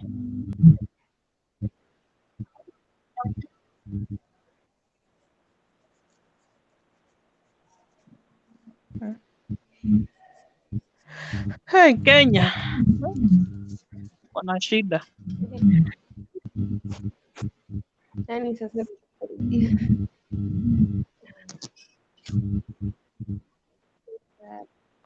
tutamalizaje nini kwa mwanzo, hata kama ni group,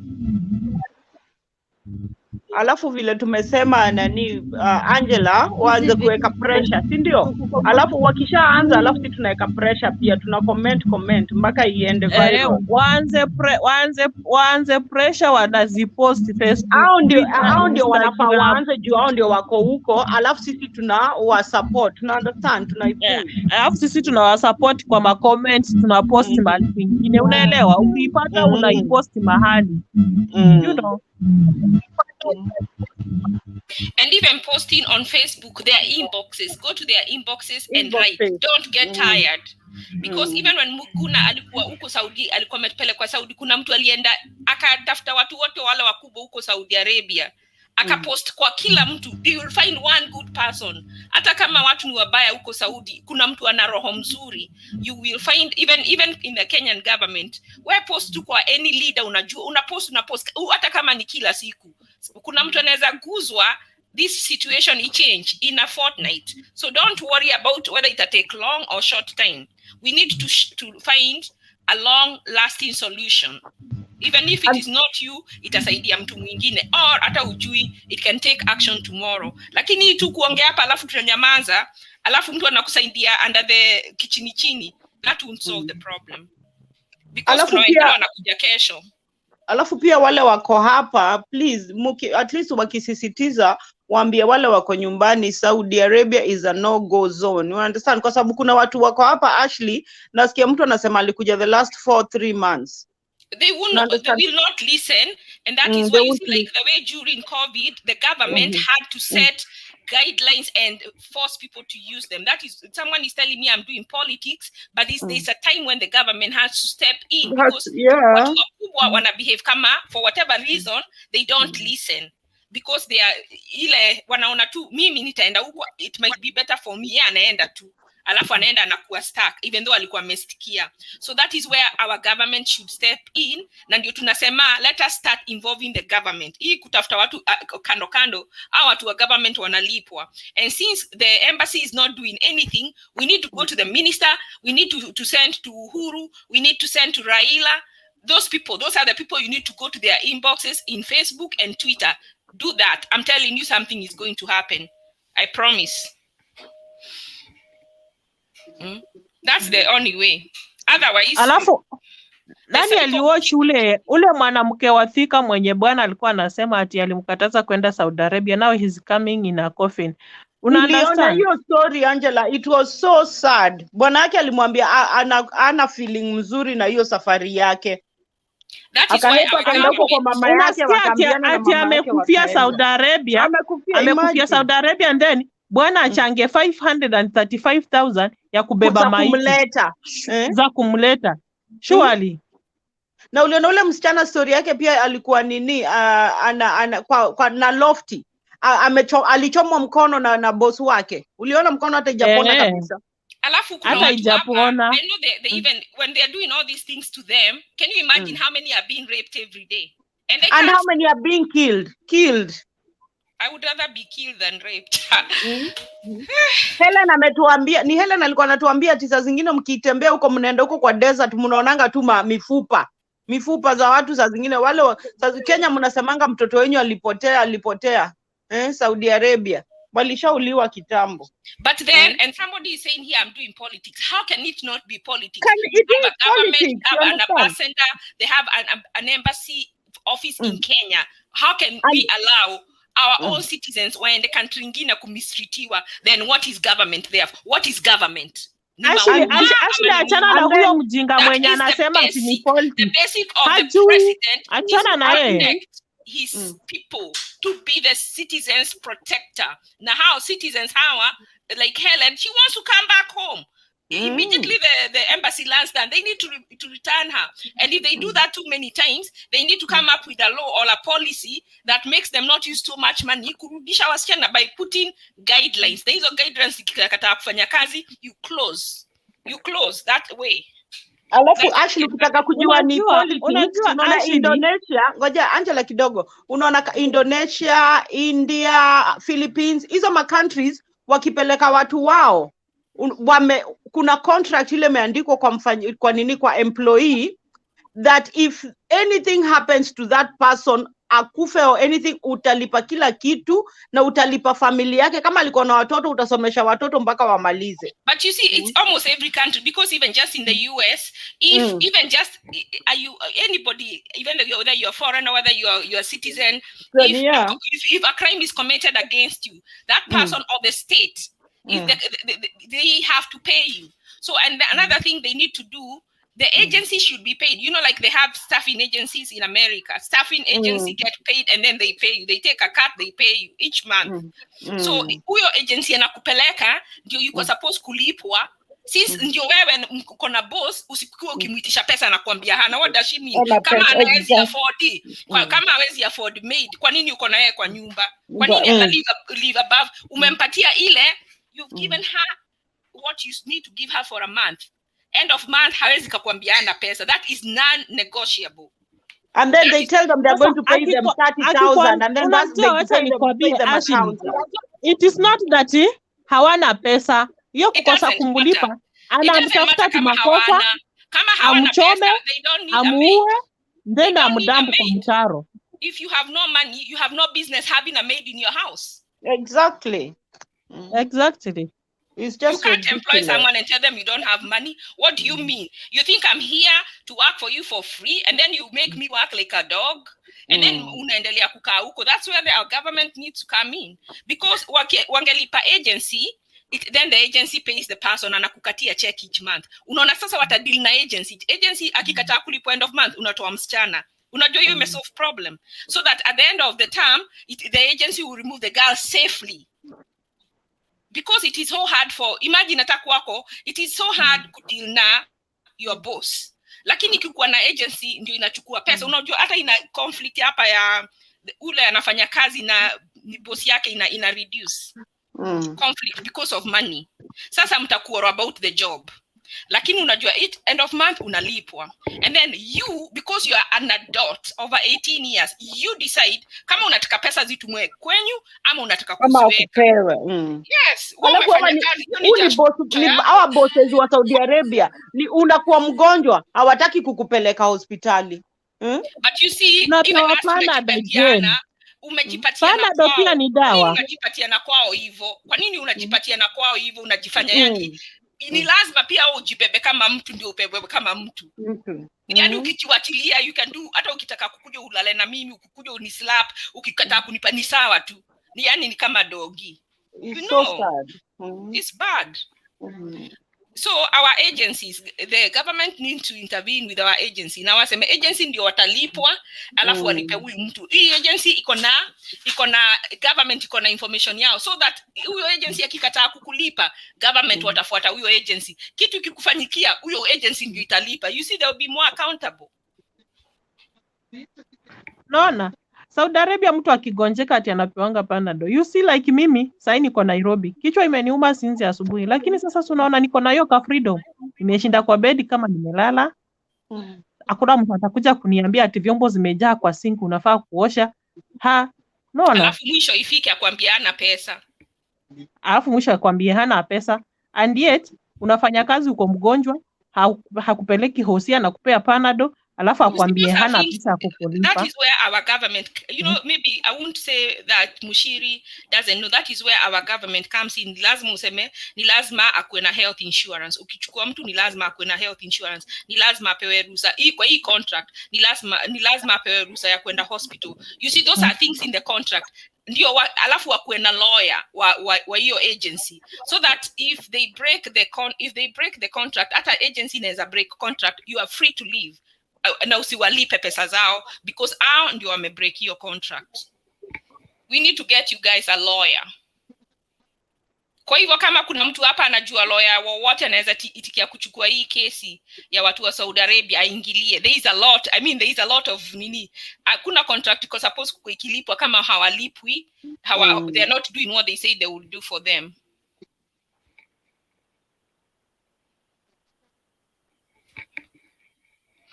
So I think the girls are, two of them, we need to just, Jane, ask them and then we just close, because that's all I had to say. But they have to fight for themselves. But we need to get you guys a lawyer. Hamna contract, kama wajafanya vile waliwaambia, contract hakuna, ilisha kitambo. So don't feel obliged kukaa ati una contract hakuna. Kama wajatimiza their end of the contract, ilikatika. You don't have one. And you're free to leave. So you need a lawyer to get you out of that situation without paying any penalty. Anyway, what we'll do, bado tuongea na Mtembei, we'll still wakuwe pamoja, wanakuanga na group, waanzishe hiyo kwa Facebook. We start with that, commenting and pushing. Alafu pia tutaongea na Mtembei, juu si kwa na Mtembei, we can still do another session like this one. Yes, I think we should be doing one like this one each month, and then each week. Each week, yeah. Beyond all the nonsense we talk. It is beyond the nonsense that we've been talking here. And then we tell Mtembei, or even ask people, we try and look for a lawyer who can come here and agree to take these people's information and for these agencies, because they can even penalize the agencies. Watu wanataka kurudi. Yeah, Mtembei, nafikiri hivyo ndio tutafanya, at least maybe once a week tukue tukikuja tuone vile tutafanya na hii topic yao. Sawa kabisa. But the moment sasa tunaweza malizia. Okay, Beatrice ameingia hajaongea. mmepeana the final remarks. Tumesema waanze Facebook, alafu wanasema stories zao kwa Facebook, alafu tuna comment, tunafuatilia. You see like this Alafu pia IMF, tuonekana tunaweza get lawyer. you see like this IMF thing, if you look, that IMF is trying to follow up. It looked like they didn't listen. So, lakini unaona juzi wameambia nini, the government will post the names of the corrupt people who ate KEMSA. So don't think that your voice is in vain, but you have to scream to the loudest, not in the house that you are, ukue wise. Kwa nyumba ujifanye, lakini usitikie mtu akurape. Hiyo usitikie at all. Don't give your body for nothing. Okay, basi. Beatrice ulikuwa na kitu ya kusema tukimalizia? Hajaongea kitu. Since aingie, hajaongea. Beatrice. Kame. Kuna huyu mtu anasema hapa, Judy Mudhoni anasema I should like to be part of the movement. It's not a movement, it's just Mutembei TV. Unaweza kuingia kwa discussion. Anasema hiyo hashtag, unajua hii kitu ya hiyo hashtag. Okay. Yeah, okay. The movement to help them get the freedom that they need. Or better living condition, better working condition. If not, someone is saying that all flights I know they won't agree about the all flight to be halted, but I think that any employment should be halted until proper mechanisms are in place.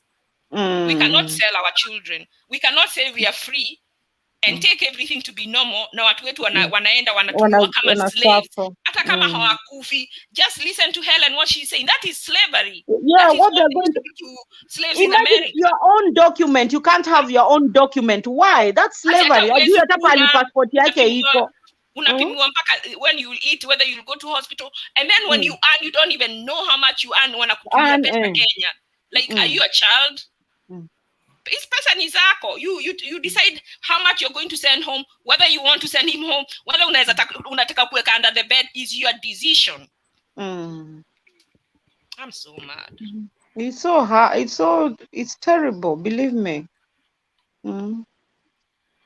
We have a lot of support. Hata kuwarudisha, I think watu wanaweza contribute pesa, but I think some of them want to stay. They have families looking up to them. So we need to see how, we need to involve the government.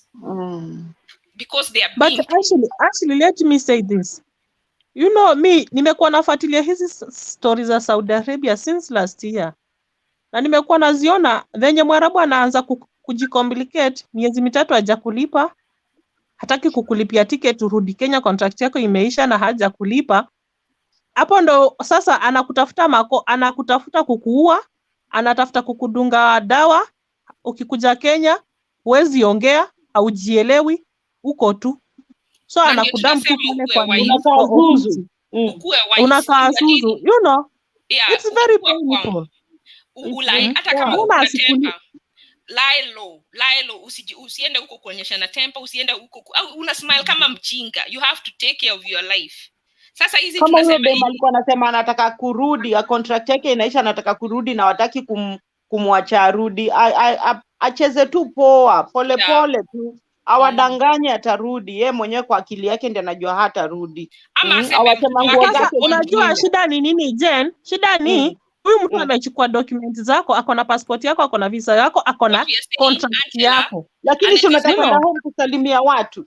No, instead of kusalimia, you can say your grandmother is dying and anataka, yani just come up with something that your grandmother is dying and she wants to see you. Actually, wacha nikwambie, very few kwa Waarabu 100%, only 5% give girls allowances kwenda nyumbani. Babaka amekufa, mamaka amekufa, brotherka amekufa. Ni wachache sana watakuwa allow utoke. Ni 5% by the out of 100. That is slavery because kama unataka kutoka, you should be, mtu hawezi kukwambia usiende ati hautarudi. If I don't want to come back, I don't have to come back. Of course huwezi mwambia hivyo. That is where the slavery comes in. And that is why we have to involve our government, our working government.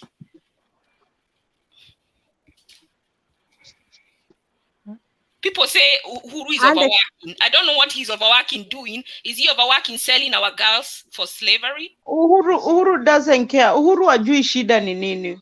Uhuru was born in a silver plate. Ajui. He's Mtu hawezi kusema bei ya mkate. Yeah, and your number one employee, and he's being paid, and he swore to protect the citizens of Kenya. So we need to bring this issue to him. Kama hajui atajua sahi. There is always a beginning to learn. He needs to catch up real quick and help these people in Saudi Arabia and other places. Kuna watu wameingia wanasema wanataka kuongea. Duke, can you say something? Boli imeisha sasa watu wanakuja. Yes. Duke uko Kenya. Duke Yes, kwanza uko Kenya. Kenya wapi? Uko Kenya wapi? Kesho nakutafuta unipe kazi ya kufagia ofisi ya kwako, sawa? Yeah, guys, mkikaribisha Duke mjue wale watu walikuwa wameiba penalty ndio wafike finals wamechapwa. Wewe Mtembei, wewe wacha hizo. Unaona watu wengine kama sisi hapa tunaumia. Wacha zako. Mtembei wacha kuharibia jeli. Rashford amenikasirisha. Rashford anawezaje kosa kuscore? Wewe hujui vile sasa tulikuwa tumepangiwa wiki mzima holiday. Unaenda kwa pub na kunywa pombe ya bure, kwa restaurant unakula chakula ya bure. Sasa hiyo hakuna. Kaput. Queen alikuwa ametuandalia. Sasa nyinyi mnaniharibu roho sasa. Maybe I would like to say acheni story ya sports. Hiyo mtaongea nyuma ya tent. Acha watu watoe maoni. Okay, Mimi, what I can say to those who are in the Middle East, the immediate actions, most of Kenyans have died there. So, of course, all the proposals you have given is also right. But according to me, the immediate action a person can take is to contact the Kenyan embassy in Saudi Arabia. So you can Google the contact of the Kenyan embassy in Saudi Arabia or in another middle country. Then you call them. So also if they are not picking the calls or something of that kind, you can even sneak and... Just a minute, mkukate. Niko na rafiki alikuwa anaenda kwa embassy ya Kenya in Saudi Arabia, alikuwa anaenda kuextendisha. Yes, alipata ule Mwarabu mzuri, anamtekea, anamfanyia shopping, yani hana hizo harassment, unaelewa? Na anamlipa poa on time, mwezi ikisha anamlipa.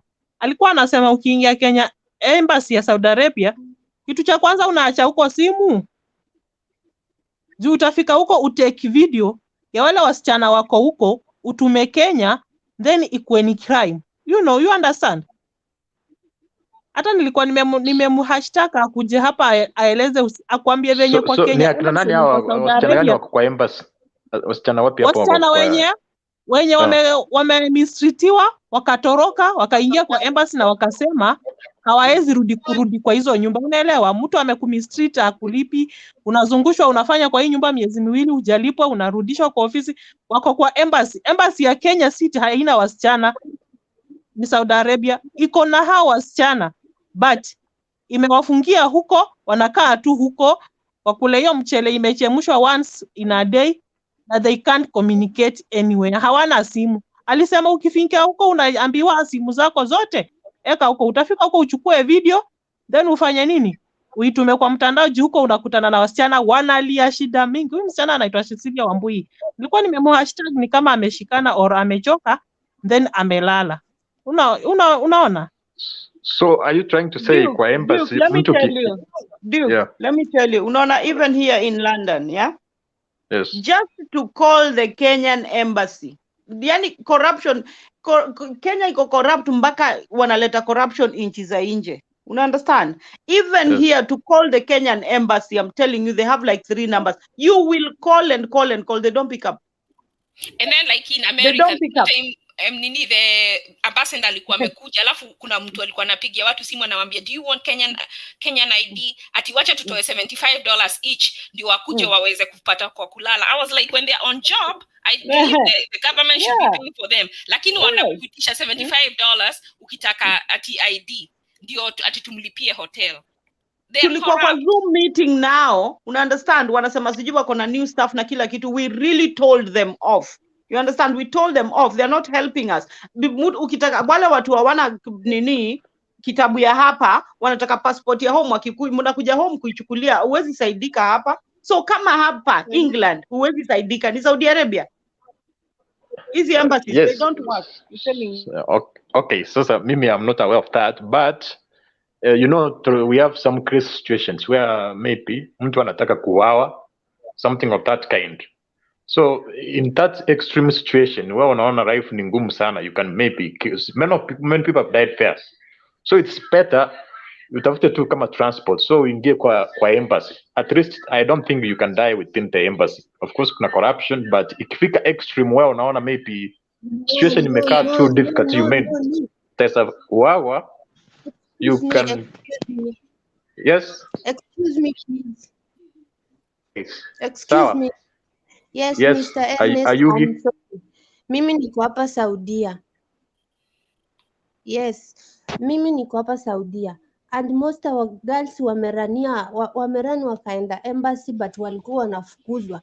Nakumbuka there is a lady, si a lady, ni mama tu, alienda embassy akiwa amefura tumbo kabisa, alipewa sumu na boss wake. Sasa ilikuwa amefura tumbo na alienda hospitali, akaambiwa ni lazima akuwe na ile immigration letter, na hiyo immigration letter inafaa andikiwe na embassy juu hakuwa kwa contract saa hizo. Alikimbia kwa nyumba yenye alikuwa kwenda embassy. Huyo mama alishindishwa nje na jua, na hii jua ya Saudi, alishindishwa nje, akakaa nje amefura tumbo analia. Within 2 days huyo mama alikufa. Alikuwa anaitwa Monica, aliletwa Kenya, alizikwa. Embassy kuna mbaba kwa huko, sijui jina yake ni gani. Huyo mbaba anaitisha wasichana kulala na wewe ndio akusaidie. Anakuambia ukitaka nikusaidie ulale na mimi ndio nikusaidie. The second thing, kuna huyu kijana anaitwa Mwana wa Mary mwenye nimeshinda naongea hapa. Amekuwa akisaidia wasichana sana sana. Anachukua gari, anakuja anakuchukua kwa nyumba mahali huko kama unateseka. Anaenda anafuatilia agent yako yenye iko hapa Riyadh ama Saudi, within Saudi. Anaenda anahakikisha ni nini mbaya, kama ni mshahara ulipwe yote, ndio sasa utoke huko kabisa, utafutiliwa mahali pazuri. Huyo kijana sahii ameshikwa na hajaambiwa ni makosa gani, bado hajakatiwa kesi na ni 6 months imeisha. Sasa Bwana wa Mary amekaa, alishikwa Januari by the way Duke. And he has been fighting for Kenyans in Saudi Arabia. Hata kuna wenye alikuwa anaitisha harambe na wasichana Saudi Arabia wanachangia mtu pesa, analipa ticket, unarudi Kenya juu kumefanya nini? Kumeshindikana. Una imagine Bwana wa Mary anatoka Kenya na ameshikwa, and we have Kenya embassy in Saudi Arabia.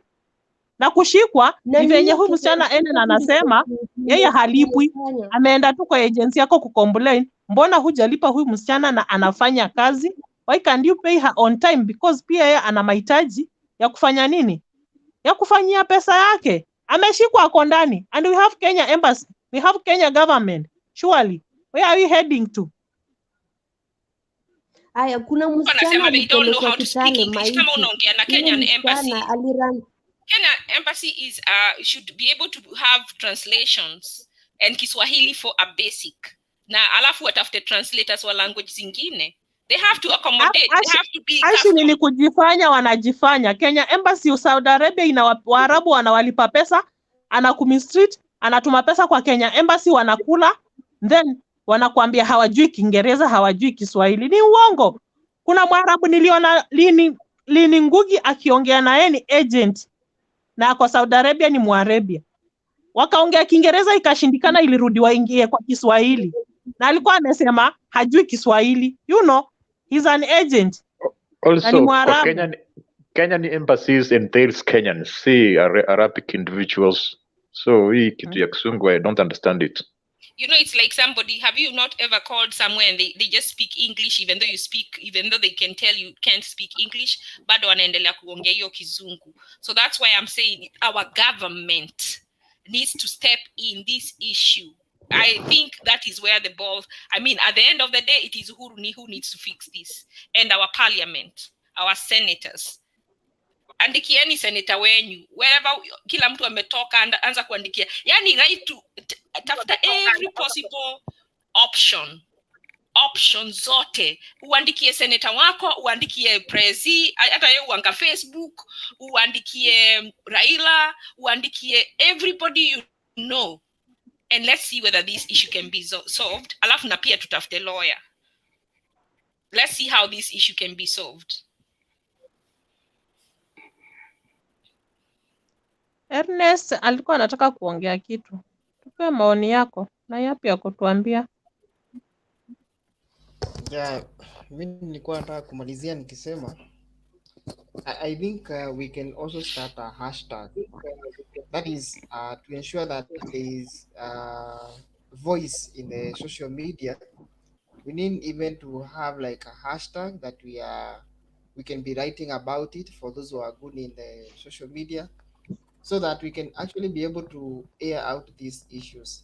Yes, we may look it for the politicians, but sometimes they come to create image or perception. But if we are able to make some great noise in the media, I think that is the best and effective way.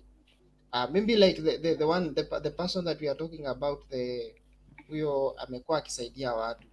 If it is possible, we have like a story note, and we be able to forward to many groups, talk about it, discuss about it.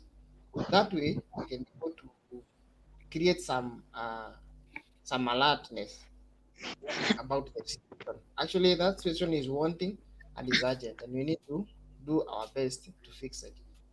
Thank you. Yeah, I think we'll do another live like this one, and then from there maybe next week, because we know we do Friday, Saturday, and Sunday. Maybe next Sunday we'll talk to Mutembei, and then we do another meeting like this one, a live, and then we can start a group the way you said with the hashtag. Naisa ana yapi ya kutuambia? Umeingia wa mwisho.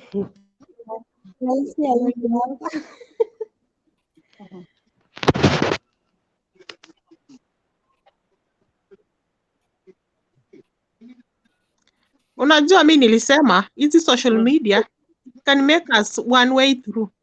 Mutembei TV, KTN, Citizen, K24. Hizo social media zote zikicome out with the same cry one week. Angela, unajua Lofty wanga channel gani? Sijui kani NTV, sijui ni gani yuko. Niliona akiongelesha hao wasichana walikuwa wametoka Saudia. So ni kitu gani? Hata KTN wamekuwa wanahoji hao wasichana wenye wanatoka Saudi. Lakini if this social media can just come out with one cry, our girls are suffering in Saudi Arabia. Why so? And we have Kenya government. Why can't it assist our girls there? We put out rules on going to Saudi Arabia. Hata wengine tunaweza enda, lakini sasa nafikirianga unajambia wani kufe niache watoto wangu wadogo. Kama huyo msichana niliona akiletwa juzi ati ako na mtoto wa 3 years. We Angela, nilikwambia usijaribu kwenda huko we. Ulisikia uchungu na si relative wangu, lakini Mutembei family tukuchangie, lakini uendi huko. We unajua ni dynasty hapa. Lofty Mitambo ako NTV, alitoka KTN. NTV and niliona alitoka? Alitoka KTN juzi. Oh, okay. Niliona akinini akiongea about hao wasichana akiwahoji. Na kawaita agent mmoja hapo hivyo. Huyo agent kwanza walimvamia sana. Alikuwa tu anaongea vitu zake. Na kuna mtu hapa anaitwa agent wakianikwa tu kwa news. Mutembei TV ameshika 3, KTN imeshika 4, Citizen imeshika 5. Unaelewa? Wakiwaanika tu ndo wanakula pesa wasichana wetu wakiwao wakimisitiwa. This thing is going to stop for sure. Alafu washike waweke ndani. Wachote watoke. one thing I've learned from this forum is that Kenyans do not understand our rights. We don't understand what the president is there for. Saa huyu Salome Ndore anasema, nauliza si kwa ubaya, msilaumu president hata kama ni shida ya aina gani iko Kenya. Acheni kwenda Arabia. Saudi Arabia. Yeah, ameandika hivyo. I'm reading what she's written. The president's greatest responsibility. This is Obama who wrote one time. According to President Obama, he has no higher duty than to protect the American people. Yeah. But that's not what the Constitution says. Yani, his greatest responsibility is to protect Kenyans. See, he could build roads. So when you tell me not to blame the president, you're telling me to let him not do his work. Hata hii kuanika agencies zote, you will not anika all. Mtaanika zingine ziko. But when the government lays a foundation, a structure that our people can go abroad, then it solves the whole problem, where it becomes a crime to transport people the way they are transporting now. Becomes a crime that you can be jailed for life, for slavery. And that's why we say our president has to protect each and every of our citizens. They cannot be leaving to go and become enslaved in another country. They can't. So we have to stop saying to protect Uhuru. Kwani anakula mandazi hapo ama ni kushuta? No. He has to do his job. And his one job, he better not build roads. He better not do anything else. He has to protect our citizens. And we have a crisis. Watu wanarudi in boxes. We are not even talking about rape. We are not talking about all this mistreatment. People are being killed. How can we not ask him? He has to do something. Something, we don't even need to follow these little agencies. Unaweza fuata mbili, alafu zingine mbili zitafunguliwa. So why are we doing that? Don't we have a government that is being paid? We are not Somalia. We have a functioning government. We should call it to work.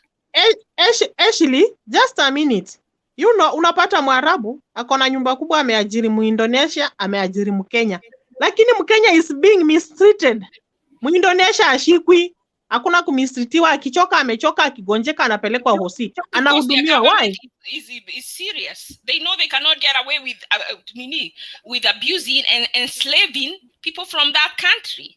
That is what we are asking our government to step in and do. Now, kama hawata tuheshimu, then we need to forbid. Like in USA, you cannot. There is a time until Obama came, it was a crime to go to Cuba because of whatever was going on in Cuba. So if they try to put things in place and it doesn't work, wako supposed to make it a crime to go to Saudi Arabia. So anybody transporting anybody to try, that is called human trafficking. That's what's going on.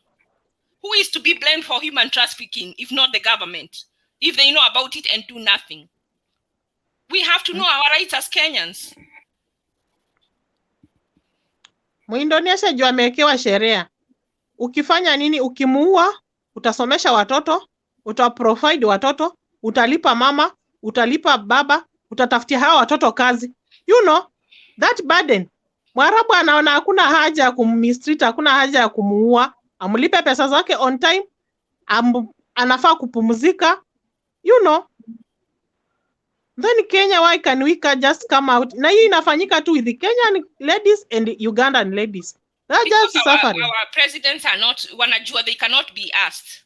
Unaona hata watu wale huenda kuiba watoto, wanaenda kuiba Mathare. Umeshaisikia mtoto ameibiwa Muthaiga? Umeshaisikia mtoto ameibiwa Karen? Hakuna.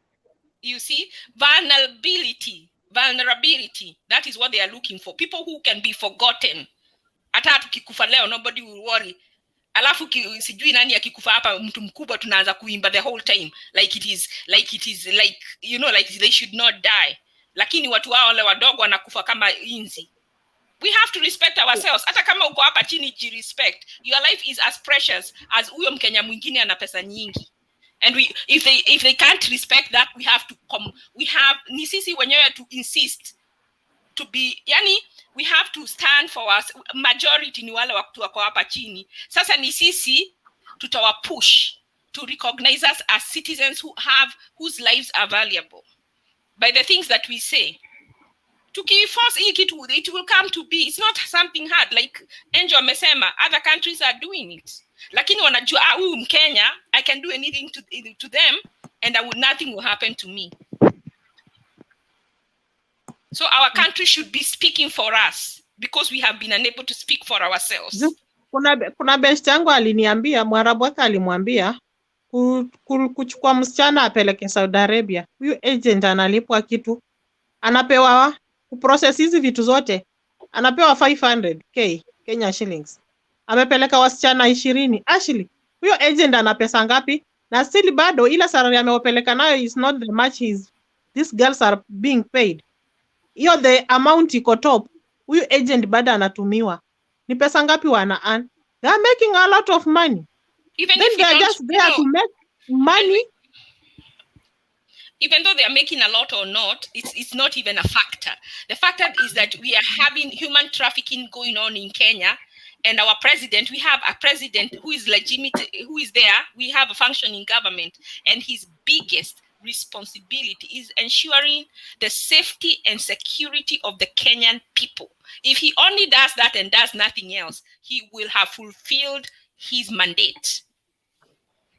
That is where the ball lands. Up on your tuko. Human trafficking in Kenya. And we should bring it to the attention of Kenyans and even the world. And I was expecting those people who normally support BBI wanajua sana Kenya government. I expected them to come here and assist these girls. Juu wana support BBI, wanajua venye Kenya iko, wanajuana na watu huko ndani. They could have just to come here and support these girls. Na mtu anauliza which government? Kama unalipa taxes, hiyo government unalipa taxes is the government we are talking about. We should not be afraid of them. Government iko hapo kukusavu wewe. Sisi tunafanyanga ni kama akina Jane wako na queen. The citizens serve the queen or the king. Lakini a president is not a lord. Yes, he wakusaviwa, yeye ndio anatuserve. Tunamlipa atuserve. So our president should serve us as Kenyans. It's not bad. I'm not saying anything political. Hiyo ndio job yake. So let us see who can go and talk to him so that he can do something. If we have a relationship with Saudi Arabia, good one, so why kwa nini watoto wetu wanatesekea huko? We should get answers. Davis, tell us something. Thanks sana Angel. Mnanisikia? Yes, tunakusikia. Okay. Me, this is the first time nimeingia kwa hii platform na nimefurahi sana. By the way, you guys came out, mmeeducate wase. At least pia mi nilikuwaga huko, though mi nilikuwaga Dubai, lakini nikarudigi home. Na watu huku wanakuwaga, they are very funny people. Ukiambia mtu hata stories za Saudi, wanaona ganiko watakii mazuri. You have made it, lakini wanaona nika unawafungia njia pia wao wamoke. Lakini in real sense, huo mtu kuna kitu namzuia. Isikam kumhapeni huko. So nafurahi sana kwanza kwa watu wamechangia sana, watu kama kina Ashley, wakina Jane, Mtembei mwenyewe, we mwenyewe Angel. At least watu wanakuwa educated. Hii ni platform nzuri tumeanza na I hope tunaweza progress tuende mpaka hizo platform zingine, tunaingia mpaka kwa Twitter, and if possible Mtembei kama ana record this discussion, it's so good, like inakuwa ka proof. Hata akipost ka Twitter na wapi, tuna hashtag kutoka State House, Ministry of Foreign Affairs, our local leaders, tunaanza na MCA, tunaanza na MP, tunaenda senator, au watu wote they are responsible for us. They're supposed to make sure we pale umeenda job umerudi poa, juu wenyewe pia kura yako inamata kwao, unaona. So what I'm suggesting, vile tu Ernest alikuwa hapo mbeleni akasema hizi platform zote tuzijaze na history yote, because it's so bad. Every time karibu kila mwezi kwa news there's an issue about somebody from Saudi, either ikuwe tu wamepitia through hell, ama like I think was yesterday or day before, there was a lady brought in Kenya in a casket. So And let me tell it's you, unaona hiyo yesterday niliingia kwa yeah. news mahali nikapata ni 15 ladies they were brought to Kenya wakiwa kwa casket, but the news reporters walikuwa tu wanachukua hiyo video moja yenye ilikuwa imefanya nini, imejulikana. So you tell Yeah, they me concentrated on one. they just concentrated on one. Hii ingine Kenya government ilifinyia chini juu, it will make it an, unaelewa, haita sound poa. Yes. You understand? You Yeah. know? Lakini Ukienda kwa, we have a kwa big embassy issue. ya, ukienda kwa embassy ya Saudi Arabia unaambiwa kuna mtu alidungwa dawa haongeangi, ako tu pale. Hawa wasichana wa Kenya ni kumulisha tu hiyo mchele wamuombe then alale amka asubuhi, ako tu. Mtu aliacha watoto wake Kenya, amefanywa fuzu, amedungwa mashindano na watu wamenyamaza. Surely in Kenya Lakini I wish I could be the embassies. president of Kenya. Saudi Arabia na hiyo pesa inalipa wasichana wa Kenya kidogo ingekiona. And you know, you guys, human trafficking is a crime. It is a crime, a big one. Kama mtu anaweza ni translate ya kwa Kiswahili, mimi siko fit sana kwa Kiswahili, inasema the unlawful act of transporting or coercing people in order to benefit from their work or service, typically in the form of forced labor or sexual exploitation. Kuna mtu anaweza tafsiri hiyo kwa Kiswahili? Si nilikuwa nimeona kuna Waswahili kadhaa hapa. Swahili ni ngumu. Kila mtu hapo wameunderstand. Umeelewa? Lakini it is understandable, unaelewa? Unaona? It's straightforward. So what I'm saying is a crime being committed, which is human trafficking. Let's give it a name. It is called human trafficking of Kenyans to Saudi and other Arab countries. So we want the Kenyan government to address this crime. So you know when we give it a name, watoa mtoi wa Meja, mtoi wa Mary tunataka wamtoe ndani. Aendelee kutetea wasichana wetu. You know. Kama anaweza tu kutetea wasichana huyo mnasema mtoi wa Mary huyo. Sasa ameshikiwa nini to be? Alafu akikataa, let me tell you God, you people, wakikataa, if the government refuses to listen, we need to send someone to the United Nations. We go send someone there as a representative and bring this world to the world front. You have to push. This thing needs to be solved. Hakuna country in the whole world iko supposed kuwa na human enslavement.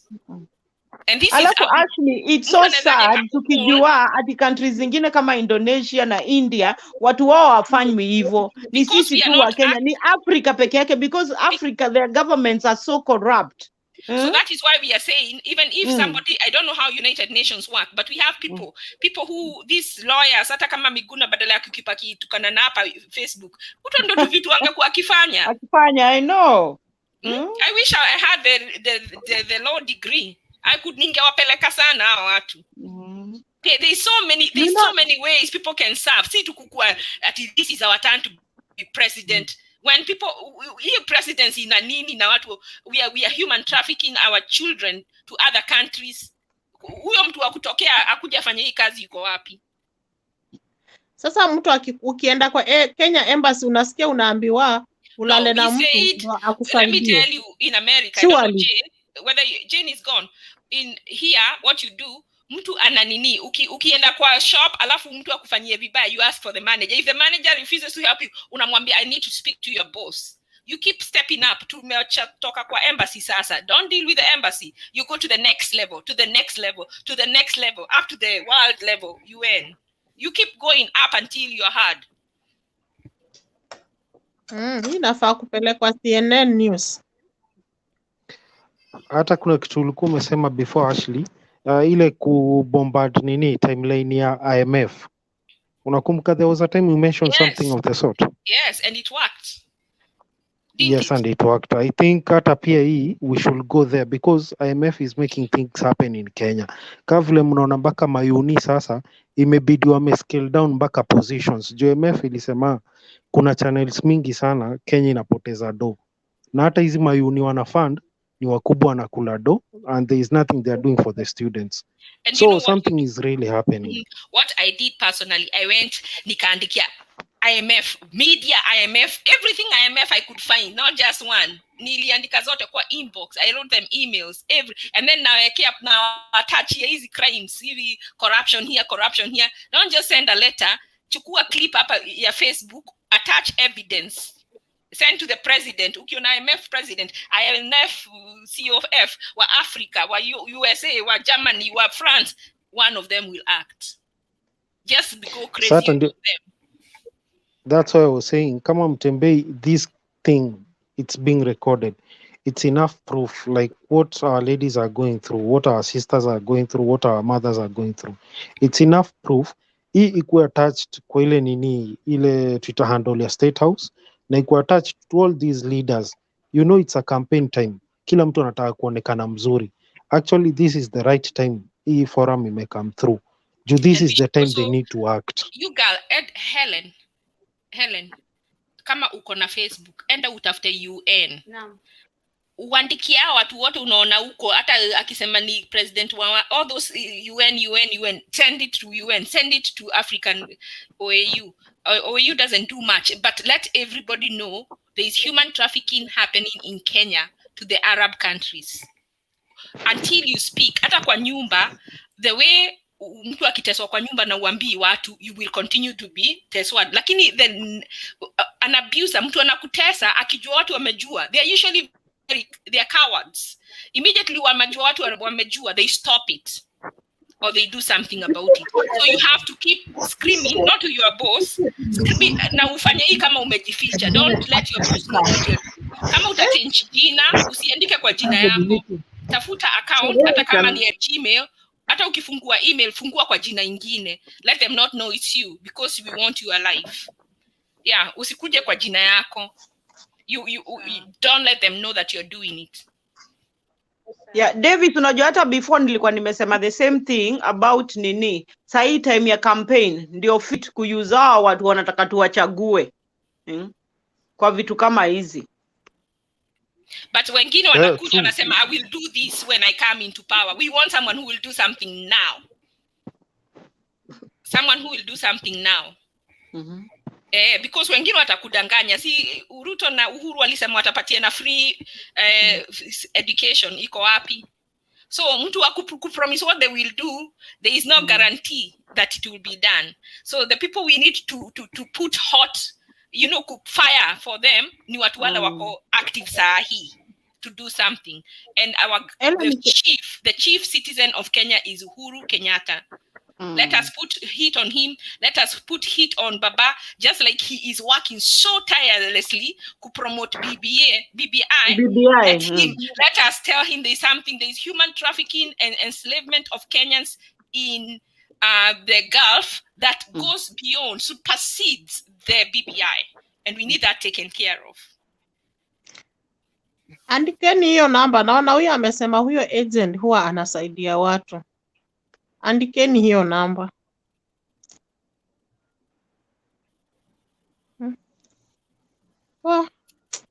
Anyway, I hope things will change for you guys. Don't lose hope. Don't ever lose hope. There is always a light. Kuna mwangaza. Helen, umeandika hiyo namba? Huyo unaona huyo agent anataka kujua wenye wanaweza saidiwa. Mtembei wache hapo for some time. I pin tu kwa comment. I pin tu hapo ikue hapo. Can these people wako Gulf wanaweza sema, is this making any sense, or what do they want us to help them with? Helen na Ayugi. Nimeona pia kuna mwenye ameingia anasema anaitwa Winnie. Winnie atupeambia ana yapi ya kutuambia, aseme.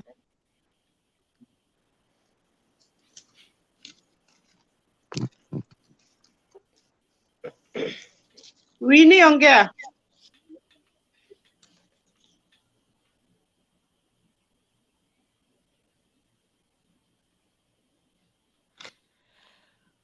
Sina umwa na kichwa. Sijawahi umwa hivyo na kichwa siku nyingine. Ni nini? Hata sielewi tena. I don't understand. Uko na Panadol? Hata ni chukua nini? Alafu Pata when rob. ucheki pressure yako. Sometimes when your high blood pressure is high, you can have a headache. Chukua rob upake kwa forehead. Uko na Alafu rob? ukule bananas just in case it's pressure. Nimepaka rob, nimemeza hizi relief pain killers. Asubuhi nilimeza moja, sasa nimemeza ingine, lakini wapi? Naenda nikikaa like 20 minutes. Umekuwa tested for COVID?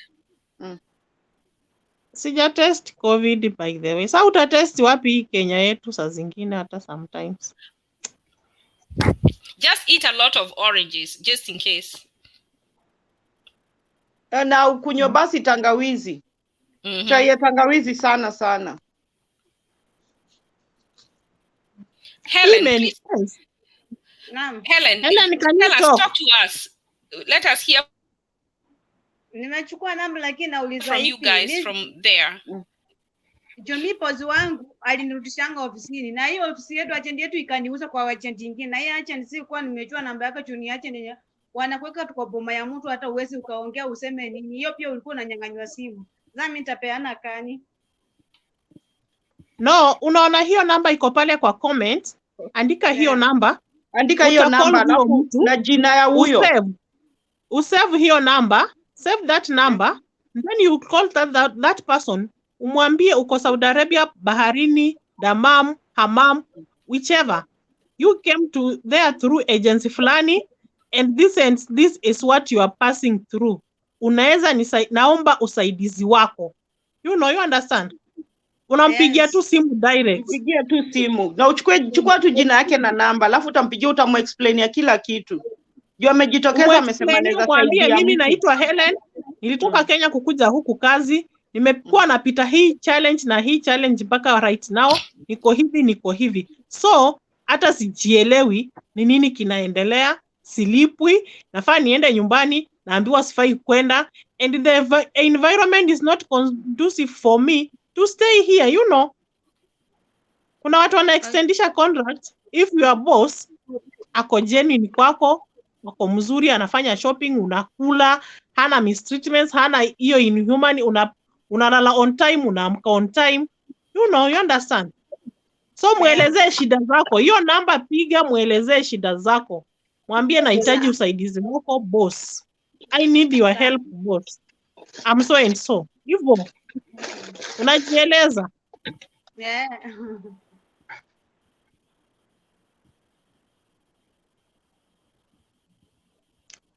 Niliona Winnie ameongea kitu.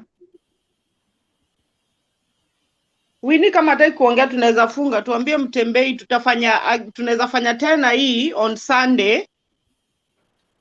Alafu tuone progress imefika wapi. Ni nani huyu anatembea? Nashangaa. Tembea ameka comment sasa new. Na Doreen. Doreen. Ni Wariahe ndiye anatembea. Na Ayuki. Wariahe atupee maoni. Duke, tuko kwa way forward.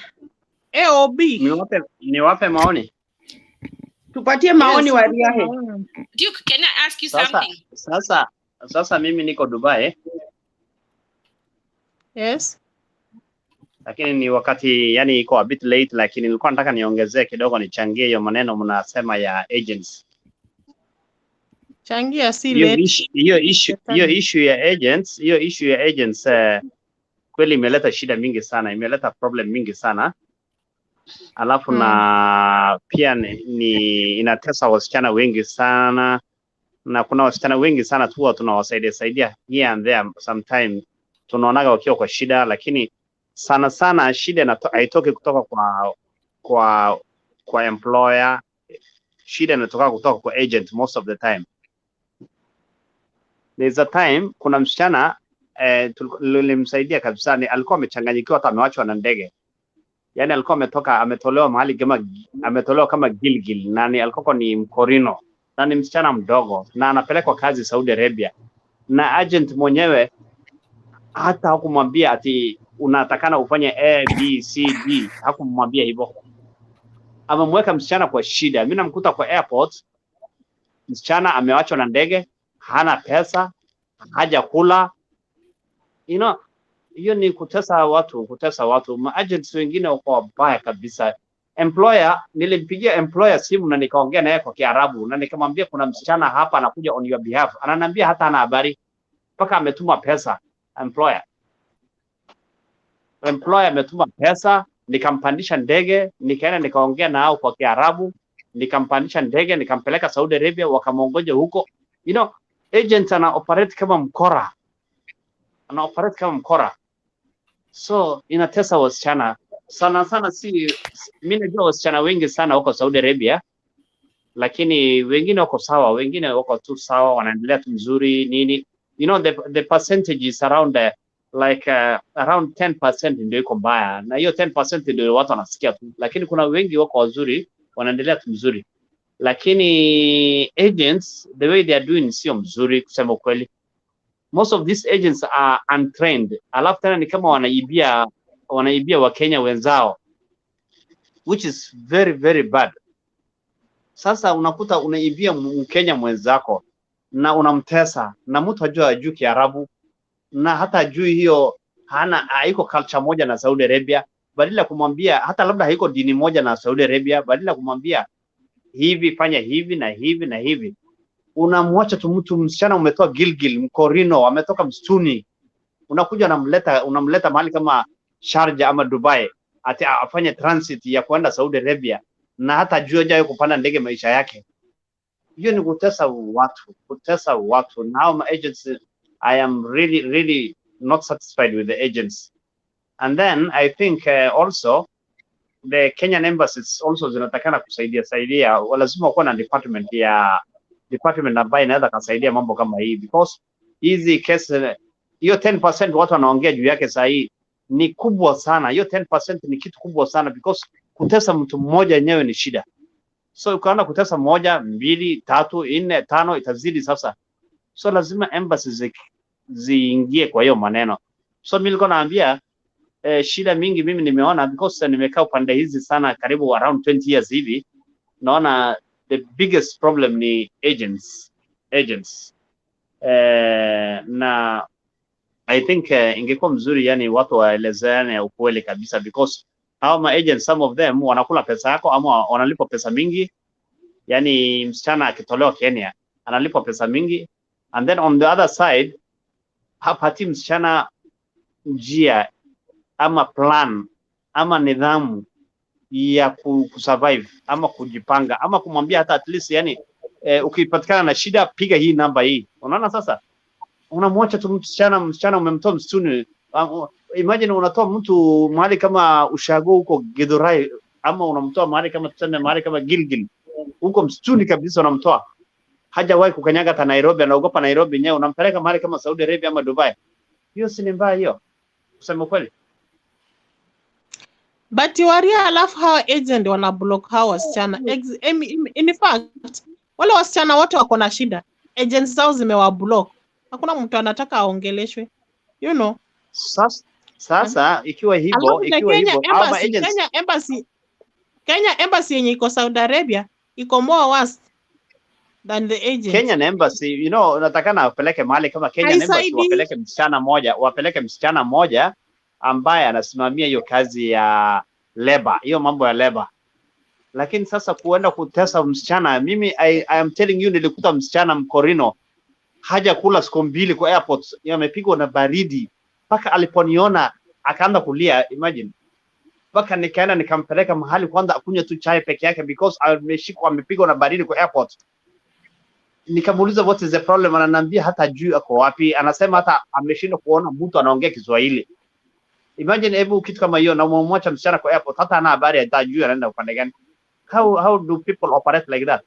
So agents lazima ikuwa kuna professionalism kwa hiyo agency. Kama hakuna professionalism kwa hiyo agency, hawa wasichana bado wataumia.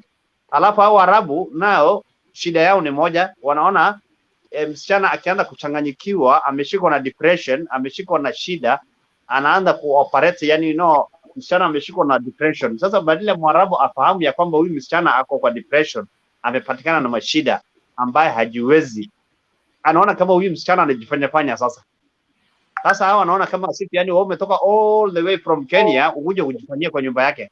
Unaona sasa? Yeye sasa naye anaanza vita naye, ama mama wanaanza vita, ama watu wanaanza vita, wanafikiria kama unajifanya, na wewe hujajifanya. Msichana ameshikwa na depression, ameteswa. Unaona sasa? These are things which need to be looked at. Kusema ukweli, mimi nawaelezea yani generally because huwa ninasaidiaga yani juzi, si wasichana peke yake. Nyinyi mnafikiria ni wasichana peke yake ndio wako na shida. Vijana pia. Mimi nakuta msichana kijana juzi analala kwa kiti, imagine kiti. Analala kwa kiti. Nashangaa mtu haja kula, namuuliza wewe umetoka hapa? Nafikiria mimi nimetoka Somalia ama nimetoka hapa. Namuuliza umetoka wapi? Ananiambia ati nimetoka Kenya. Nikamwambia hata mimi mwenyewe ni Mkenya. Haja kula, imagine analala kwa kiti. So watu wanapata shida, mpaka inabidi nampatia pesa ambayo mimi sikupanga. Unaona sasa? Nampatia kutoka kwa pocket yangu so that namuonea huruma because ni Mkenya mwenzako. Unaona sasa? So please and please, watu wasaidiane. Agents, kama kuna agents anasikiza hii maneno, asikize vizuri. Shida kubwa sio hata mimi nimeona sana sio hata hao hizo manyumba watu wako na pesa, hawana time na msichana ambaye ni maid ama msichana anafanya kazi kwa nyumba, hawana time naye. Wako na pesa kupita kiasi, wanaweza kumhandle vizuri, si hata umekosa kulipa pesa. Lakini shida ni nini? Vile agent ametreat huyo msichana already, amemleta Saudi Arabia, huyo Mwarabu anaona kama yani amesukumiwa takataka hata yeye mwenyewe. Unaona sasa? Which is very wrong. Lakini ukipeleka mtu professionalism, ako na kadi yake, ako na simu yake, ako na kadi yake, anafanya naye kazi kama Indonesian, hakuna mtu anaweza kumtesa tu kimchezo hivyo. But to add on that, those Arabs are also bad because unapata, for example, there is one lady mwenye alikuwa anatumiwa na the man of the house and 4 of his sons, so they are not good.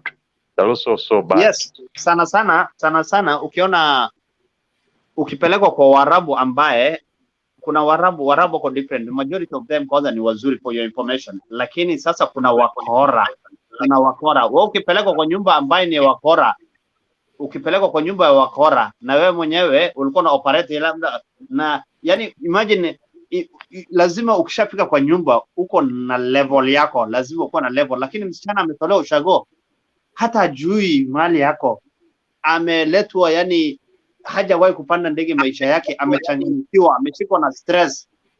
Imagine unapeleka kwa mahali ambayo wako wakora. Ukipeleka kwa wakora, si wakora wataanza kumharas, wataanza kumtesa. Wakimtesa sasa inakuwa ni vita, inakuwa either ni nini, ni rape, wanarepiwa ama nini. Especially wale watu wanafanya hivyo, wengi wao si wale Saudi wenyewe original, ni hawa wale wanakuja wanafanya kazi Saudi Arabia kama Egyptians, Syrians, Lebanese, you know those kind of people wametoka nchi zingine wanakuja wanafanya kazi Saudi Arabia. Sasa wanakodisha msichana alafu wanamtesa vile hawa wanateswa, na yani wanateswa kivyao kwa mambo ya kazi. Unaona sasa? These cases mimi naonaga because naonaga wasichana wengine kama tuseme Ethiopians wanawatreat vizuri. Kwa ajili gani? They are very very strict with the labor. They are very very strict especially with the labor. Ukiona Ethiopian anateswa, ujue huyo mtu ni yeye mwenyewe ndo mkora. Otherwise akiwa mzuri hakuna mtu anaweza katesa Ethiopian, because embassy yao na foreign office yao na labor yao wamepanga vizuri. Hiyo agency akileta msichana akipata shida, wanaenda wanahandle huyo agent, wanamshika huyo agent. Lakini Kenya agent ana operate ofisi, analeta wasichana 5,000 alafu anafunga ofisi. How well do you get to that guy? Amehama, anaenda anapotea for another 1 year, alafu anakuja tena anafungua kampani nyingine. Yani kuna mchezo. Kenya sisi sijui, I don't know tutatoka mchezo siku gani. Wasichana wetu wanaumia. So you know what when we have to pinpoint who is the problem. Once we pinpoint who is the problem, instead of going in circles, up on your help itatoka. Agent number 1, first problem ni agent. Huyo imagine hiyo case nilikupatia. Agent like ulisema Ethiopia haina problem because government yao imemeweka mikakata prevent agents kukua na hiyo mchezo. So that's why I'm saying we need our government iweke mikakata control our agents, and also like to make it a basic that kila mtu anapelekwa huko ni lazima akuwe na simu iko na online ndio aweze kufikia watu wao always. That like that is a must. What they can do ni first kwanza agents wale wanatoka Kenya, agents ambayo ikuwa kwanza kuna agents fulani, agent akuwa na standard, msichana kabla hajatoka amepewa hotline numbers, amepewa kila kitu everything. Msichana akitoka huko, kuna agent mwingine Mkenya anajua huyo msichana ameingia leo na ako wapi. Saudi Arabia ni kubwa, unaweza kukuta msichana amepelekwa Dammam, ama msichana amepelekwa Riyadh, ama msichana amepelekwa Jeddah, ama msichana amepelekwa Tabuk, very far, hata hajawahi kuona Mkenya mwenzake tada. So imagine now shida tuko nayo is that the agents have failed, the government has failed. So then we my can question, insist so our government not, we can force them to act.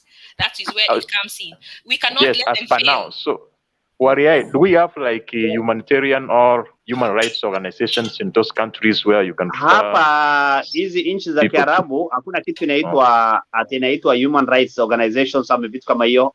Hawa jamaa the way they operate, wana operate yani culture yao kwanza. Kama sasa tuseme, unaona kama sasa mimi ni Msomali lakini kutoka Kenya, the way they treat me Msomali kutoka Kenya na normal Kenyan haiwezi kuwa same, because wana assume kama mimi ni Mwarabu, part of Warabu.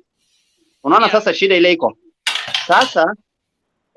Mimi wakiniona mimi, hata tukishikwa mimi na Mkenya mwenzangu nikishikwa, because sasa mimi naongea hiyo lugha, wataniweka kanda, wataniambia wewe weka kanda kwanza. Ukimwambia huyu jamaa niko na yeye, anakuambia wewe unataka kukua na huyu jamaa ama unataka kukaa kivyako. Sasa unamwambia huyu jamaa tuko na yeye na tumeshikwa kwa kesi moja, to deal pamoja, anakuambia no. Anakuongelesha kwa Kiarabu, anakuambia you an Arab, kaa kando kwanza.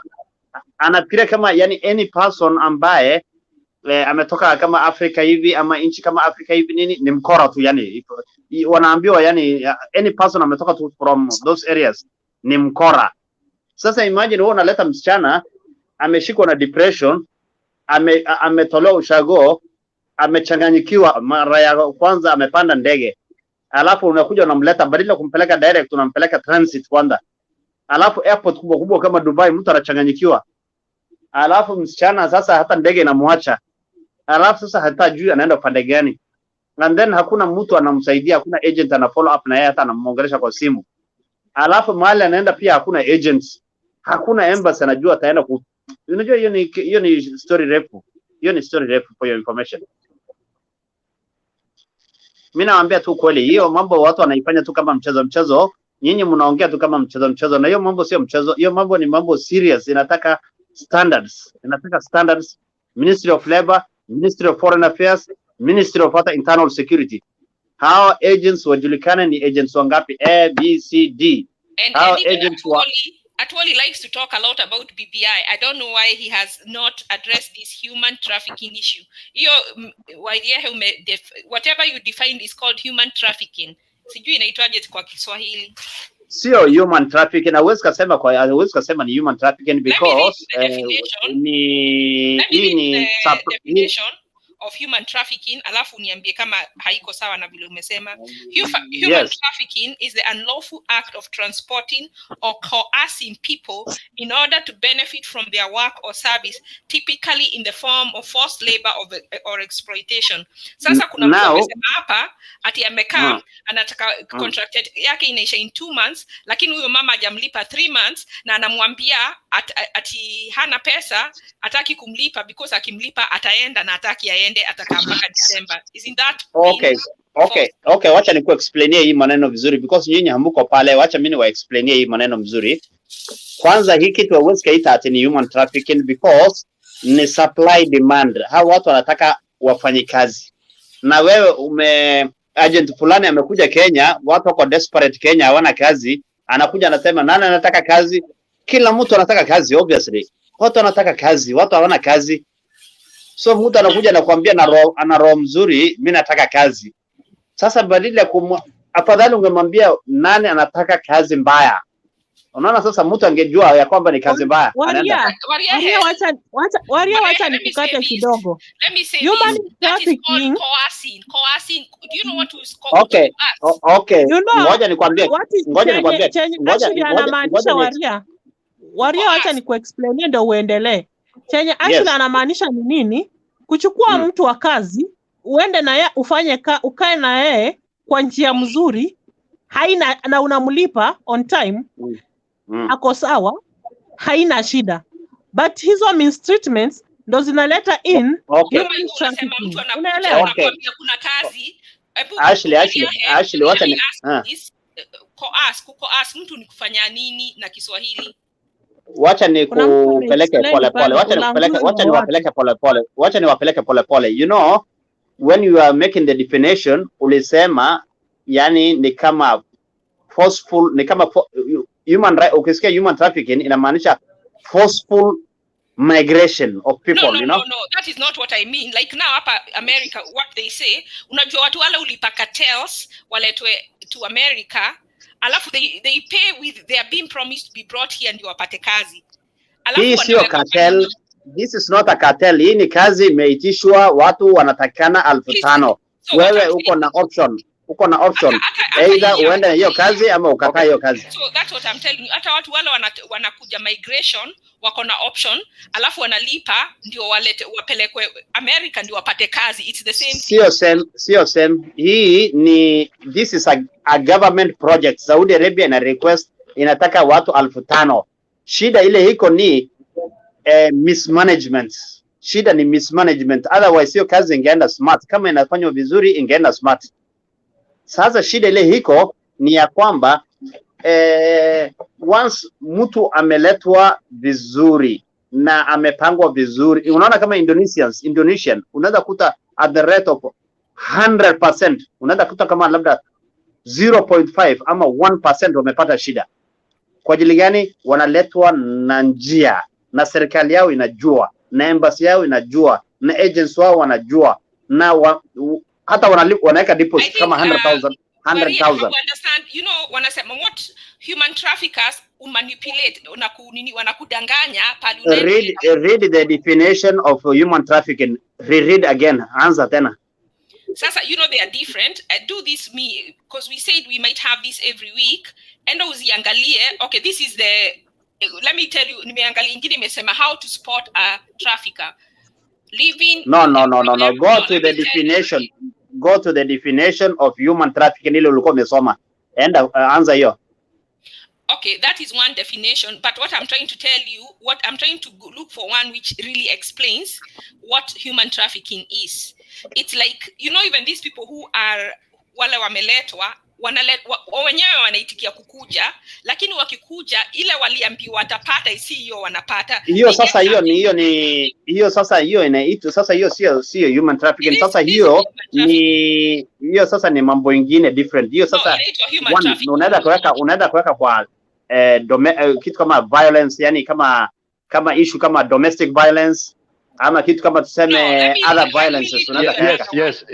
Just a moment. US Department of Safety inasema everyone has hiyo kitu inakuja tu under human trafficking. Unaelewa? Yes. Human trafficking because these girls they do a lot of work, forced labor. Unaelewa? Sai kuna huyo msichana amekuwa ana iron nguo. There is no forced labor. What is happening here is mtu amekataa kulipa mshahara yako. Let me read for you one thing, and then we'll talk to one of huyo Helen ama mtu mwingine atuambie vile wanafanya uone ni the same. It says this is the Department of State. Inasema identify and assist a trafficking victim. Inasema everyone has a potential to discover a human trafficking situation. While the victims may sometimes be kept behind locked doors, they are often hidden right in front of us. For example, let me finish. My friend, restaurants, elderly care. Let me please finish, and then we can just give me 1 minute. I'm reading, so it's nothing that I'm saying. In saloons and in homes, traffickers use coercion. Coercion is such as threats of deportation or harm to the victim or their family members, and they are too fearful to accept your help. The indicators of someone that is being trafficked is They live with the employer. They have poor living conditions, and they are unable to speak alone. They cannot answer, and they have signs of physical abuse. They are submissive or fearful. They are unpaid. Umemaliza. No, and they are usually, sometimes they are even forced to be sexually harassed. So those are the things they are saying. How you can what I'm saying, they are telling you or me, how can you identify a person who is a wachana na hiyo story yote, nisikize only 1 minute. Wachana na hiyo story yote, nisikize only 1 minute. Hapa kuna kitu inaitwa supply and demand. Hao watu wanataka wafanye kazi. Wewe umekaa huko Kenya, sikiza kwanza, twende pole. Umekaa huko Kenya, umechanganyikiwa, hauna kazi, umesikia kuna mahali iko kazi, utakataa kazi ama utakubali kuanza kazi? Hiyo ni kitu moja nataka uniambie. Ukasema unataka kazi, okay. Ukaandikiwa kwa barua, kazi iko A B C D, utafanya hivi. Wewe ulikuwa unajua ya kwamba mambo itaharibika huko mbele? Hauna habari. Ukaambiwa okay, umekubali, mimi ninaenda hiyo mahali, ninalipwa hivi, yes. Nafanywa hivi, yes. Hizi vitu yote, yes. Umefika pale ukakuta vitu zimechange. Sasa hiyo sio trafficking, hiyo ni msiba wa kujitakia. Hiyo ni msiba wa kujitakia, my friend. That is what trafficking is. So I want you to do me a favor. No. Trafficking ni ukora, ni ile unaweka watu kwa container, unaweka kwa container, unaingiza kwa container, unawaforce. That is one way. Can I say something? Sawa, Waria tumesikia. Ashley, achia hapo. Waria tumesikia, wacha tusikie maoni ingine. You'll just argue on kitu. Unajua Waria anaielewa kitofauti. If right now I may have a house girl kwa hii nyumba yangu, na sahi hajalala, baada anafua. Unaona? Saa 5 anafaa kuwa ameamka na mdileisha salary. Unaelewa? Huyu msichana hiyo ni mbaya. That is human trafficking. Mtu kwa nyumba yako uandike maid, alafu huyo maid uacha kumlipa na umpatie food. Okay. Kuna msichana Msomali mimi namjua, ametolewa Somalia, alafu anafanya kazi kwa familia nyingine ya Waarabu. Sasa what they do, mimi nimemstudy huyo msichana, hata nimemuuliza, nikamwambia are they mistreating you? Amesema hapana. Imagine msichana anakuja online, anaongea na mimi. Anakuwa na time ya kuongea na mimi, tuna chat, tunaongea mambo mingi. Alafu ngoja usiongee, wacha tumalize hii maneno mara moja. Mimi namuuliza wanakumistreat, wananiambia hanimistreat. Okay, chakula unapata. Mambo ya unalala vizuri, ananiambia nalala vizuri. Okay, namwambia kuna cases ya watu wanateswa, ananiambia me my friend niko mahali poa, alhamdulillah. Anasema thank God niko poa. Sasa wewe ukuje useme mimi hiyo ingine inaitwa mistreatment, hiyo ni kutesa watu. Hiyo ni kutesa watu. You see, I think hapo ndio we are saying the same thing, only that sasa huyo hayuko trafficking even in America. Let me tell you, because I know someone who sued huyu kutoka Somalia amekuwa trafficked. Huyu wa Kenya yuko trafficked. Huyu wa Somalia ameletwa bila visa, ameletwa bila passport. Hiyo si nini. That is, I think nimeelewa pali tunashindwa. Like now mimi nikatransport mtu kutoka Kenya, aenda tu vizuri kwa embassy, aseme anakuja kunitembelea au kunifanyia kazi. Akikuja kwangu nianze kumistreat na nimkataze kutoka na nimkataze basic rights. Hiyo ni mbaya. Sasa hiyo ni mbaya. Hiyo ndio nasema inaitwa trafficking. Hiyo ndio sasa mbaya. Hiyo ndio mbaya sasa. Lakini mtu ametafuta kazi kutoka Kenya, ameomba kazi, ameletwa hapa, mambo ikabadilika. Hiyo trafficking. Hiyo sasa ni mambo mengine. Waria, you have to understand one thing. Mtu kama Saudi Arabia haijasema inataka wasichana wa nyumba, our girls won't go there. Nani atajua Saudi Arabia kuna kazi? Hao Waarabu wanahitaji hao wasichana wetu. Then kama wanawahitaji, kwa nini waanze kuwatesa Maria thinks that if you come hidden, like wala ukuja kama wamefichwa, hiyo ndio trafficking. It doesn't matter how you go there. Angalia actually kuna watu wako different. Binadamu kwanza wako different. Angalia binadamu wako different. Okay, wacha nimalizie kidogo nimalizie. Binadamu hawako sawa. Umeona kama hizi vidole zako hivi, unaweza kuta hizo vidole zako haziko sawa. Kuna watu wazuri, kuna watu wabaya, kuna watu medium, kuna watu extreme, kuna watu different. Lakini huwezi kusema ati wasichana wote 10,000 wasichana wa Kenya wamemwagwa pale wote wanakuwa mistreated. No. Sasa hiyo ni mbaya. Hata hiyo ingekuwa international, ingekuwa very very big international issue. Hata Saudi yenyewe serikali yenyewe many Kenyans come back in boxes, that should be a crisis, and that's okay. Kuna wasichana wetu wa Kenya wanateswa kusema kweli, because what I know one thing, mtu amekuja na ukora zake kidogo, yeye mwenyewe amekuja na ukora zake kutoka Kenya. Yeye mwenyewe ni unaweza unajuaga vile wasichana wetu vile na behave, wengine ni promiscuous, unajua wengine wenyewe ni wakora. Msichana amekuja kama yeye mwenyewe ni mkora, anakuja na kukutana na watu ambaye ni wakora kushinda yeye. Sasa wanakutana hapo wakora, wanakulana hapo, wakishakulana alafu sasa inakuwa ni shida, alafu mtu hawezi kuishi, alafu sasa shida. No. Respect that Helen and Ayugi are here. Let us tell, wacha tusikize zao, tusikie kama ni wakora. Ayugi, can you talk to him? Tell him your plight, ndio ajue kama wewe ni mkora. Please sisemi hawa ndio wakora, na maanisha wengine ndio aendelee. Wengine Waria, wacha pia watu wengine nafasi. Wacha juu kwa context.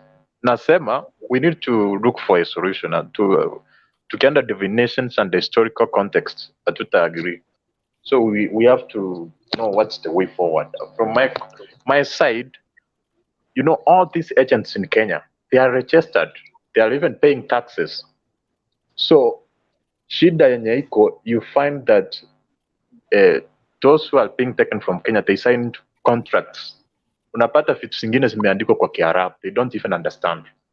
Wengine they hawasomi hizo, but we are not blaming them, because unapata watu wengine their education level yao ni kidogo, they cannot be able to scrutinize the documents and the working conditions.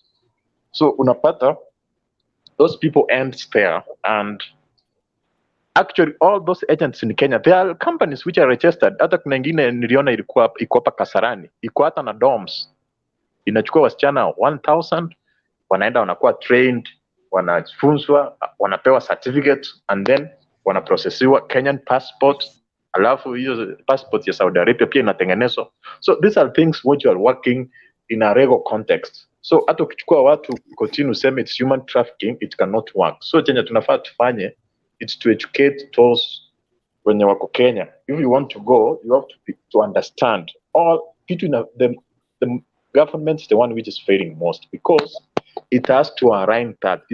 Actually, every person who's going maybe to Saudi Arabia should actually go through the Kenyan embassy. Hizi agents zote sifungwe, but the government is not doing that. Tuko na agents mingi, so shida inatokea hapo. But also shida ingine inatokea kwa sheria ya Saudi Arabia.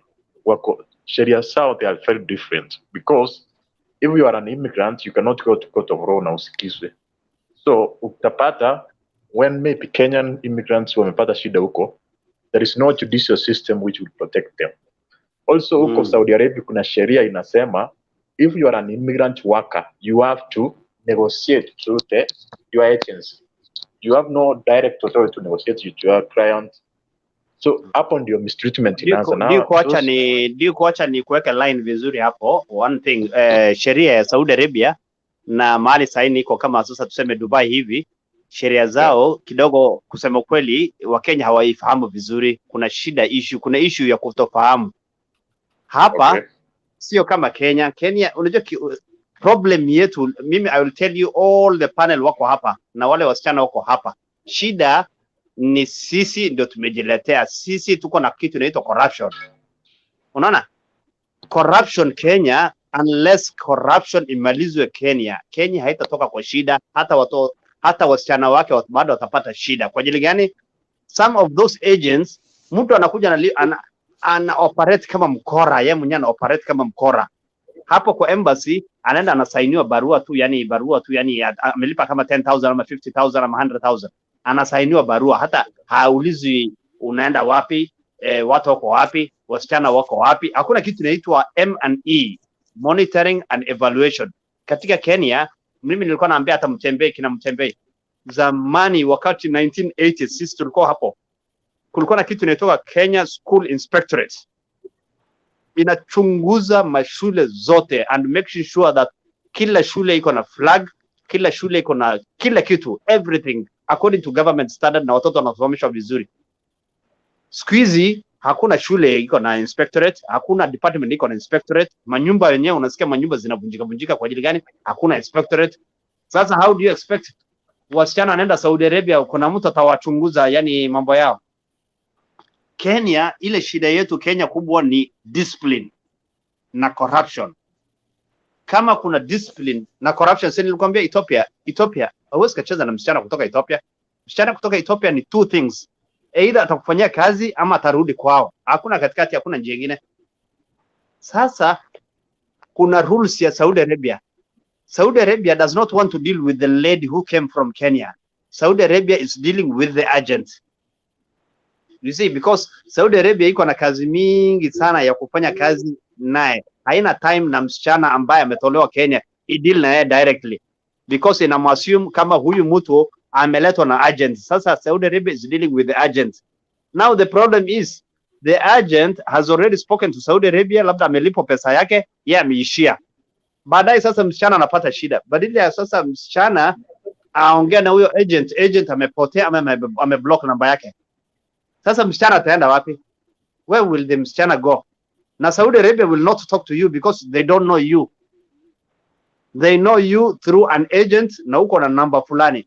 So when you're talking to them, you will talk to them through agent. Ni kama lawyer, anaitwa kafil. You must have a kafil in Dubai. Any Arab country, you must have a kafil. Kafil means sponsor, the person who sponsored you, the agents who sponsored you, the agent who brought whatever the visa for you. If you don't have those things, utaongea na Saudi Arabia, Saudi Arabia atakwambia we don't even know you. Unasikia sasa? Shida mali inaanza ni hivyo. And some people they know, most of our people they know, our government knows, everybody knows, lakini hawaweki the right people kwa hiyo mahali. Ukiweka the right people, wasichana wangepata shida, kila mtu angefanya kazi, hata hao wenyewe wanahitaji watu kufanyia kazi. Na huwezi kutesa wasichana yetu, kwani hao wasichana ni watu tu, yani si binadamu, ni binadamu. Mtu amekuja kutafuta kazi, si ati ni mtu ni mjinga, si mjinga, anatumia energy yake kufanya kazi na unatakana kumlipa.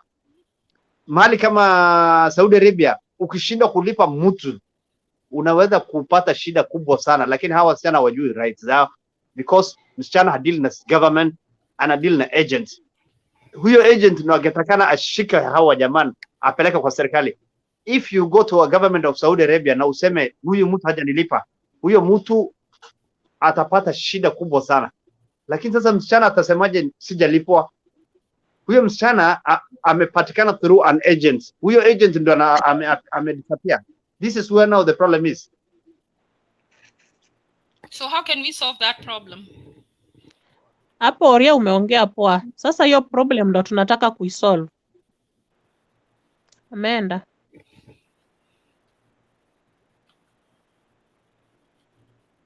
Ayug, please talk to us. We want to hear from you guys. Kitu tu inafaa tusaidiwe ni government ituchenjie embassy huku. Huyu mwanaume anaitwa Juma anatesa sana wasichana, hata anachapa wasichana kwa embassy.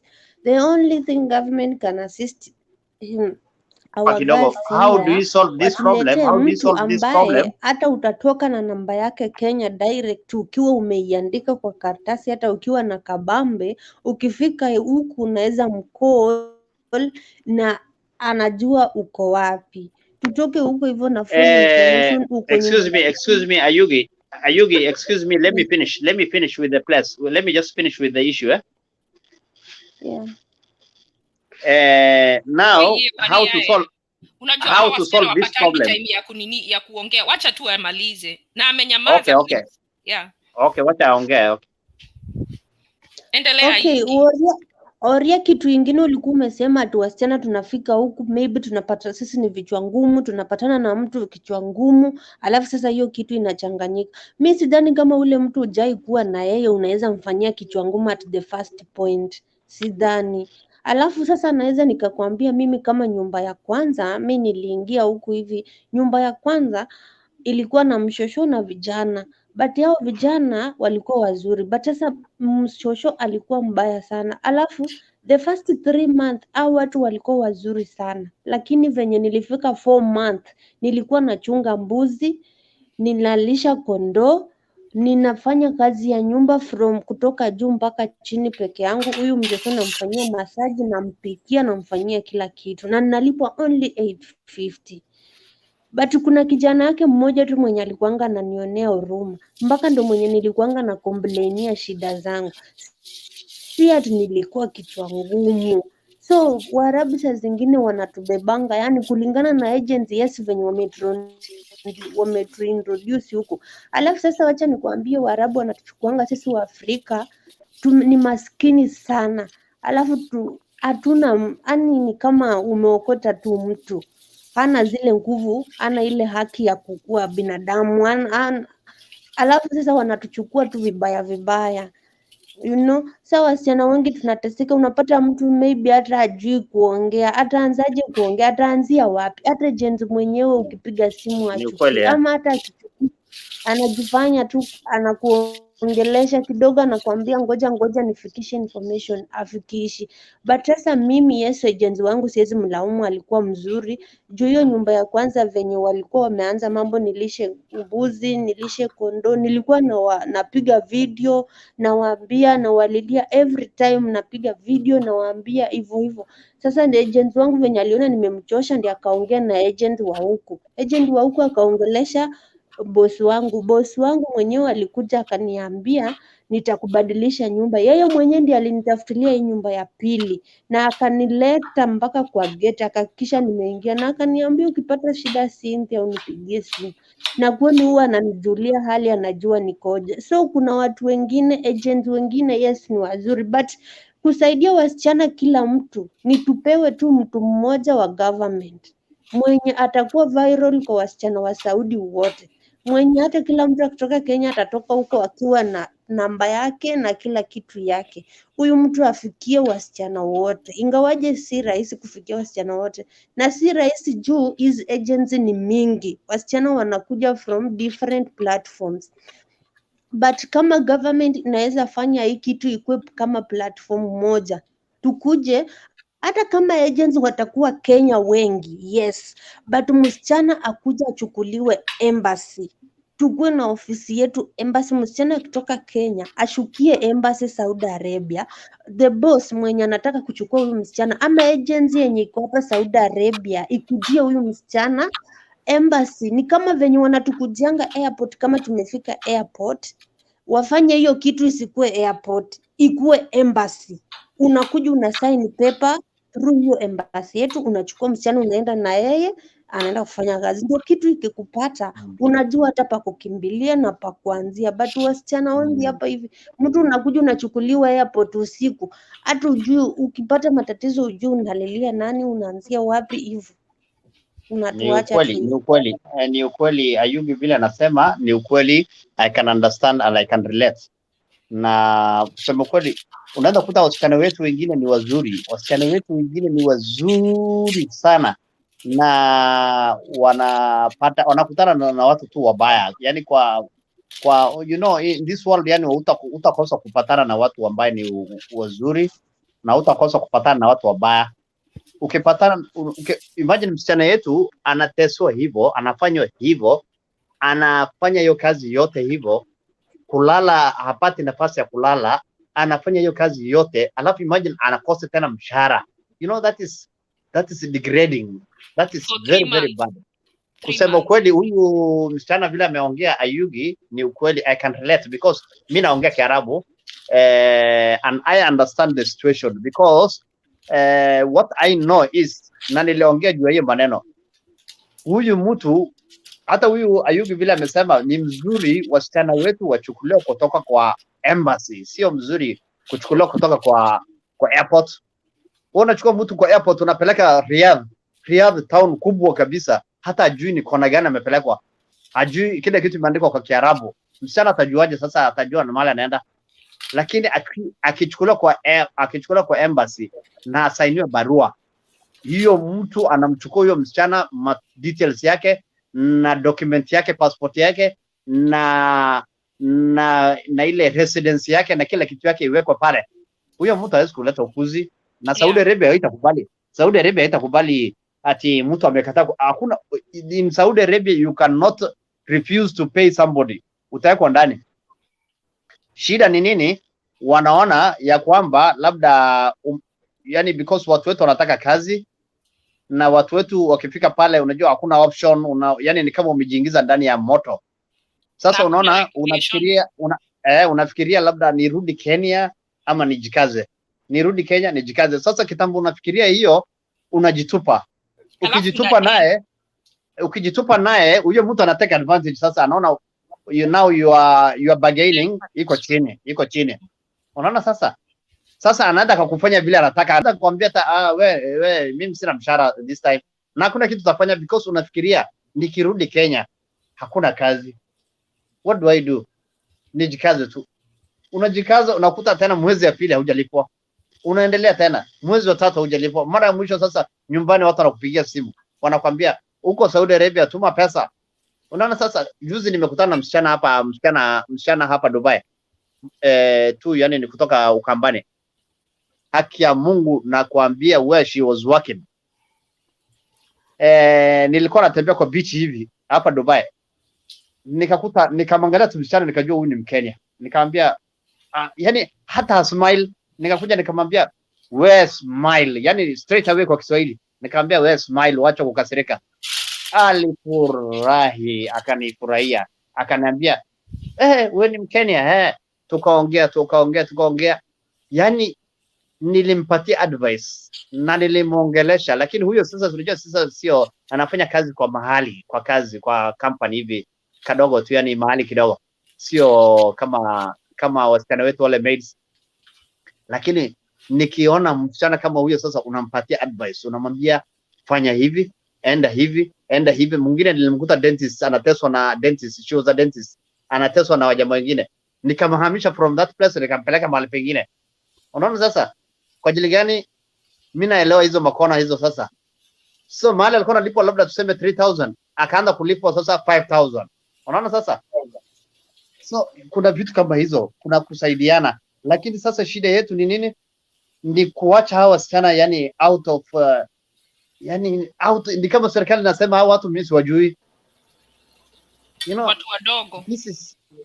Hawa watu ni watu wadogo, hao ndio wamejipeleka pale. Ukitaka kufa, ukitaka zimia, ukitaka rudi Kenya, ukitaka do what you want to do. Sasa unaona msichana kama huyu Ayugi, ni msichana vile anaongea, ni msichana kadogo na anaonekana ni mtu ambaye ni mtu mzuri kabisa vile anataka. Yani imagine mtu unaenda unafanya paka hata unafanya kazi hata sio yako. Kuchunga mbuzi unafikiri ni kazi yako? Hiyo sio kazi yako. Wewe umeenda pale kujenga nyumba, umeenda kutengeneza nyumba, alafu sasa imagine upeleke uende uambie uende ulime. Wewe ni farmer, are you a farmer?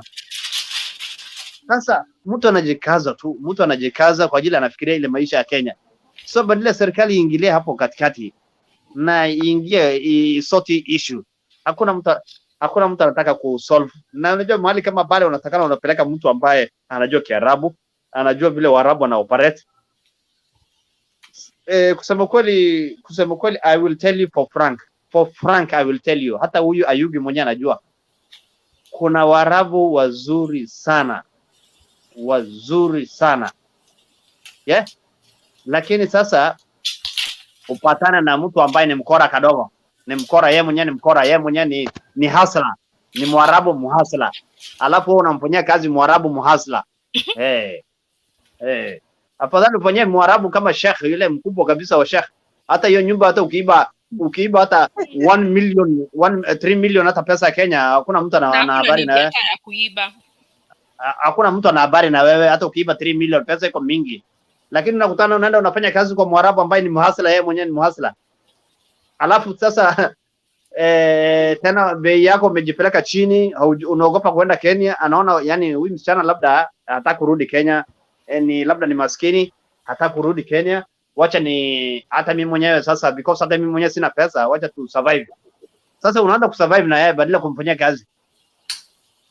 You see, this is where now the issue is, and some of these issues lazima to solve. Kama tuja solve, wasichana wetu bado wataumia. Mimi sipendi kuona msichana ametoka Kenya alafu anapata shida anywhere. I don't want to see, for your information. So poleni sana wale watu wamepata shida, kina Yugi, kina wasichana nini, poleni sana, lakini shida ni msiba wa kujitakia, hauna kilio. Uchawi kusikia kitu kama hiyo? Sisi ndio tunajiletea shida. Stop. You know, si wote wanajitakia, because you know most of them unapata, for example kama huyu mwenye alitolewa Girigiri, unapata ni mtu ayuko exposed, is not even aware ati yuko Saudi Arabia watu wanateseka, so they don't have information. Also wengine the education level yao, they cannot scrutinize and study those papers and documentation. So wengine si wamejitakia, is based on their circumstances.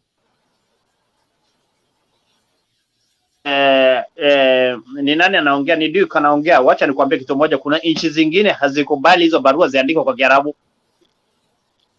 Lazima uandike kwa English ambayo watu wote wanaweza kusoma na wafahamu what they are saying, what you are writing there.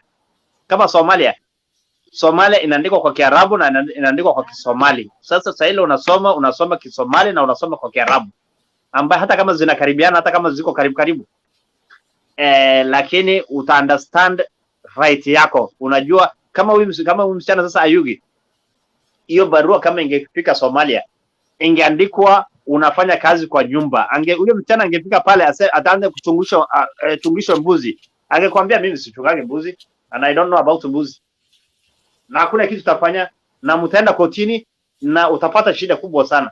Lakini sasa wa Kenya sisi, I don't know, kuna issue sio huyo msichana ameenda kutafuta kazi. Shida ni between agent na serikali. Unless we sort those issues. Waria, acha ni kuadd kitu kingine uongezee. This thing like our girls fear a lot. Juu akiambiwa aende ajunge mbuzi, anapointiwa gun, usipochunga, umeona hii nitakushoot. You know, anaogopa. No. Hiyo sasa ni forced, hiyo ni forced work hiyo. Sasa ni kazi kufanyishwa na nguvu sasa hiyo.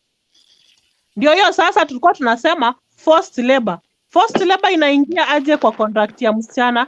Ni hizo mistreatment, unafanya kazi yenye haukusaini kwa contract, usipoifanya ndio hiyo inaua wasichana sasa. Hiyo ni mbaya kusema ukweli. Hakuna those kind of cases, ni very very few, na kama inafanywa kwa ajili msichana mwenyewe ndio ameingia kwa hiyo situation. Lakini Saudi Arabia haina habari na hiyo. Serikali ya Saudi Arabia haina habari na hiyo. Wacha nikwambie Waria, kuja kuwa kuna msichana amekuja Kenya sasa yako na karibu wiki 2. Alikuwa anahojiwa na KTN. Anasema yeye kukuwa na simu 3 akaficha simu moja. Hiyo simu alificha ndo ilimuokoa maisha yake kutoka Uarabuni. Hadi alipiga picha ya hiyo gani yenye amepointiwa. Unaelewa? Unapointiwa gun, unaambiwa usipofanya hii na kushoot. Usiposema hii na kushoot. Unaelewa? Nimekuelewa. Yaani hiyo ni kama post. Hatujasema Waarabu wote ni wabaya. Kuna wasichana wamesucceed through Arab countries. They are very well. They are well up. Wamelea watoto, wamesomesha watoto, wamefungua biashara Kenya through Arab countries. Si wote ni wabaya. Lakini hiyo sasa hiyo ni lakini unapata wale Waarabu wazuri ni wachache, lakini wale wabaya ndo wengi. I can tell you that. Wale Waarabu wazuri ni wachache, lakini wengi ndo wabaya. Hiyo ni inaitwa forced labor. Hiyo sasa sio imepita level ya immigration na imepita level ya serikali. Sasa hii ni kama mtu ameshikwa yani kidnap. Unaona sasa? Huyo mtu sasa ni kama ako kidnap. Mwarabu anakuambia nothing you can do to me. You are in my own country. I can do anything to you. Unaelewa? Anaweza kufanyia chochote. Hakuna kitu unaweza mfanyia juu hakuna mahali penye utampeleka. Agent alikupeleka ni mkora, acha kublock. Angel, listen to me. Government ya Dubai ama Kuwait ama Qatar ama Saudi Arabia haijui hata huyo Mwarabu. Huyo Mwarabu mwenyewe anasema hivyo, haimjui. Huko kuna rules. Kama ukishindwa kupata hiyo rules, they don't care whether you are from Kenya or you are from Saudi Arabia. Utaingia ndani na utawekwa ndani. Warabu hapa ukienda kwa jail, kuna jail nyingine hapa, kijana mwingine Mkenya ameenda ameshikwa. Nilikuwa naenda kumvisit. Nimekuta Waarabu wenyewe hii nchi wamejaa ndani. They don't care. Lakini shida ile iko ni huyo msichana right yake kwanza imekuwa trespassed. Rights zake amekuwa harassed. Ameshikiwa binduki. Anafanywa kama slave. Amekuwa kidnapped. Hiyo yote imagine, hiyo serikali haina habari. Sasa Oria, unaona huyo msichana amekwambia alichukuliwa airport usiku na akapelekwa kwa nyumba. Hiyo nyumba huwa anatoka tu akiwa kwa gari ya Mwarabu, akienda kwa mall wanafanya shopping, anarudi hapo. Hata wakifika kwa mall, Mwarabu hapei nafasi ya kuongea na Mkenya mwingine. They don't accept it. Very few. Sasa kama huyo utasikia sasa amerepiwa. Yani because sasa imagine mtu amekushikia gun, amekwambia you will do this work. Baadaye atakushikia gun na atakurep. Unaona sasa? So huyu msichana hana inchi, yeye hana inchi, hana mtu, hana family, hana agent, hana serikali. Apate wapi na agent ilimblock, akienda kwa embassy ilimshughuliki. Hata Mwarabu wewe unaongea tu, lakini pia unajua mwana wa Mera amekuwa akisaidia watu, saa yako ndani, sijui hata kama ndio mwenye unasema ati alishikwa unaenda kumtembelea. Huyo ndiye alikuwa na reach out every girl here in Saudi Arabia, but now he is in, alishikwa. Sisi wasichana tutasaidika aje? Wasichana saa hii wanateseka sasa hata. Okay, inafaa tu Angel, what's the question? Wacha niulize swali. Okay. Ngoja. Just a question. Another question is this: you find that there is an immigrant working, for example, you is working kwa huyo Mwarabu. Here is a situation, she has been mistreated. Na ana any document. Ataenda kwa police station na report hiyo mkubwa yake. In that case, what happens? Akienda police station atawekwa ndani kwanza. Kwa ajili gani? Hana papers. Papers zake ziko wapi? Serikali ya Saudi Arabia does not care about the employer and it doesn't care about the employee. Serikali ya Saudi Arabia inajua only hiyo rules yake. Ukienda huyo msichana aende atasema, akipeana explanation asema I have papers, I came through the agency, but where are the papers? Where are the papers? Iko kwa huyo Mwarabu. Yes. Kama iko kwa huyo Mwarabu, huyo msichana akienda. That's what I was talking about, trafficking. That's the part I was talking about.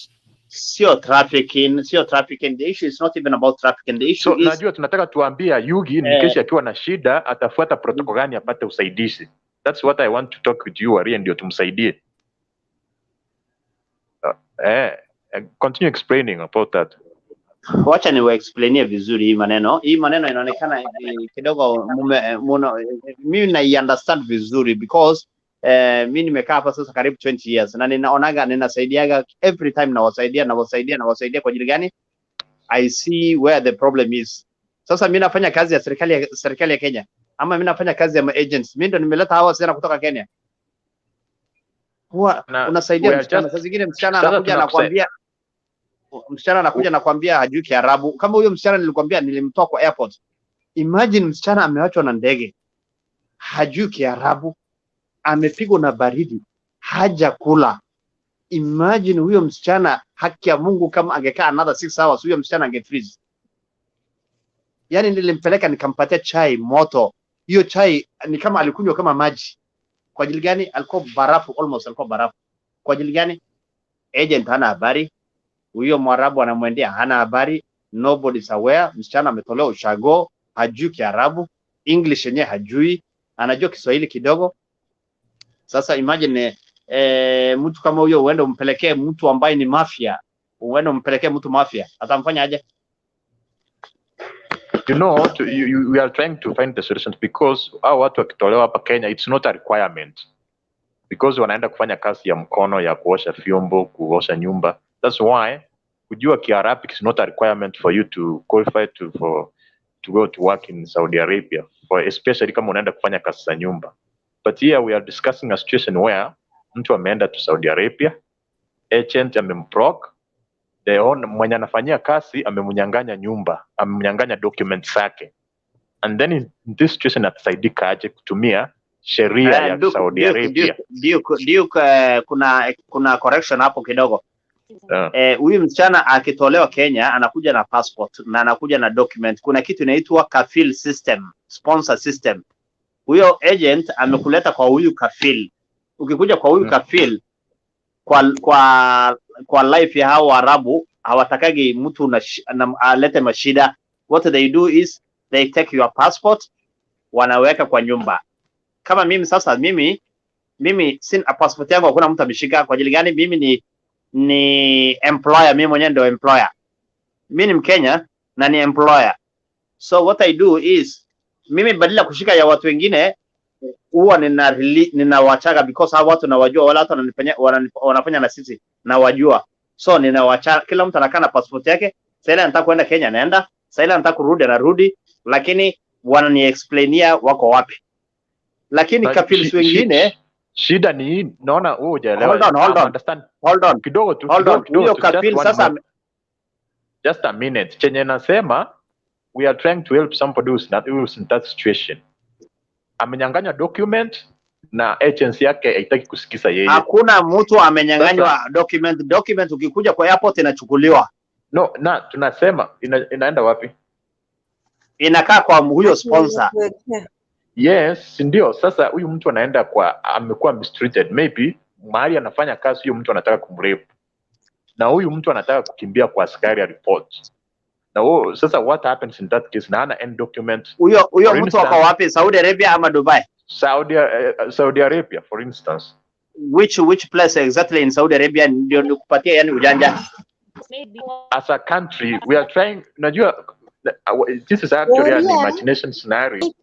Yani tunaika pamoja like wasichana tunakuja huku wanachukua passport. Venye unasema vizuri, tunaekewa hizo passport. Yes, tunaekewa, hata yangu niliekewa sina, ikama niliekewa sina. But now wakati nimepata shida, labda anataka kunipiga hiyo bunduki ama anataka kunirape, nitoke nje mbio nianze kukimbia. Nimeenda police station, sina hizo documents. Na sasa kufika huko siwezi jieleza juu sina hizo documents. Utajieleza kwa kitu moja. Utasema mimi sitaki hiyo kazi. Ndio sasa na yeye huyu anataka utuelekeze wote. Ndio sasa nakwambia, sasa si yeye. Okay. What you do, we had a case like that sometime around 2004. Kulikuwa na msichana Ethiopian alikuwa amefanywa hivyo, hata yeye amepatikana na shida hivyo. Huyo jamaa si ati alimstreet, lakini walikosana na one of the ladies yani in that house. Huyo msichana sasa sijui ni yani unajua ile kukua jealous yani na huyo msichana na kitu kama hiyo. Sasa msichana akaanza kuona kama hawa watu wanataka kumstreet.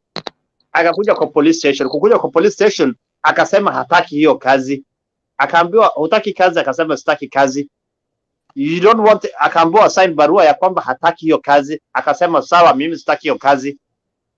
Unachukuliwa, unapelekwa airport, unapewa passport yako, unaenda zako.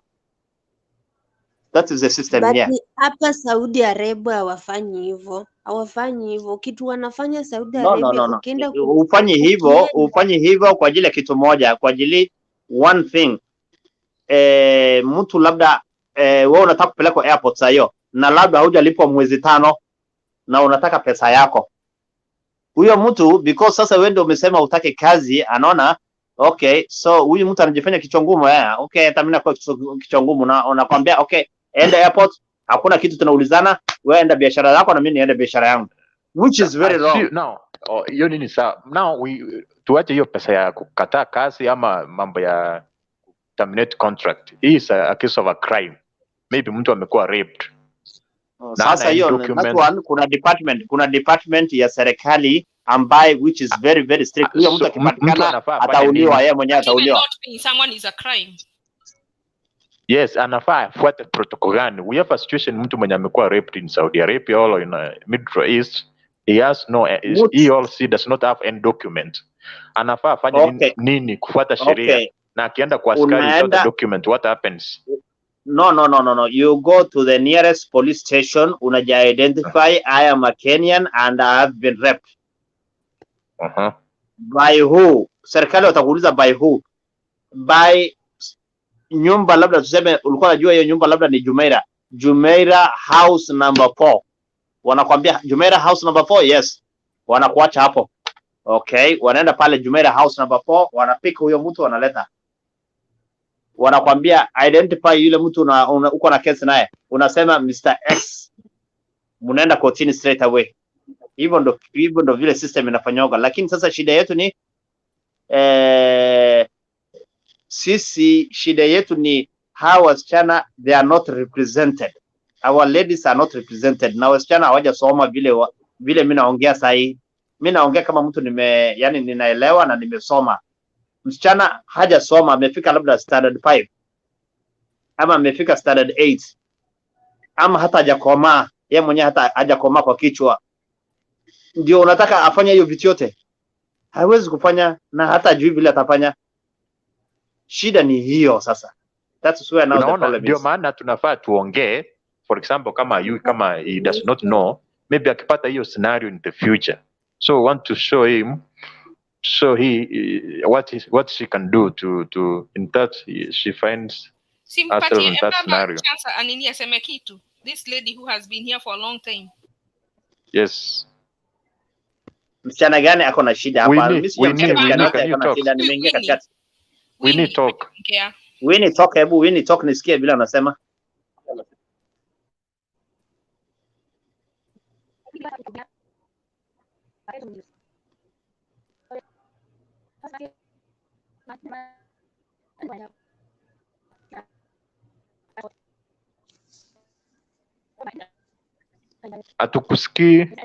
Hatukusikii ako mpaka akuwa na VPN, na tuwezi kumsikia mpaka akuwa na VPN. Kama kwa Saudi Arabia lazima akuwa na VPN.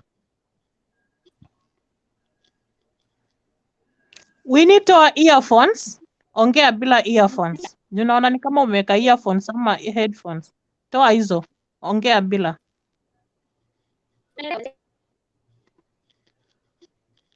Umemute.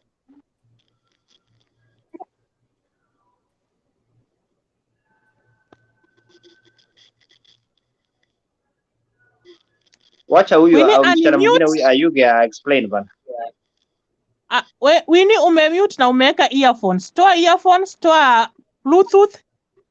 Disconnect. Ako mute. Disconnect na Bluetooth. Najua umeweka Bluetooth. Disconnect. Uongee bila.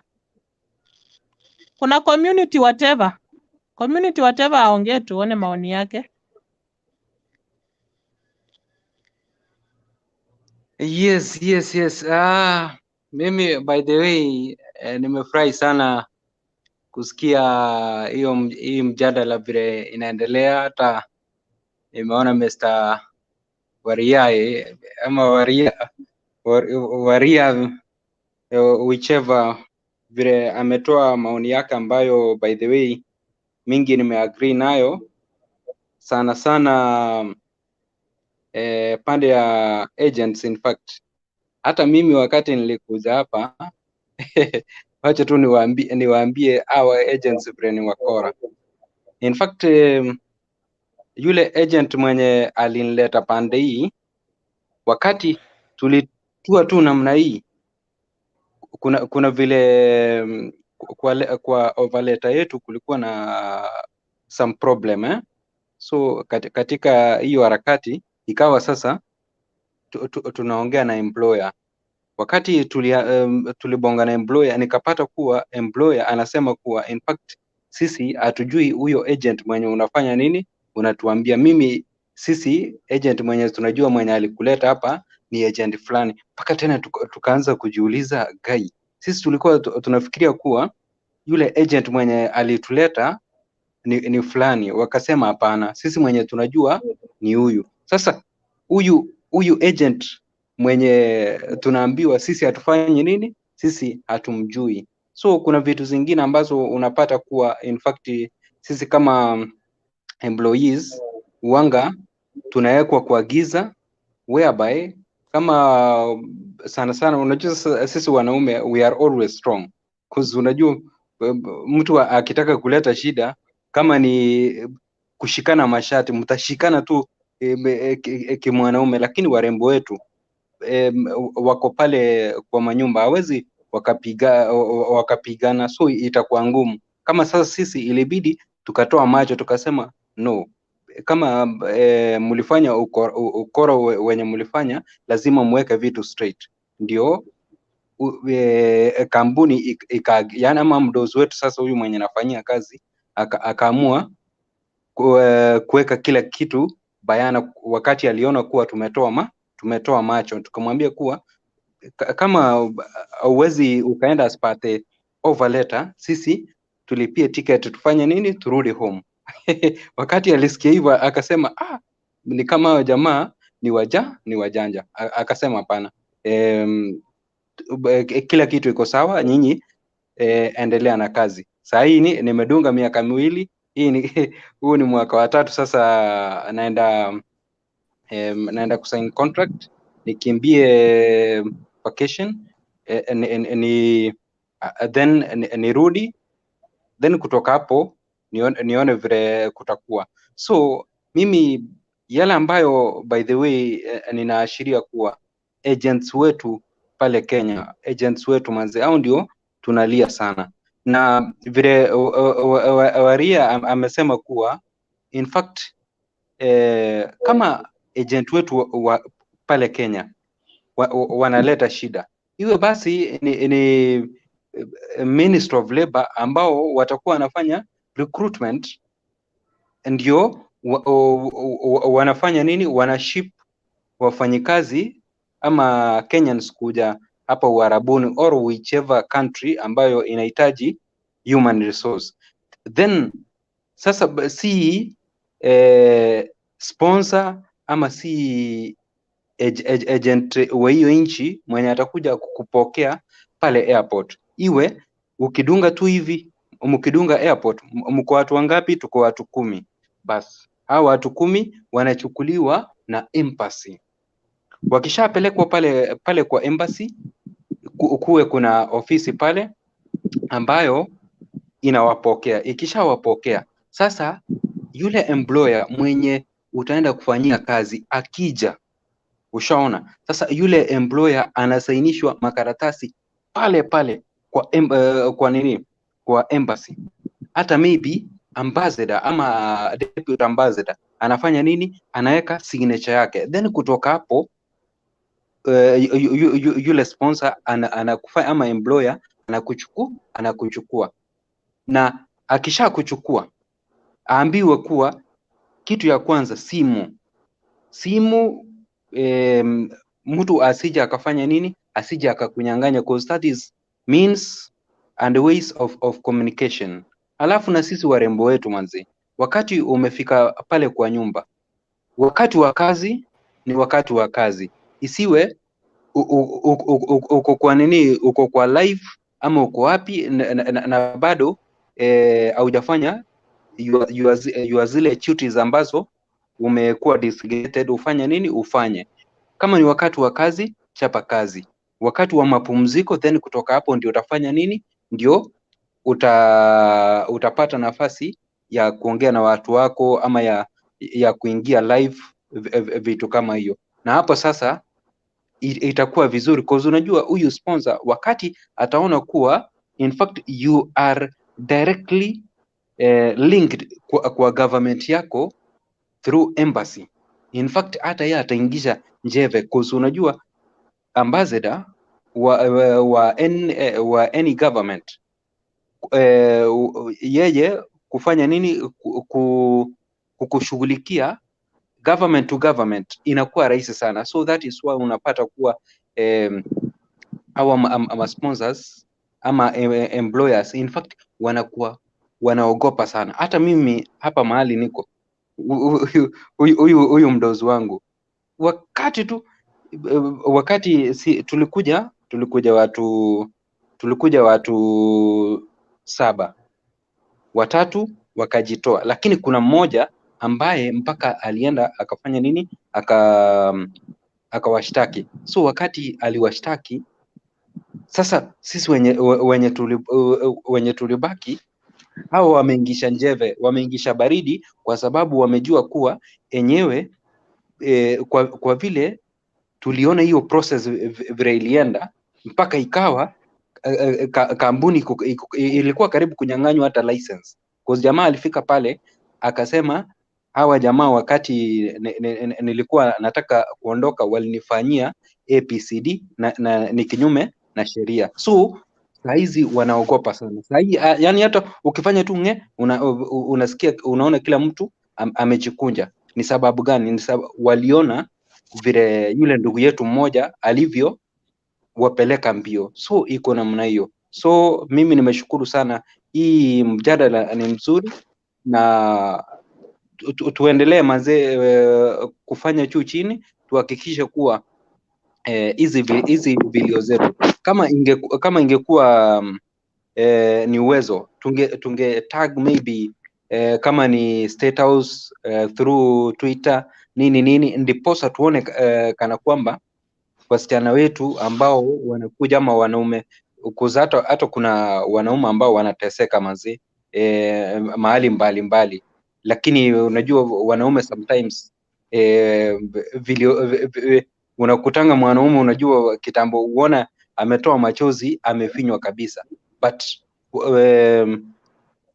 tuone kana kwamba watu wetu ambao wanakuja Middle East ama ambao wanakuja diaspora, ni njia gani watafanya nini, watapata kutekeleza kazi yao kwa njia ambayo ni mzuri, na at the end of the day, wakati we mwenyewe umepata chakula umeweka kwa meza, familia yako ama we mwenyewe umeshinda, na nchi nayo kupitia kwa nguvu yako imepata tax na economy imethrive. Mungu azidi kuwabariki. Next, Dorin. Sasa my dear. Dorin, ongea.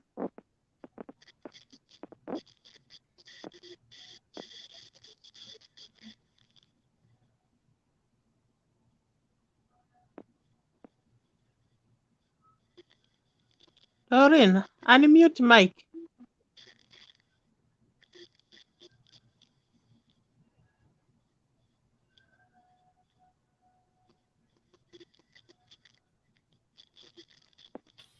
Hi, Doreen. Actually, Angel, wacha mimi niwawache sasa. Inaonekana nimewapatia as much information as possible. Wacha nitoke sasa kiasi.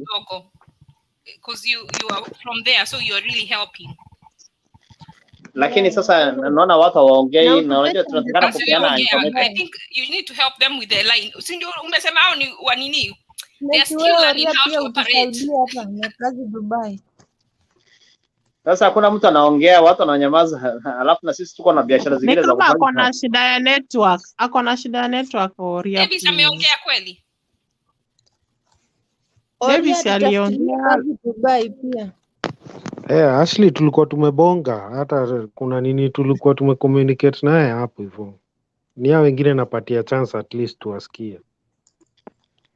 Unaona vile Ayugi ametoa, Ayugi na Waria they even are helping show us what, because they are there, they are able to give us more direction on what needs to happen.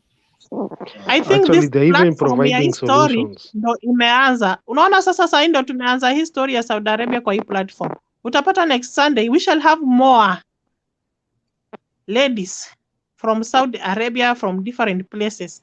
Watatupea views as we find the way forward. Solution ni nini? Angel, shida ile iko hapa, wacha mimi niwaambie ukweli. hizi platform zetu, mimi nimeangalia hizi platform zetu, the biggest problem ni upande ya gava,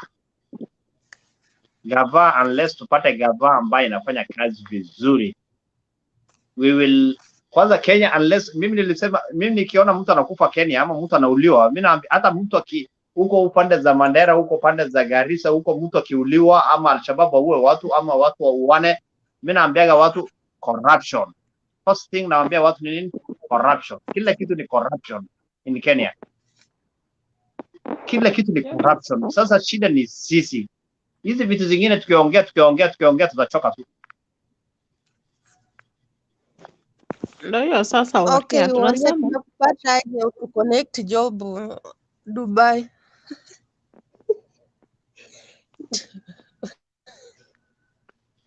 Sasa mfanye Waria bidii, uingie kiasi. Waria ingia kwa chat box, acha hapo namba yako. Labda sasa Angel, fanya hivi, let's do this let's just do this. Mimi nimekuja hapa kuwapatia direction na kuelezea sasa ni comment. Susikia comment yangu. Uache pale namba yako. Umeona Naomi hapo, Naomi amewacha comment hapo. Naomi amewacha comment hapo, amesema anafanya kazi kwa Sheikh na hajapata shida maisha na milele. Umeona ama hujaona? Oria, usikie mtu aongee maoni yake uyasikize. Unaona, nilikuwa nasema hivi, uache pale namba yako. In case of anything, juu Ayugi akona rafiki yake walikuja squad fulani. Labda kuna mtu mahali anateseka. He give you the contacts. Unaona Waria venye uko hivyo. Uko na right ya kupiga hiyo simu kwa hiyo ofisi, kwa hiyo agency. Na umwambie mimi ni uongee hiyo Kiarabu yenu. Unaona, they will understand you. Hizo mistreatment kwa huyo msichana hazitaendelea. Kama huyu msichana anaitwa Helen amekuwa hapa, anasema hajalipwa miezi 3, anafaa kwenda nyumbani September na wamekataa haendi, hawana pesa na hawajamlipa. So you communicate there directly. Si you communicate na hawa wasichana. Hata ukicommunicate na hawa wakupe agents za namba zao. We are trying to find a way. Unaelewa? Kama huyu anataka kukuja nyumbani na sasa imeshindikana, sasa ako stranded, ako stress. Unasikia umefanya kazi, contract imeisha, haujalipwa, unafaa kwenda nyumbani. In other words, Angel, unataka nifanye kazi ya serikali ya Kenya? No, huwezi kuwa nikusaidia, si kufanya kazi. Nikusaidia tu. First of all, Wale ako UAE, ayuko Saudi Arabia, number 1. Number 2, those bosses, they are aware that those workers, they cannot report them. So huyo Waria atapigia simu huyo mdosi na huyo mwenye anafanya kazi akuwe na shida. Even in mistreatment ikuwe enhanced. Because huyo Waria ayuko Saudi Arabia, ako UAE. So there are 2 different countries. Pia unajua nikisema hivyo, kuna rafiki yangu mwingine alikuwa ati wakati wa Ramadhan. Walikuwa unaona Ramadhani Waria Waarabu wako kwa nyumba zaidi ya 50, 30. So alikuwa anafua kila siku juu wako wengi. Mashini ikakuwa exhaust ikanini juu kwa stima kila siku ikalipuka. Wakaanza hizo mistreatment, hawajampea pesa juu mashini imelipuka, wakamwambia mshahara yako ya miezi kama 3-4 tunanunua mashini mpya. Unaelewa? Ambapo si makosa yake. So huyu msichana akawa tu akiwa jikoni wamwambia pika, weka pale, enda. Akiwa huko wanamwambia panguza stairs zote. Leo unaosha madirisha gorofa apartment mzima. Unaona, akaanza kupitia vitu zenye hakuwa anaziona. Alisaidiwa na a friend of ours, kuna kwa WhatsApp group tuko nayo. Huyo jamaa ako US. Alipiga tu simu kwa huyo Mwarabu. Najua akamwambia huyu ni ango yangu. Unaelewa? Una understand? Akamwambia huyu ni ango yangu ako US. Huyo Mwarabu alijua US iko na sheria. Hizo pesa zililipwa, hizo mistreatment zilifanya nini? Ziliisha. Alimuuliza ni sheria gani inasema mashini kichomeka anafaa kukatwa mshahara? Mashini inatumia stima na ni ya kufua. Imefua kila siku. So lazima ikuwe na hizo electrical problems. Unaona? Hizo mistreatment zilisha. Sasa huyo msichana anakuambia sasa niko sawa, hata sina shida, hata waongeangi vile waliona hiyo simu tu. Naelewa? Ni kutoka US. So walijua US iko na powers ya rules. Huyu jamaa anaweza tumia rules ya about US. kama serikali ya Kenya ingempigia huyo mtu simu? Mtu kutoka kwa embassy angempigia. Mtu kutoka kwa embassy angempigia huyo mtu simu. Ingekuwa even worse, si ndio? Huyo mtu angeingia line kabisa. Sasa Warrior, you have not understood these girls. Wanasema embassy ya Kenya yenye iko Saudi Arabia, it's now more worse than the agents. Pia nayo ina ukora mingi, the way you have said corruption. Unaelewa? Msichana anafika kwa embassy, Mwarabu anafika pale, wanagoroka Kiarabu, pesa inalipwa, msichana baada anarudi kwa mateso. Hawasaidiki na hiyo embassy. Hiyo ni mbaya. Unaona? Nimekuambia kuna msichana nitakuletea akuambie alienda kwa embassy kunini? Kusign contract, kurenew visa yake kwa embassy ya Kenya. Anasema unaambiwa simu acha huko juu, utarecord video ya wasichana wenye wako huko. Unaelewa?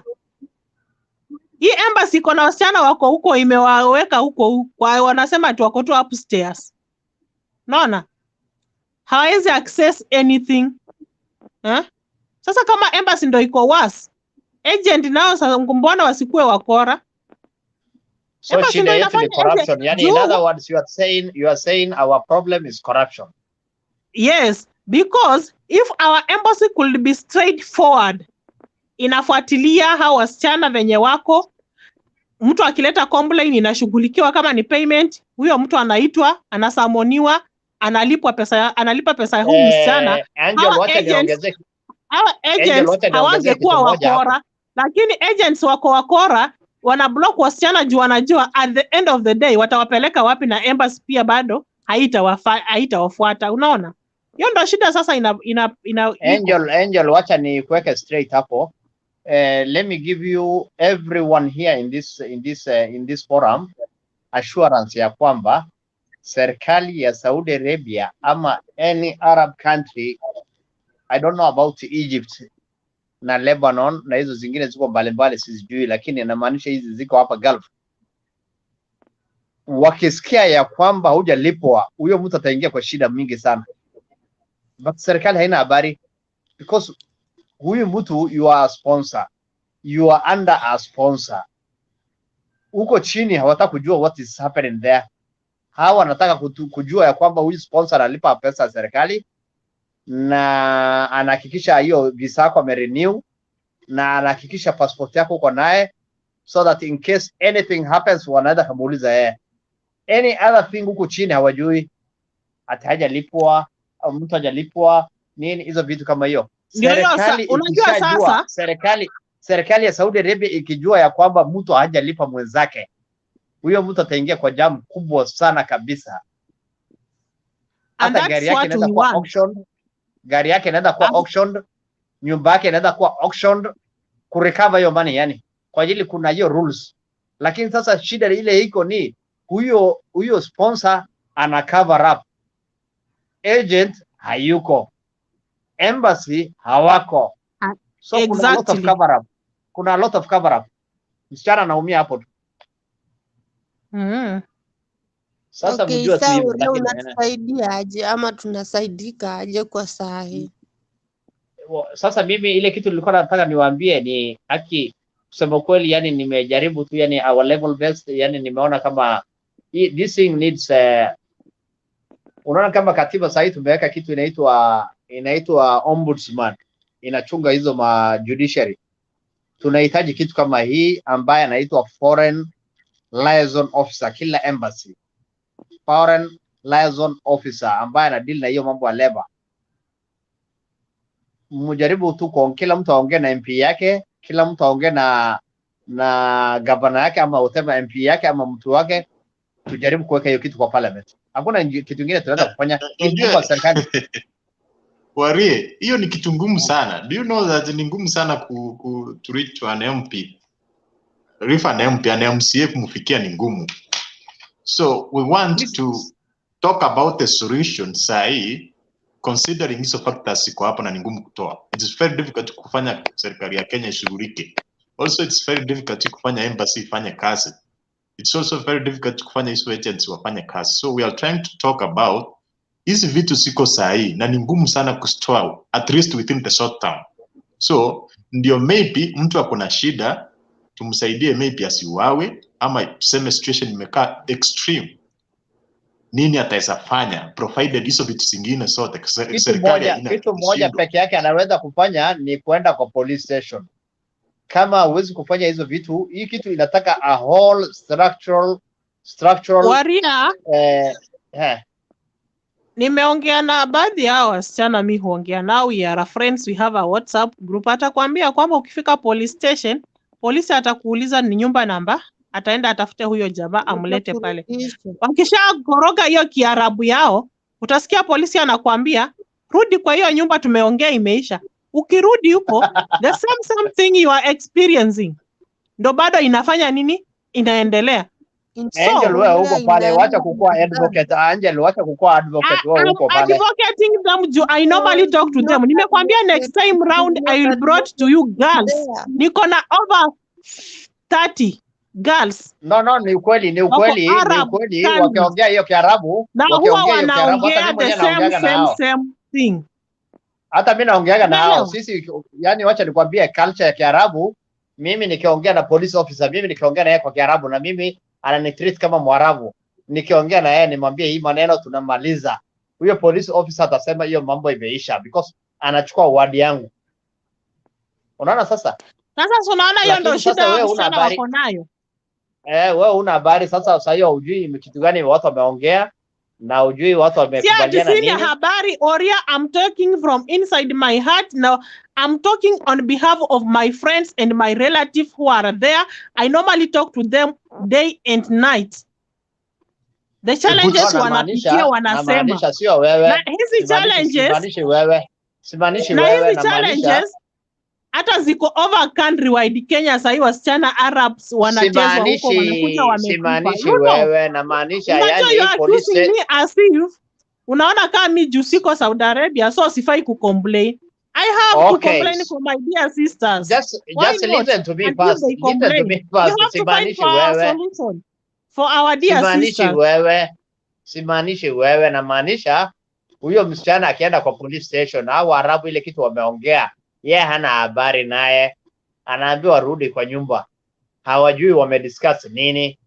Hiyo ndo ile mahali hapo ndo ingetakana mtu wa embassy akuwe pale ajue hiyo maneno wamekubaliana nini na shida ilikoko ni nini, ndio kesho wakienda kotini ama hiyo kesi iende ikue accelerate, at least ako na documentation ambaye msichana alireport. Masikia? So mimi Angel nitawacha, kina Angel na group hii inshallah nitawacha, lakini tu yani mujikaze, mfanye bidii, Mungu atawasaidia. Tu yani ni kila mtu tu yani, shida itaisha hii dunia. Shida imeletwa na mambo mingi, imeletwa na so many actors, corruption, imeletwa na mambo ya serikali, imeletwa na mambo ya agents, imeletwa na nini. Shida itaisha, lakini tu Mungu tu atusaidie na kila mtu ajaribu from his side.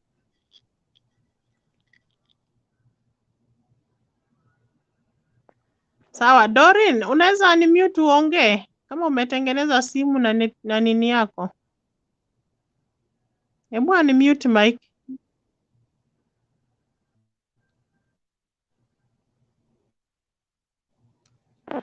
Dorin, hi.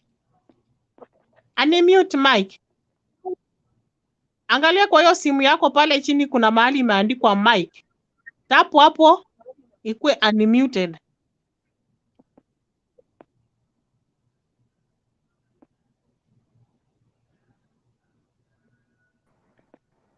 Dorin aongee. Dorin, unaona hapo kwa hizo icons on the bottom of your screen. Kwa mic, click on it, ikue white, ikue red, so that you can speak.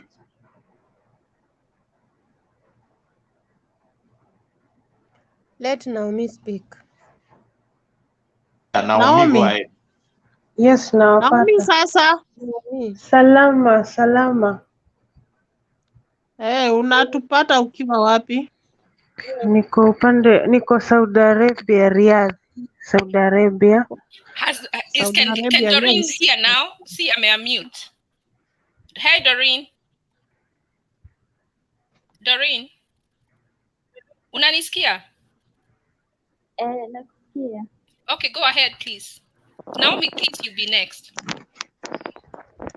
Mi nilikuwa nasema serikali ya Kenya ingetoa tu hii kitu inaitwa kafala hii. Tusikuwe tuna yani wasichana wasikuwe wanakuja huku na sponsor.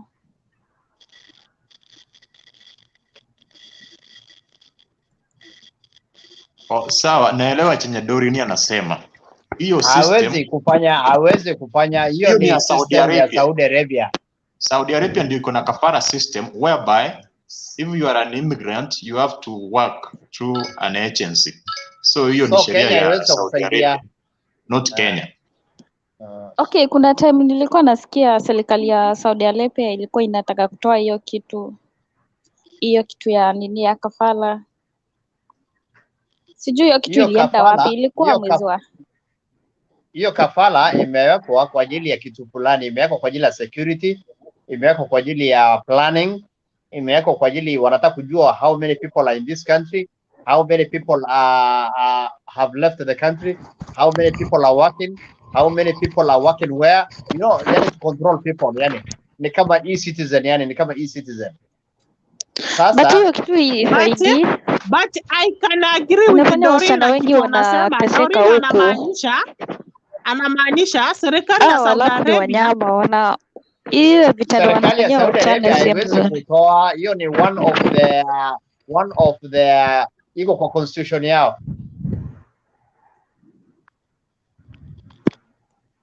Doreen, endelea.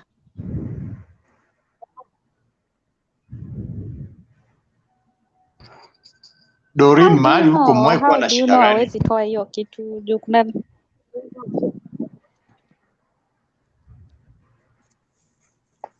Unajua hiyo ni shida, it's a function of government, na serikali ya Saudi Arabia sisi kama Wakenya itakuwa ngumu sana kuambia wa change kitu fulani ama watoe, because ni kitu iko huko.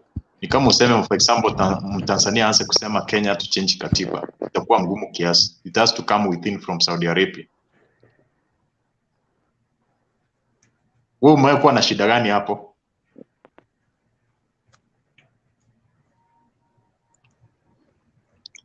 mi nilikuwa na shida. Okay, nikikuja huku nilikuja na office, but venye nili notice au maagenti hawakwangi wazuri. Nyumba ya kwanza nilikuwa nafanya kazi. Okay, watoto wake walikuwa wazuri lakini huyo mama alikuwa mbaya. Ilifika mahali hadi alikuwa anataka kunichapa. So nika step up nikasema uwezi niguza, like uwezi nifanyia kitu, niko na light yangu. So wakati ilifika sasa ikazidi, nikaambia ofisi, nikapiga simu huko ofisi ya Saudia, nikamwelezea. So venye waliongea na yeye alimwambia asichukue mkono kuniguza.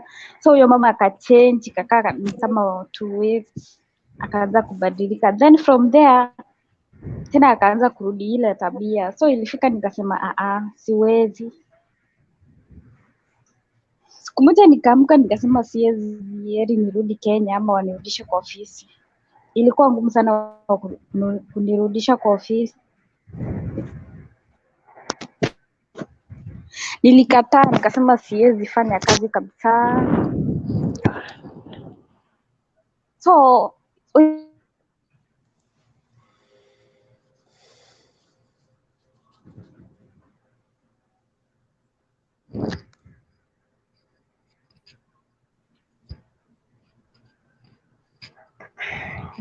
kasema ati hawezi nirudisha kwa ofisi. Sijui miezi 3 iliisha, hakuna tena ofisi. Nikamwambia hapana, kuna ofisi, niko na hadi namba ya mtu wa ofisi.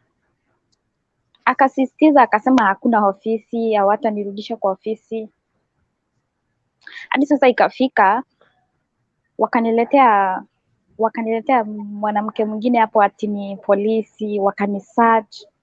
Huyo mwanamke alikuwa ni mweusi kama mimi. Sasa nikauliza huyu si polisi, hata venye anaonekana anakaa tu chokora tu hivi. Hakuwa polisi, lakini nilikuwa tu nimenotice.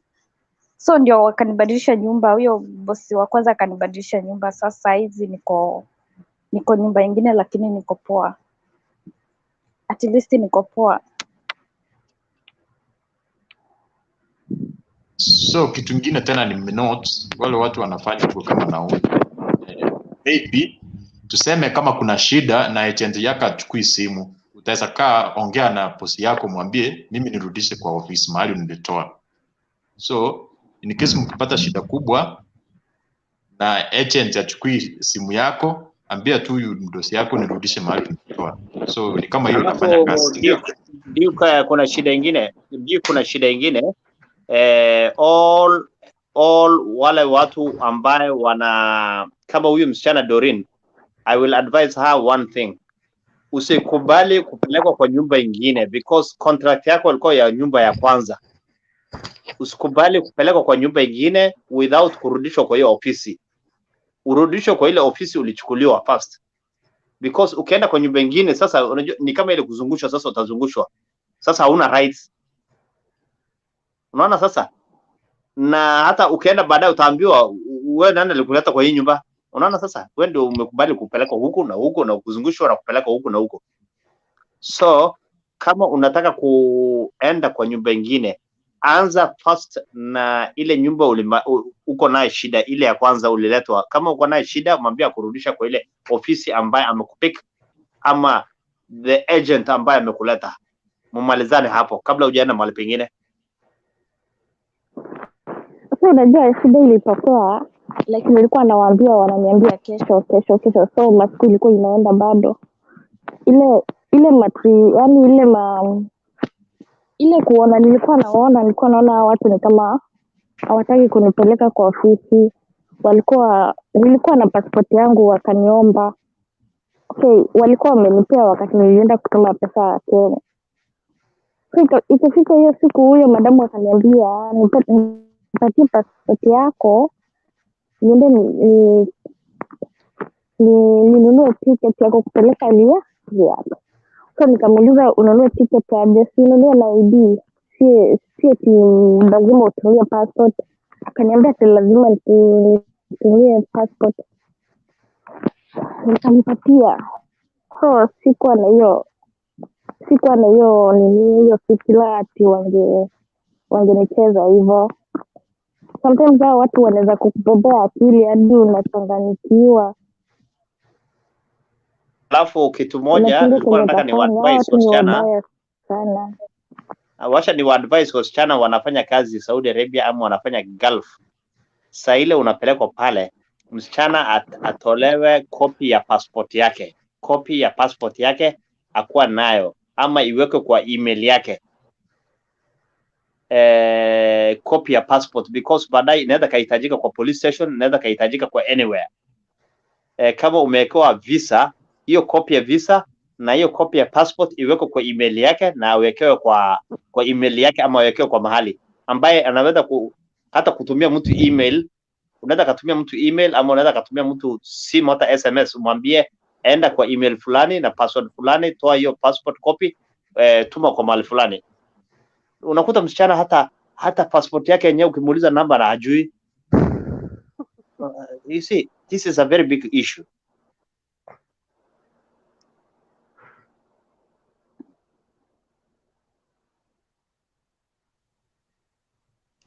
Na Naomi. Doreen, wakati ulikuwa ulipiga simu kwa agent yako ama wako wanapiga? Nilimpigia nikamwambia I don't want to work in this house anymore. I need to go back to the office. So akaniambia nimpatie siku kadhaa. Nikamwambia why? Mbona unaniambia hivyo? I don't, yani sijisikii nikiwa safe kwa hii nyumba. So that's when I decided, so hakuna kitu nitafanya ingine juu watu wanaonekana ni kama hawana hata na mimi. Nilikuwa tu nimekaa tu hapo, hakuna kazi nafanya. So nikaona nieri tu kununua move to another house badala ya maneno mingi juu hata vijana walikuwa wameanza kuingililia kati. Nikaona badala ya tuanze kuargue na wao tu, maybe wanikosee vibaya, maybe wanifanyie kitu mbaya, so nikaamua acha tu nijaribu nyumba ingine.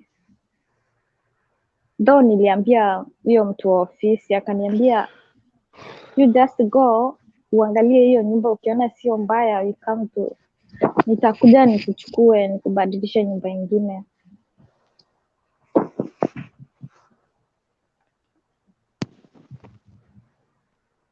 Lakini I think saa hii niko poa, kwenye niko poa. Sijaona shida na hao watu, maybe wa change. Sawa, but next time ukiwa na shida, ukipigia agency yako, mwambie ni ubaya na nataka kutoka hapa saa hii ama niende kwa police station. Unamtisha tu hivyo, even if ni uongo. So at least maybe that way you can take an action.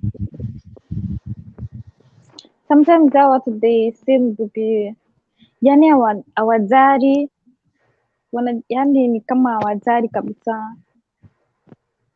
They can do anything. They can kill you. They can do anything to you. So just be humble.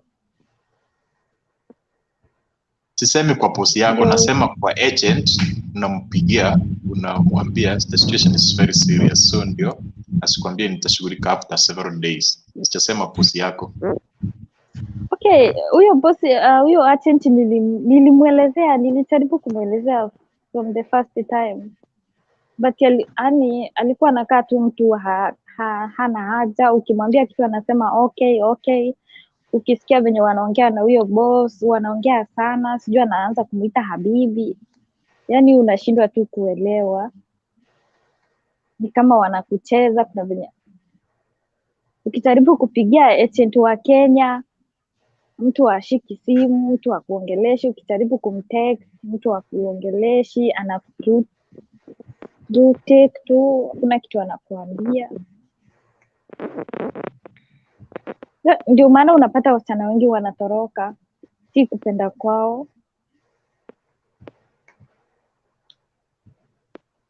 Ni hiyo maagent wengine kukosa unapata kushika wako masimu. kwa situation mbaya sana, yani mtu unaona tu ni heri utolokea tu maisha yako, uende ukapatane na polisi huko mbele, wakikushika wakupeleke tu ndani.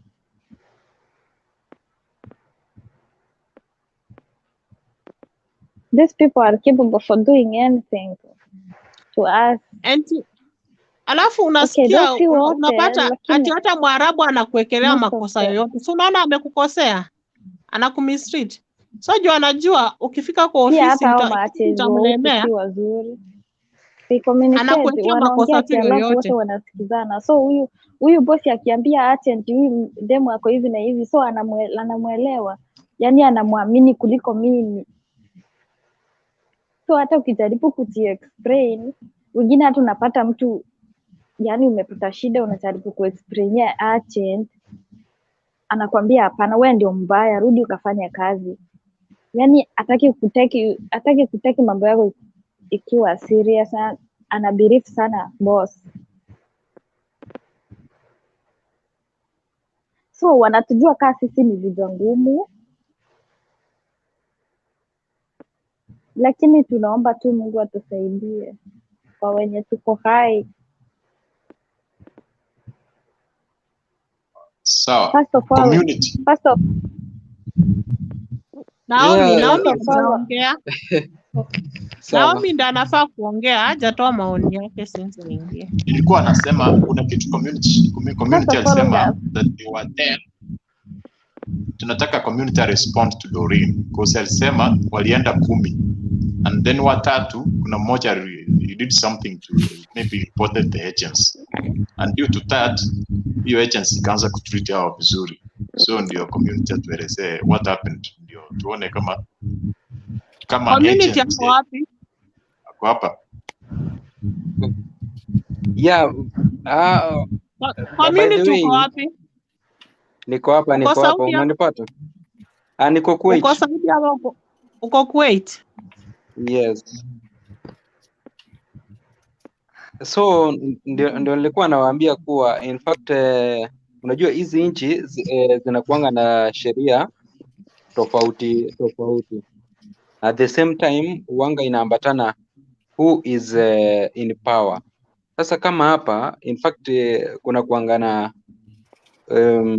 kwa Ministry of Labor ya hii nchi ya Kuwait. Kuna mkubwa fulani ambaye ako pale, when unapoenda ku cancel, si eti tuseme kama sasa mimi visa yangu ina read 5 years. Sasa hivi nimefanya kazi miaka miwili, nikitaka kwenda ku cancel lazima waniulize, je, ni sababu ipi ambayo inasababisha wewe cancel minus kumaliza miaka mitano, cause you are entitled, kama kampuni inakupeleka vizuri umalize miaka mitano. Then kutoka hapo, kama au magoigoi wenye unafanyia kazi wamekukosea, unajua hapo hakunanga kupembeleza, unasema yote. So that is what huyo ndugu yetu alifanya. Yeye alisema kuwa so far mumeniwekea allegations ambazo ni za uongo, nami kila kitu nitafanya. Nikienda pale nikiulizwa hii kampuni inanifanyia inawafanyiaje, how does it treat you?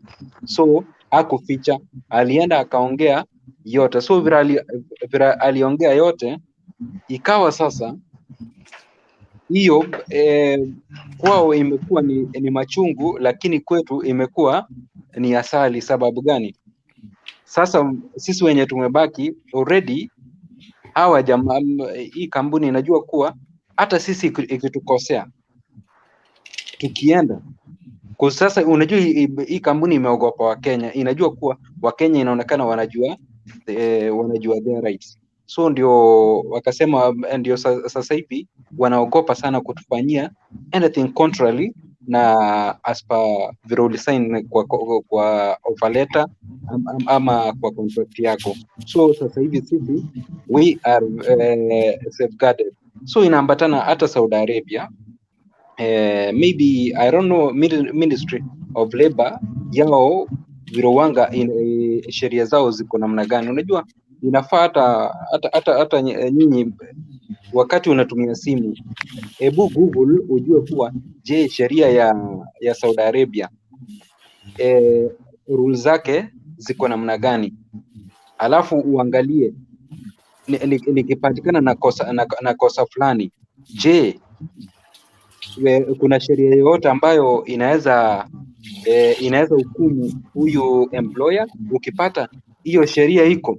So wakati unapofanya hatua ya kusema sasa kama ni mbaya ni mbaya, unajua automatic huyu jamaa utamfix, na at the end of the day kama hakuwa amekulipa do ama alikuwa amekutendea vibaya, atapigwa fine na wewe utafanya nini? Utapokea.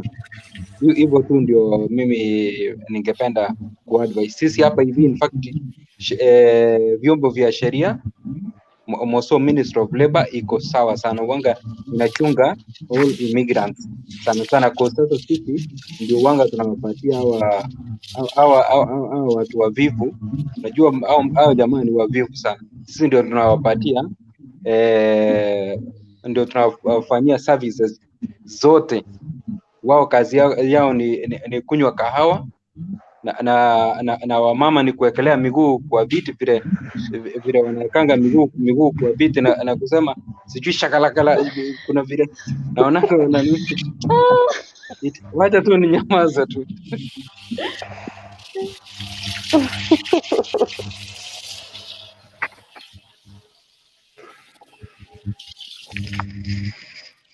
People are wicked. Davis unacheka hawa mama anakuonyesha mguu hivi, nilete ile kikombe ile mpaka unashindwa. Huwezi nionyesha na mkono, na waonanga vile wanakujanga hapa kwa hoteli vile wanafanya brother, mpaka unashindwa. Je, kama hapa ni kwa hoteli wana behave namna hii, wasichana wetu ya kina Doreen ya kina hawa Naomi si wanayapitia kweli? Lakini wacha tu tuendelee tu kuomba Mungu wacha wa behave vile wana behave, lakini wasiguze their souls. Tunawahitaji sana hawa warembo wetu manzi. Community ancestor nimekusikia zaidi.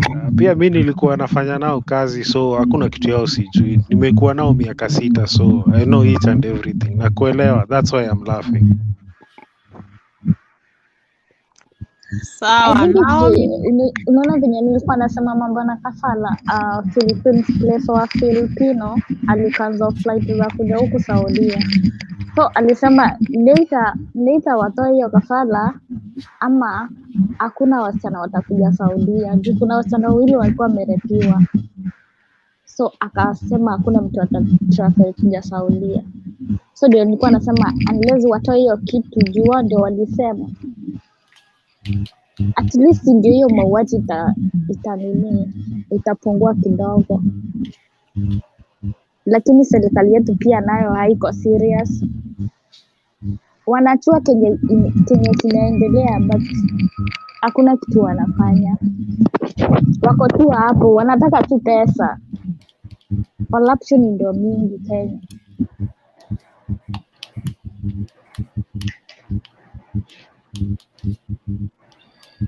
Naomi. Okay, asante sana. Mimi nilikuja huku karibu namaliza contract. Nataka kushukuru Mungu sana, na ningependa tu kuhimiza dada zetu wenye bado wako na roho ya kukuja huku wajiweke kwa maombi, kwa sababu hii kukuwa rahisi sana kwangu. I really passed a lot. Kama ni machozi nililia hadi nikatamani tu nimuone huyu Mungu, nimuulize tu why me, why me. Niliishi kulia for 2 months. Bosi wangu alinikataa nikiwa na wiki moja. Nilikuwa nalala saa 7, niko na mtoto. Ikawa ni kugombana hiyo nyumba, hawaelewani na mother in law, ndugu zake, ndugu za mzee wanashindwa kwa nini ninapitia haya. Ikawa sasa naletewa zile ma leftovers.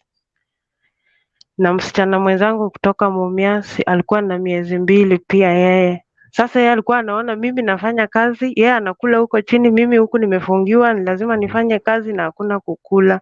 Yaani ule hana haja, kishamaliza na kupea mtoto anakufungia kwa room. So I used to pray, naambia Mungu siku moja nitatoa ushuhuda, na kama ulipanga siku moja wazazi wangu watakuja kulia ama jamii yangu kwa sababu ya yale ninayopitia, wacha basi yatendeke. Si kwangu ni nzito, lakini kwa ule mwenye ananisikiza labda anaweza ona ni rahisi.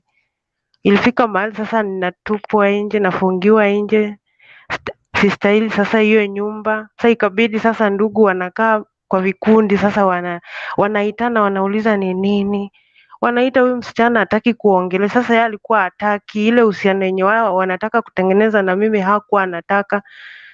Akitoka kazi anakuja kuniuliza kama mama yake alikuwa kwa nyumba. Mama sasa boss lady wangu alikuwa anakuja kuniuliza mama alikuwa. Sasa mimi umejua ninapenda ukweli, ikabidi nimwambie ukweli, mama alikuja kuona mtoto. Sasa ikawa ni shida, hataki hiyo uhusiano. Sasa kuamka naamka saa 12 nalala saa 6. Nikamuomba mama, ninakuomba tu kwa upole tu niongezea hata masaa 2 tu niwe naamka, kini naumia. Akasema yeye hataki kujua, yeye ndio aliniambia nini, I'm your manager. So mimi nikavumilia. Huyo msichana mwenzangu, hiyo matunda imeharibika ananiletea, saa zingine anatengeneza tu chakula mapema ananiletea. Shosho huko China anahakikisha nimekula, kama sija nini anatumana huyo msichana ndio angalie kama Fatuma, nilikuwa naitwa Fatuma hiyo nyumba, bwana ende waangalie kama Fatuma amefanya nini, amekula. Sasa ilibidi sasa niingie maombi, nikaanza kufunga, nikaambia Mungu, wewe mwenyewe uliahidi ya kwamba ninapokuja katika hii nchi kavu, wewe mwenyewe utanilinda na ninajua uko pamoja na mimi, kwa sababu mimi mwenyewe ninajua wewe mwenyewe umenipangia baraka zangu hapa. Sasa maisha ikakuwa hivyo, huyu msichana akaona hapa wameniweka vizuri sana, na hiyo nyumba iko na bunduki, angekuita tu hata anakufungia kwa nyumba, anakuongeleshi, saa ingine hata lazima taa. Sasa mimi nilikuwa najipa tu moyo, na msichana mwenzangu ako nje tu, yeye anasikiza. Sasa hata akiwa nje mlango imefunga, yeye nisaidia, lakini ako tu pale kusikiza, akuwe alert na mimi. Lakini Mungu ni mwaminifu. Huyo mama sasa hakunitaka nyumba yake. Sasa nikaanza kukaa chini kwa mother-in-law, sifanyi kazi, na sasa ni kulia. Sasa nilikuwa nalia hadi nasikia sasa si mimi tena. Sina simu, sikuwa na simu, nilikuja bure bila simu, natumia ya huyo rafiki yangu, na rafiki yangu hayuko WhatsApp pia, yeye alikuja na simu yenye haina WhatsApp. Sasa ikawa tuko Facebook, sasa ni kutafuta watu wa nyumbani, yaani tu kuwachekea wajue tuko na amani, wasikuwe na wasiwasi. Sasa ikafika mahali huyo mama akaona hapa nimewekwa sana, yeye akanipeleka kwao. Huko hivyo ndio nilijionea yenye sijawahi jionea. Nilikaa huko nyapa tu damamu, nikakaa. Nilipata tena Mkenya akaniambia, Naomi, hapa uvumilie, hapa pia mimi ninapitia hapa. Hawakuiti vizuri, yani unaitwa majina yenye yani unaitwa venye wanataka. Utaitwa Kelb, utaitwa majina yote, Majinuna utaitwa, lakini wewe ujue tu ni nini ilikuleta. Ufunge masikio, ujifanye usikii, ujifanye uone. Sasa huko kila mtu akawa ni adui wangu, na mimi nilikuwa nimemwambia Mungu, hiyo masenyi huo wanapiga nduru wakiimba, sijui shehe anapiga nduru hiyo, nilisema mimi hawatawahi nitangulia, mimi ndio nitakuwa natangulia. Kitambo hiyo hawaende kupiga magoti, wanapiga magoti, mimi nilitangulia, haijalishi niko kwa choo, niko wapi. Nikaendelea kufanya hivyo, nikachukiwa. Huyu mama akachukua nguo zangu akachoma. Si ati waligundua naomba, nilikuwa naomba mimi kisiri, nikiwa choo, niko wapi. Huko hivyo chakula ilikuwa, lakini maisha ilikuwa ngumu, na alikuwa amepewa tu siku 4 peke yake tukae kwao na bwana yake. Kwa hiyo mwambie mkae huko siku 4 mkuje. Ikafika saa siku ya kurudi. Sasa sijui nini walikuwa wanaongea juu yangu, na mimi sikuwa nimeelewa. Na before nitoke huko, nguo zangu zilikuwa zimechomwa zote. Hakuchoma, alizikatakata vipande. Nguo zangu zenye nilikuja nazo kutoka Kenya, huyu mama alikatakata vipande na madada zake. Nikiwa tu nilikuwa nimeenda kuoga, nimepack manguo, sasa turudi penye ameolewa. Sasa kakata nguo zangu, na sikuwahi jua, hadi sasa hivi wanajiuliza hizo nguo zilichomwa kwa nini. Nguo zangu mzuri zile nilikuwa nimeshona zilikatwa. Sasa tukiwa kwa gari tunakuja, asubuhi sijakula, niko na hiyo stress, kwa nini ninapitia haya na hata mwenyewe sijapata mshahara. Haya, tukiwa kwa gari wakapika chakula wakaenda hoteli, wakachukua chakula wakakula, wakakula tu nikiangalia. Na mtoto analia, na nikaona acha nipe mtoto maziwa, juu wale vile wanakula mtoto anafanya nini? Anawaangalia.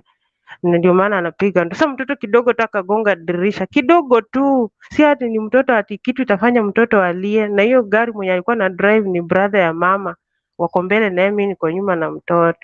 So what happened,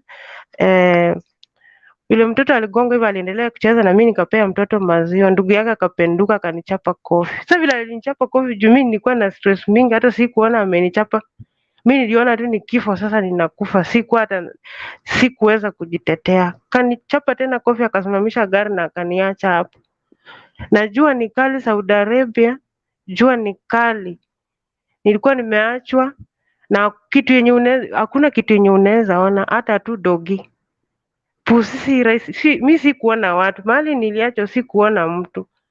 Nilikuwa tu peke yangu like 30 minutes kama nimewachwa, wakakuja wakanichukua, nimelia hadi kichwa inaniuma. Wakaniweka kwa gari, mzee kijana ndugu ya mama akaniweka kwa gari. Akaniambia sura, nikaingia kwa gari. Sikuelewa hata anasema nini, ndio nimekuja kuelewa Kiarabu. Nikaita madam. Sasa hiyo nalia natetemeka. Akasema madam, mara ya kwanza. Nikaita mara ya pili, madam. Nikamwambia mam, sorry, nisamee kama kuna mahali nimekukosea na nimekukwaza. Akakataa, akaambia bwana ndugu yake ama tusimamishe gari. Mimi sasa nikanyamaza. Tukikaribia sasa kufika nyumbani, ndugu yake hakuingia ndani, yeye akarudi, mimi nikaingia na mama. Mama akaniambia chukua vitu peleke huko juu. Mimi niliingia nikilia, nikasema mimi nataka nirudishwe ofisi ama nirudishwe kwetu, nirudishwe Kenya. Sasa hiyo nalia, bosi akaniuliza, mwanaume akaniuliza ni nini Fatuma? Nikamwambia mimi nataka kurudi. Mimi sitaki uliza madamu kwa nini amechoma nguo zangu na ni kwa nini wamenichapa nikiwa kwa barabara na ni kwa nini pia wameniacha kwa njia. Ni wapi nimekosea? Sasa hapo ikawa sasa akaita mandugu zake, mama mkwe alikuwa mzuri, ndugu walikuwa wazuri, lakini shida ni ule alikuwa ameolewa hapo. Mi nikakimbia juu nikachukua karatasi nikaenda nikatafuta agent wangu wa Saudi Arabia, nikampigia nikamweleza kila kitu, akaniambia wapee simu. Nikaongea na mzee akaongea na yeye, mzee akasema yeye hakuwa anajua, ajui kama ni hiyo imekuwa ikihappen, although kuna venye madamu sasa hatupelekani na yeye vizuri. Agent naye sasa walikuwa na solution, anipigie sasa after 5 minutes, hakupiga. Nikakaa siku ya kwanza, siku ya pili hakupiga simu. Sasa siku ya tatu hao nao akakuja, mzee akakuja akanipata napea mtoto chakula, na sister yake akapiga simu na video. Sasa wakasema hebu tumpige wakaanza kunichukua tu video ati in case of anything hii video ifanye kazi. Walikuwa nadhani kukuwa na shida, lakini waliona labda naweza toroka. Wakanichukua video wakaniuliza, Naomi, tunaweza kutafutia kazi uende mahali? Nikasema juu sasa nimekaa hapo unafanya kazi hakuna kukula. Sasa venye waliniuliza hivyo nikaitika. Agent naye amenyamaza. Nikarudi tena nikawaomba simu sasa asubuhi, nikasema nisaidie simu niongee na agent. Agent akaniambia mimi niko busy, nitarudi, I get back to you later. Mimi nikangoja hakupiga. After 2 days mimi nikaambiwa masaa kama ya saa 5 hivi, pack your things, sasa wewe unaenda kazi kwingine. Sapo nikasema mimi kuisha juu sasa sijui sasa naenda wapi. Agent wangu ndio huyo ameniwacha. Wa Kenya naye nimeingia Facebook ananiambia nyinyi mkipelekwa kazi huko nyinyi ni vichwa ngumu, hamsikiangi maneno. Mimi vile niliwapatia kazi, baadaye muende huko mnaenda mnaanza mchezo. Nimejaribu kuingia inbox yake hadi wa saa hii, mpaka nikamwambia kwa nini sasa unifikishe kiwango kama hiki? Sasa mimi niliuzwa kwa hawa, nikaanza contract upya, nililipwa salary ya 1 month. Mwezi wa pili mimi sikulipwa, nililipwa shilingi 200. Na kwa sababu ya ile shida nilikuwa nayo, singeweza kujitetea, nilipwa pesa yangu yote. Nilipewa hiyo shilingi 2000 peke yake. Nilipewa hiyo shilingi 200 ya huku, 200 peke yake ndio nililipwa. Sasa nikakuja, hao wakanikaribisha, nikapewa wifi na wakaninunulia simu na wakaniambia now you are free uongee na watu wako.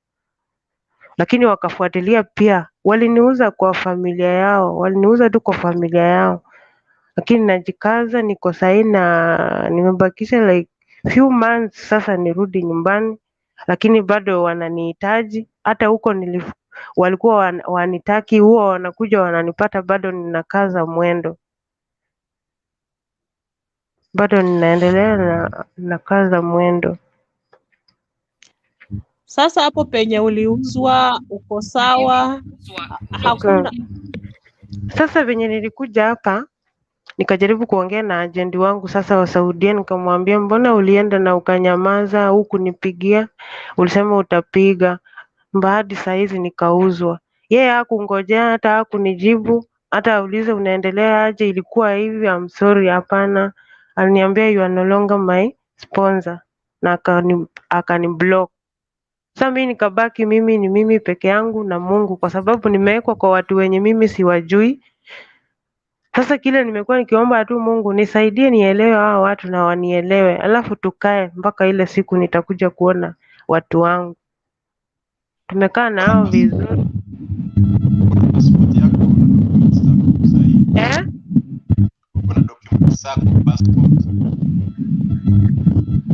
Sina passport. Walinipatia. Uko na eko? Uko kwangu? Kwa Duke. Sasa uko na passport yako, uko na contract yako, uko na kila kitu yako na uko sawa, unakula chakula imepikwa, haukuli hiyo. By the way, Waarabu wako na kitu in common. This is very common in Arabs. Wanakula hizo mamichele zao na mikono, alafu wakibaki ndio utakuwa wali. Hey. Kama Kenya tuko maskini. Hey. Hapo niko sawa. Mungu amekuwa mwaminifu, amenilinda, ninajikaza, isipokuwa nimeongezwa kazi juu kwa kina madamu wangu hawana msichana wa kazi. Wasichana walikuwa hapo wawili, msichana mmoja akashindwa kazi. Kazi ni mingi, nyumba ni kubwa na unaweza simama singe hadi miguu ifure. Hata ukiwa mgonjwa unapewa maji saa hiyo na dawa, unaendelea na kazi. Sasa mimi nikabaki hapo, naweza ambiwa tu tumekulipia tiketi Naomi, unaenda Damam kwa mama kazi. Kama saa hii ndio nimerudi, niko na 2 months na hata nimekuwa affected saa hii na kifua, saa hii naumwa na kifua. Kazi ya huko ni ngumu, nyumba yenye unalala ni kama yani ile nyumba ya kondoo. Vumbi inaingia, ukiamka ni kama vumbi imejaa kichwa yote. They don't care. Watu 15 kwa nyumba, unafua unapiga pasi. Na saa hii mimi venye naongea hivi, huku hivi mimi ni kama plumber, mimi ni fundi. Hata choo ikiblock unaambiwa enda utengeneze. Ile tu naombanga Mungu nipatie nguvu. Hapa penye niko sawa. Hapa ni kwa boss, nalea tu watoto wawili, they are good na ni sheikh na ni watu wazuri kabisa. Hata wanajuanga penye naendanga huko kuko sawa. Mzee anajua, lakini madamu anajua kuna shida. Hata huwa anaenda huko analeta shida. Lakini nikienda huko nikienda, mimi ni plumber, choo utatengeneza na saa hiyo umesimamiwa. Sasa wewe usijali mambo ati umesimamiwa. Usijali hata ukiambiwa nini au unaharakishwa. Mimi huwa naomba tu Mungu nisaidie nifanye hii kazi na amani na upendo, kwa sababu nikijikwaza nitarudi Kenya na ugonjwa. Na Mungu amekuwa mwaminifu. Wale wasichana Naomi, hebu nikuulize, ukisema wewe ndo plumber wa kutengeneza hiyo choo, imeblock, then unatumia nini? Mkono? Unavaa gloves ama mkono tupu? Ama kuna kitu unapewa unatumia? Na gloves. Unatumia gloves kutengeneza hiyo choo. Na hiyo kazi ndio ilifanya msichana Mkisii alienda, Mkenya mwenzangu alienda. Msichana alikuwa anafanya kazi, ilibidi tu apange vitu na akaenda. Hata ako ndani kutoka last year mwezi wa 9 ako ndani. Hata nimemtafuta Facebook simuonangi. Walikuwa wawili, mmoja naye ilibidi adanganye yeye ni mgonjwa na akajifanya mwendazimu juu sasa hana otherwise. Hii mwili naye tena inastahili tena itatusaidia kuoza huko kwa kaburi. Ilibidi huyo msichana sasa afanye nini? Adanganye ni mgonjwa, akajifanya hivyo mpaka akalipiwa tiketi akarudi Kenya. Sasa huyu mwingine naye kutembea huko nje, kutoroka, anakimbilia nini? Juu alikuwa anagonjekanga hata apelekwe hospitali. Sasa hii aliwekwa ndani. Ako ndani, alishikwa tu huko ndani na hao sasa wakamwacha hivyo. Kutoka last year mwezi wa 9 ako ndani. Sasa mimi ndio natumika hapo. Unakaa So huko meaning pia wewe ukikataa hiyo kazi ya kuunblock, ukikataa kulala kwa hiyo nyumba yenye unasema hiyo chafu, pia wewe utashikwa uwekwe ndani. You know? Kulala ndani sio shida. Saa zingine unajitia nguvu ukikumbuka ile maisha imefanya ukatoka Kenya. Ukikumbuka mahali umetoka unajitia nguvu, kwa sababu ukikuja Uarabuni hii nchi kavu unakumbuka tu uko na nani? Wewe peke yako na Mungu, hakuna mtu mwingine. Juu mimi niko na Mungu juu. Embassy hainitambui juu niliuzwa already. Nikiwa na shida mimi sina agent wangu wa Kenya alinikataa. Ukimsms anakuambia story mingi. Sasa mimi nilibaki na Mungu. Sasa wakati unaambiwa tengeneza hiyo choo, unajipa nguvu, unafanya. Sasa mimi siwezi nikakimbia. Ukikataa inabidi tu ufanye juu, huwezi kakataa, huwezi kimbia juu. Already ni kama umeshikwa mateka yani. So lazima ufanye kitu wanataka. Unamkanga asubuhi, saa zingine hata kutembea unatembea kama kiwete, unavuruta mguu si wewe. lakini kila kitu mimi niliachia Mungu. Ukiamka asubuhi, bora ninapumua, ninaweza tembea. Mambo ingine yote naachia Mungu, naachia Mungu. Juu kila mtu akiamka anataka kutumikia sura yani unatumika mpaka unajiuliza mahali nilitoka nilikosea nani? I have parents, niko na dada, niko na Mungu. Kwa nini nijikute kwa hii nchi na ninatumika hivi mpaka siku moja nilijikalisha hivyo mkutano, nikajipea nguvu, nikasema Mungu, wewe utabaki mtetezi wangu na utasimama na mimi. Kwa sababu penye nimetoka ni mbali. Lakini Naomi, uko na passport yako, documents. Najua ukiingia kwa embassy haufai kuwa na hiyo agency yako. Kama uko na passport yenye ita expire, so hiyo ndio iko required. Hata even if usikue nayo, ukienda huko uongee useme wewe ni Mkenya, itashughulikiwa. Ufai kuwa lazima ukuwe na agency ndio ingie kwa Kenyan embassy. So unaingia huko kwa sababu wewe ni Mkenya. So kama uko na passport yako, na hiyo passport yako uko nayo ama wao ndio wamekuwekea?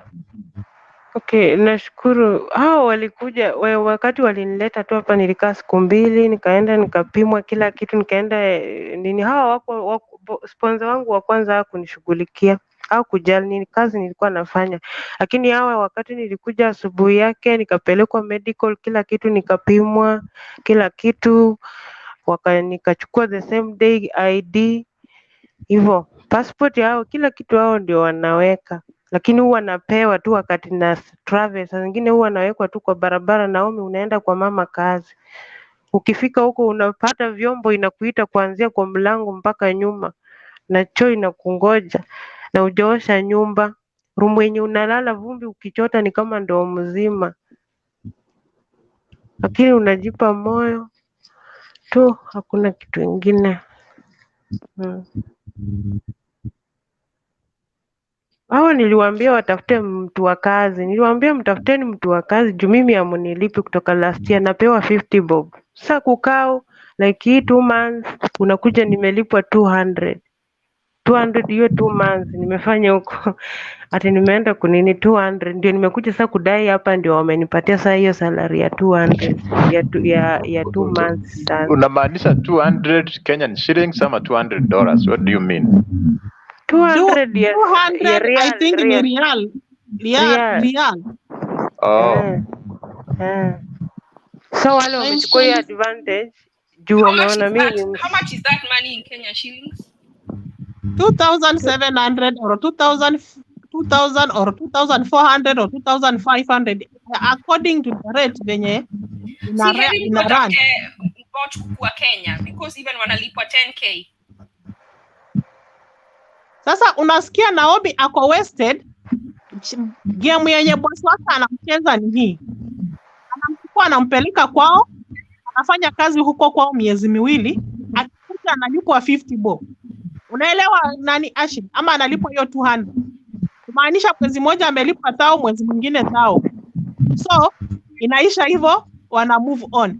Naomi, unalipwa pesa ngapi ukifanya kazi kwa huyo boss wako? Huwa anakulipa pesa ngapi ya Kenya shilingi? Ni pesa ngapi? Hiyo 200 ni convert because wanasema one hiyo Saudi Arabia ni 28. So convert 200 inakuwa 5,600 Kenyan shillings. Hata made Kenya lipu hivyo. Na wanakula na watesu hivyo. Okay, you are saying that, lakini lazima ukuwe daktari wa mwili wako. Ushaifanya kazi mpaka unahema. Ushaienda Nakuru, Naivasha, ukaona punde venye zinavurutwa mpaka zina nini? Na mimi nafanya kazi na watu 15 kwa nyumba, na si ati ni hao wenye wameniandika, hata wajui venye nilikuja. Sasa unalipwa kidogo. Tuseme hizo ni kidogo sana. Na hao sasa watu ndo nakuuliza hivi Naomi. Hiyo pesa tu ndo yenye unalipwa throughout ama kuna pesa ingine huwa unapewa at least amount kiasi yenye unaweza? Okay, hapa nalipwa tu kawaida, hakuna mwezi wanakosa kunilipa. Lakini sasa huko kwa madam kwao, huko ndio penye huwa naenda nalipwa. Walikuwa wananipatianga 50. lakini nikaanza kuleta shida, nikawaambia waende kwa ofisi hata watafute, kuna wasichana wako huko wengi kwa ofisi. Sasa inaonekana hao wameona sasa huyu hata tukikaa naye wiki moja anakuja anatusaidia, hakuna haja tulete mtu. Ndio sasa wakaanza kunipatianga 100 sasa. So unaweza enda huko ufanye tu kazi, lakini salary utalipwa hapa na huko umepewa 100. Na ukumbuke hata huwezi tembea, saa ingine ukiamka usi wewe. I understand But what let you me are ask you, saying. na kwa nini unakaa? Why are you staying there kama haulipwi? Wapi? Kwa nini bado Unaona unafanya kazi? actually, No, let actually her it answer, is please. Why are you still there? Okay, my boss here ananilipa. Oh, so that will be Ananilipa. the second pay. If you go to utalipwa tena. Sasa nikienda kwao ndio sasa naenda tu kama kusaidia. Sasa nalipa hiyo 100 na kazi Na unafanya hata hiyo si 100 unalipwa hiyo 100, huyu boss wako bado anakulipa even though you're not working for her. ananilipa. Hiyo ni well, that's okay, I guess. hiyo ni sawa. Lakini shida sawa. ni venye sasa Okay, mwili because wangu hiyo pesa yote. Kama anasema No, I anafanya just thought kazi that ya analipwa 100 like the Hapa whole month. mtembee, hiyo ni marupurupu. Sasa tukisema Lakini ni hata kama ni 100 marupurupu is ukiongeza kama overwork. 100 haiwezi fika 10k, haiwezi fika 10k yote. So ndio maana ukiongeza hiyo yote 100 na uongeze hiyo nyingine haiwezi fika 10,000. Sio story na pesa, ile kazi anafanya ndio mbaya. Kama mtu Anakuwa anafanya overworked. kazi kutembea Unaangalia tu. hata kwa pesa ngapi, Una option ya kusema no. Can you say no? Useme utaki kuenda, useme your contract ilikuwa ya kuwafanyia kazi, kama utaenda huko kwingine rate yako itakuwa higher because huko kuna kazi nyingi. Useme ile pesa utalipa for that day itakuwa hapa hivi nitacharge more because huko kuna kazi nyingi kuliko kwako. I have to do a lot more work. Unaweza negotiate now. Okay, nimewaambia, nimekuja juzi nikaongea na wao nikawaambia mimi ninaumia sana. Mliniambia mnaleta msichana 2 months ago, hawajaleta msichana. Na ngojea huyo msichana atoke Kenya akuje. Haya, wananiambia ngojea kidogo anakuja. Kidogo hivi nikaambia unafaa ufanye kazi hapa. Sasa hata walikuwa waniache huko, nikawaambia hapana. Sasa nikawashtua nikawaambia nataka muongee basi na agent wangu wa Kenya. Hao wakaogopa sasa. Ndio wakanileta huku. Juu niliwaambia pia nataka kuangalia ni nani anaweka vitu zangu. Wakasema ni mama, wakasema ni mzee. Nikasema yeye ndio nataka niongee naye before nitoke hapa. Juu walikuwa wamepanga tu wakuje sherehe huku na mimi niachwe niendelee kufanya kazi huku. Na pia wako na plan. Nilikuwa nimwambia unafaa uongeze pia mwaka huku. Nikamwambia mimi siwezi. Bado nafanya hapa kazi, bado niko damamu. Sasa unaona mimi naumia. Wengine unaamka asubuhi huna nguvu hata kukanyaga chini kutoka kwa kitanda ni shida. Unakaa kama mwenye ulikuwa vita na lazima ufanye kazi. Kila mtu akiamka anaamka na jina yako kwa mdomo. Fanya hivi, fanya hivi, fanya hivi, fanya hivi. Lakini sasa ukijikalisha tu kwa mkutano uone tu kabisa mahali nilitoka ni shida ilifanya nikuje. Unajitia tu nguvu na unaliita tu jina la Mungu na unajipa nguvu, lakini mwili inaumia juu si watu watakupeleka hospitali hapa hivi. Hata huyu wangu hata ugonjeke, odho hapa sifanyangi kazi mingi juu naamka saa 5 hao watanifungulia tu ndio niingie nianze kazi hata saa 6. Sasa hapa hakuna kazi, lakini kwao huko ndio shida. Hata hapa ukiwa mgonjwa unapewa dawa ingine hivi ya joints, koroga kwa maji ukunywe na unaendelea na kazi. Lakini hao wakiwa wagonjwa wanakimbizana hospitali, yani ni kitu iko serious sana kwa hiyo nyumba, lakini wewe uko pale. Na ndio sababu mimi naona hawa watu ni kama wanaonanga huyu akigonjeka atatupea hasara, na hata akikufa atatupea hasara. Afadhali tumuue ama tumweke mahali pengine huko atachukuliwa, tutaletewa kesi mingi hapa juu wanaogopa gharama.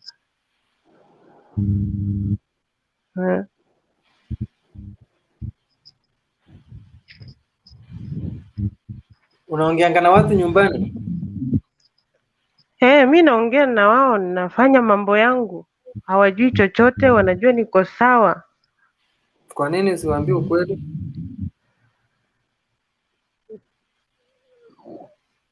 Aje, mambo ingine kama uko na Mungu inakuanga ni kama ushuhuda ukisharudi nyumbani. Niko na matumaini nitamaliza mwendo salama. Naomi, acha it's just a point of advice. Sometimes you can overwork yourself thinking that unatengeneza pesa at the end hizo pesa zikose kukusaidia. Sometimes pia afya yako ni ya maana sana shinda hiyo pesa. Ufanye hiyo kazi yako, useme hiyo pesa yako. The moment unarudi Kenya unajikuta you are in a lot of complications. So unapata hadi hiyo pesa sasa umefika Kenya uko na right certificate. Ndio zinakupeleka hospitali.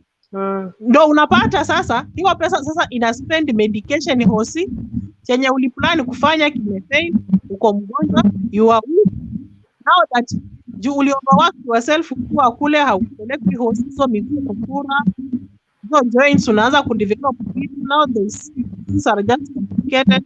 Sasa unapata like hiyo pesa una spend hosi haikusaidii, uko pale umebaki kuwa burden tena. You know, sometimes pia anyway unakipitia, na mimi nakuombea tu mzima urudi Kenya. Contract yako inaisha lini? Nimebaki na 6 months, lakini juzi waliniomba tu, tunakuomba ukae kwa sababu tunakuongeza miezi 2, yani 8 months. Ibaki 8 months. Juu hawana mtu bado wakati wa Ramadhan. Haungekubali. Ungekata hiyo overwork. Sasa hapo ndo huacha nikuibie simu sasa. Unajua nimekuwa naongea nao. Wao wanasema wao kiasi tu ndasahau. Wao wanasema akikuomba ya kwamba hana mtu kuongeze miezi, hiyo ndo chances unapata, unamwambia hiyo kazi nitakuwa nafanya huko unanilipa hivi na hapa unaongeza. If you agree on payment unaongeza malipo, sina shida. Na kama hautaongeza malipo, wacha tu niende nikafanye nini, nikapumzike vacation miezi miwili, mwezi mmoja, and then nifanye nini, nitarudi. Unaelewa? Unamdanganya utarudi. In your mind unajua hauwezi, unaelewa? Namwambia tu acha niende, then nitafanya nini, nitarudi. Wewe ungemwambia tu hiyo yenye imebaki hiyo mmoja niende nyumbani, alafu hiyo mwezi mwingine nitakuwa nimerudi, naendelea kufanya nini, nikusaidia. Wewe usitake kujua ati hawana mtu. No, hao watu hawana huruma. Akifanya hiyo kazi ya kuani block macho, wewe ndo plumber, ndo nini, kila kitu ni wewe pale, nyumba mzima inajaa ndo mzima. Unaona?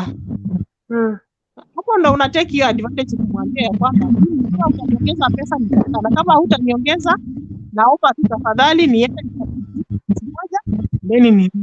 Unaona? Hivyo. Hata sasa convince tu mwambie siendi kukaa Kenya, niende kitatu, alafu nifanye nini? Nirudi. Na ukipanga vitu zile nguo zimezeeka, acha pale. Unatamani ya kwamba unaenda kurudi Kenya, kwani nguo na uzima wako kiwa mzima si nguo ama nimesema mbaya? Hujasema vibaya. Mimi nimewambia narudi after 2 months, na pia hao wananihitaji. Hata huko kwa mama yao pia wanabishana, wanasema tunataka Naomi akuje. Hata nikaombwa, Naomi uko hardworking sana, tunataka uende urudi, hata tukununulie nini tukununulie plot. Sasa venye waliniambia hivyo, nikasema hao watu wanataka kuniua wanataka kuniua. Sasa mimi chenye niliwaambia, mimi naenda na nitarudi, kwa sababu ninajua venye wako. Kuna watu wako pale, watu wenye hata wanaweza kukumaliza, wenye siwezi sema ati nitaenda na ati sitarudi, na wajua nimekaa na wao. Sasa mimi nimewaambia tu, lakini wakati wangu ikifika, mimi mwenyewe nitajilipia tiketi nirudi nyumbani. Hii si nchi ya kukaa hii. Afadhali mtu ajaribu kwingine. Ayadio kulikuwa nasema kitu chenye nilikuwa namwambia, you know, yeye vile ana explain ni kama hana contract. So chenye namwambia, ukiwa na visa, hizo documents na kuruhusu ukae kwa hiyo nchi. for example umepewa nafasi ya kukaa huko for 5 years, haimaanishi it's a must for you stay there for 5 years. Utaweza kaa mpaka kama mwaka moja uamue urudi. So hiyo kuteseka for miaka mingi ama muda mrefu mpaka expiry time iishe, si hivyo. So ni kama umepewa nafasi ya kufanya kazi huko, but before you expire utaweza amua urudi before iishe. Si lazima ukiambiwa ati unaenda kufanya kazi huko for 5 years, it's a must ukae huko mpaka miaka 5 iishe. So unafaa ufahamu kuna vile utaweza fuata sheria, ukatae useme mimi saa hii nataka kurudi nyumbani, kama uko na shida kubwa, and then you come back. So unafaa uelewa ati hiyo that visa si ati unafaa ukae hiyo miaka. Alafu pia I think unaweza ambia mtu nyumbani akupigie, useme mna emergency nyumbani, si lazima ugoje 6 months. Kama umechoka unaweza waambia una emergency, utaenda saa hii alafu utarudi, maybe saa hii hata unaweza waambia after 2 weeks utarudi ama 1 month, ndio tu wakurelease ama hata wakulipia hiyo ticket. Waambie una emergency. Just find a clever way to get out. Don't be confrontational. Jutaki wakufanye something bad. Okay.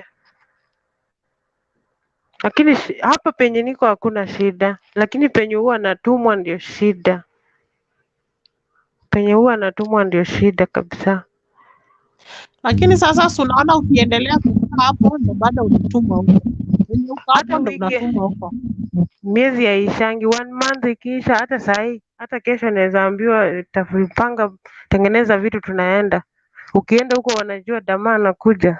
Walibadilisha jina, sasa huko wananiita Dama. Wanajua Dama anakuja. Sasa ukiingia unapata kila kitu iko venye sasa iko. Na wanajuanga ukifanya kazi utaimbiwa, hata hiyo nyumba kila mtu anaimba, wanajua mtu anafanya kazi hiyo nyumba. 15 people I understand. Kuna msichana ashaichukua video akatutumia kwa WhatsApp mambo ya 15 people na watu alafu unajua wako na shida moja, hawakuli chakula moja. Huyu anakula hii, huyu anakula hii, huyu anakula hii, kila sawa hiyo vyombo kwa sinki, nyumba unafanya nini, unafua na kuelewa. Hiyo video nishawahi na ujaenda choo, ujaenda kwa choo, hujapatana na hizo mavitu za wasichana. Kama sasa venye niko huku, kitambo nirudi huko nitapata sijui, nitatoa sijui makaratasi ngapi imejaa ya kutupa nje. Wako tu wanangojanga mtu akuja atoe.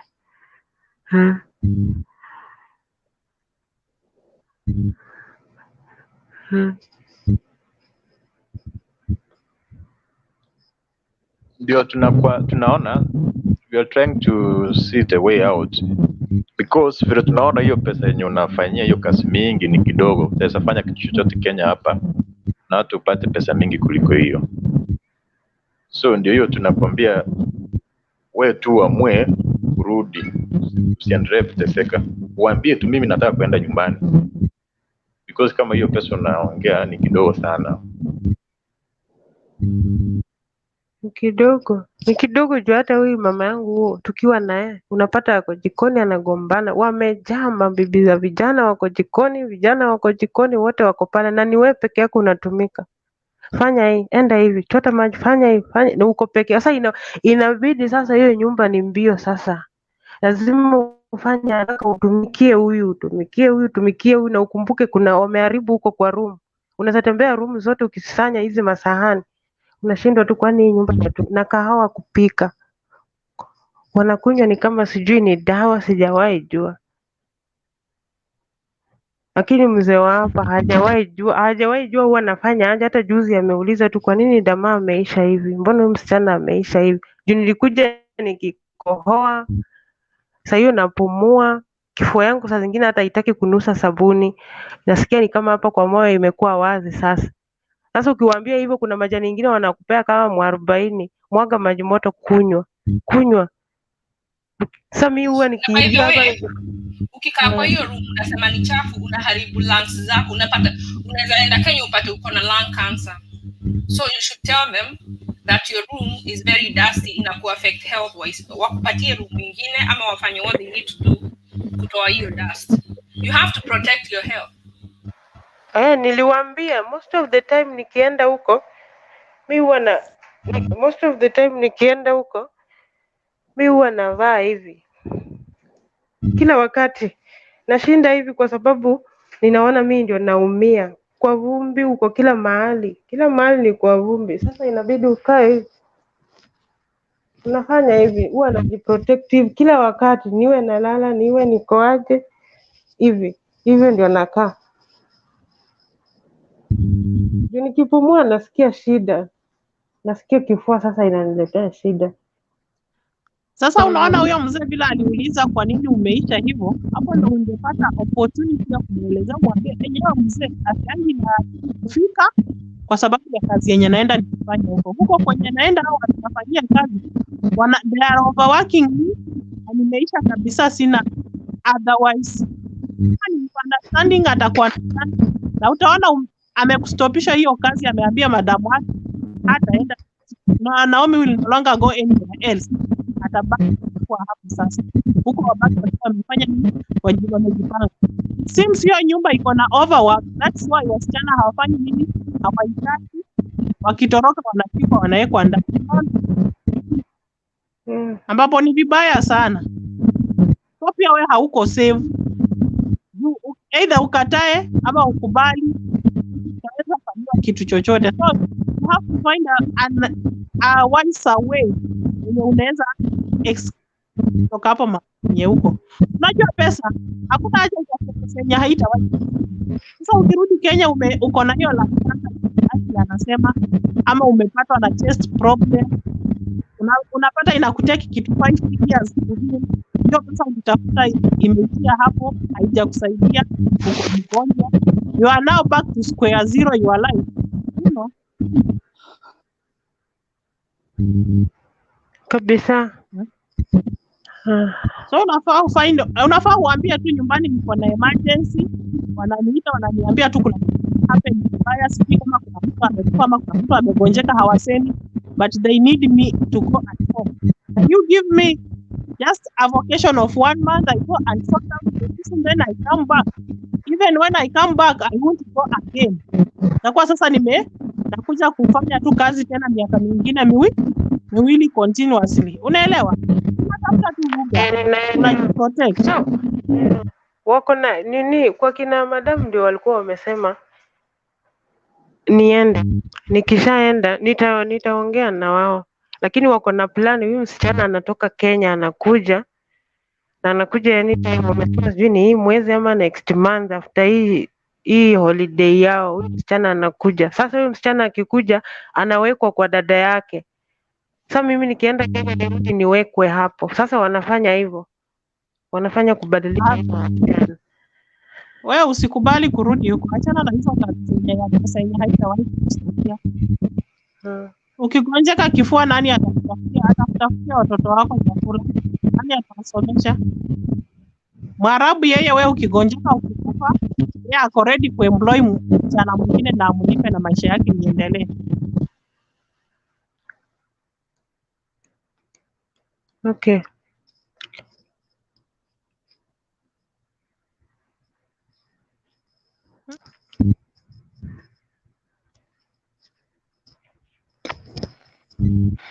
Haya, guys, acha mimi wako.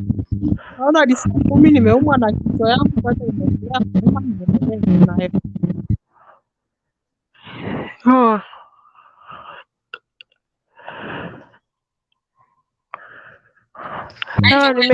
In charge. See you to wrap up. See when do your MCA leo? See ufanye wrapping up. All people want to see.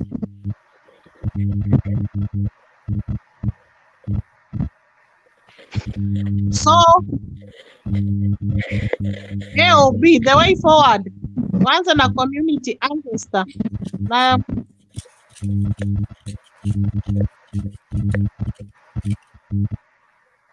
Yes. Sasa unajua ile kitu ambayo nimepata kufahamu kwa haya mambo yote ambayo tumeongea, nitaya wrap up na kuhusu mambo ya corruption in fact, cause unajua kama si corruption, hata mimi huyu ndugu Davis yeyote ama Angel ama Ashley, in fact hatungekuwa kwa nchi za wenyewe mahali tupo sasa hivi. Sababu gani? Wakati uvujaji wa pesa pale Kenya utakapositishwa ama kupata kugongwa to an extent whereby pesa mingi zitawekwa kwa miradi, in fact kazi zitapatikana. Sasa wale Wakenya ambao watapata nafasi ya kuja ng'ambo watakuwa ni Wakenya wachache. At the same time wanaweza negotiate kwa meza, na kama ni kulipwa pesa mzuri, walipwe pesa mzuri, because in fact kama sasa hivi tuseme kuwa hawa Waarabu wenye wanatesa warembo wetu ni kwa sababu wanajua kuwa in fact Kenya ama Kenyans hawana any otherwise. Sababu gani? Kama wangekuwa na any otherwise hawangeenda kufanya hizo kazi ngumu kwa manyumba zao, so wana take hiyo advantage. So ile kitu mimi naomba, wacha Mungu aendelea kutujalia, maybe ile serikali yenye inakuja come 2022 in fact iwe ni serikali nzuri ambayo itapigana na mambo ya ufisadi kwa kiwango kuwa pesa mingi iwekwe kwa mambo ya manufacturing, mambo ya broaden our economy, kazi zipatikane, ama ushuru ipate kukusanywa kwa wingi. Hata kama utapata nafasi ya kuja ng'ambo, at least at the end of the month unaweza enda hata kwa account, because in fact kuna mambo ya misuse ama kuna mambo ya I think kuna mambo ya leakages mingi sana ya pesa ambayo inaonekana katika hiyo harakati. In fact tutasaidia wasichana wetu na kitu kingine. Sasa hivi inastahili tuombe sana pale Kenya, wale wasichana wetu wenye wanakuja pande hii, in fact wakae chini, wajirudi, wajiangalie kabisa, wajue je, before tuende, is the Ministry of Labor knowing kuwa ninaenda nchi fulani, is Foreign Affairs Ministry aware kuwa ninaenda mahali fulani kufanya kazi? Kama ndio, wewe fanya nini? Wewe kuja, alafu na itabidi tuweke kama ni hashtag Twitter, tweet status tuseme kuwa we need reforms pande ya hizi embassies zetu, whereby tunataka anybody mwenye anatoka Kenya anakuja ng'ambo awe anapitia kwa embassy yetu ambayo iko kwa hiyo nchi, then kutoka hapo then ndiye anaenda kwa field kufanya kazi. Tukifanya hivyo tutakuwa tumesaidia hao wasichana wetu, kwa sasa unaona kama huyu kama Naomi sahii analia kuwa sponsor wake mwenye alimleta Kenya sasa hivi akimpigia simu achukui, ama in fact sasa hivi he or she did away with her, which is ambayo ni kitu mbaya sana. Lakini kama ingekuwa ni embassy ya Kenya ndio iko answerable, aingetenda msichana wetu vile ametendwa namna hii, mpaka sasa hivi anaishi katika maisha ambayo si mazuri. Alafu na nikimalizia, please the best investment, kama unajua uko kwa diaspora, is investing. Tunaweza kaa hapa miaka 10 miaka 20, kama hauja invest kwa miradi fulani, maybe nyumbani ama wapi, utafanya kazi na masiku zitaenda, na at the end of the day utatoka mikono mikavu. So Naomi na sisi wote ambao tuko ng'ambo, wacha tujaribu sana kwa huu muda ambao Mungu ametujalia tuko hapa ng'ambo, tu invest kwa hii mshahara yetu yenye tunapata kidogo kidogo, ndio kutoka hapo wakati utakaporejea kule nyumbani hautasema kuwa pale mahali ambapo nilienda nimepata lose. Itakuwa ni plus na itakuwa ni kumshukuru Mungu. Asanteni sana. Mungu azidi kuwabariki na Mungu abariki Kenya.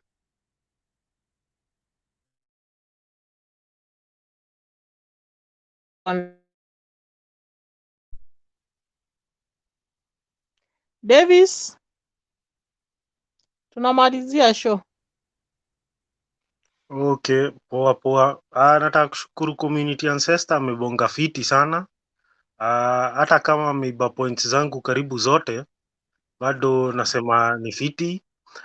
Kuna venye amemalizia dakika mwisho akasema watu wa invest home, wale wako kwa diaspora, which is such a good thing, na hiyo ni topic wa watu wengi waongei, na it's a good thing. Na pia ukiinvestigi pia kwa hizi vitu zingine physical, usisahau pia familia yako, juu at the end of it all, kukue kubaya kukue kuzuri, those are the only people you go back to, nao ndo watakushikilia mpaka dakika ya mwisho.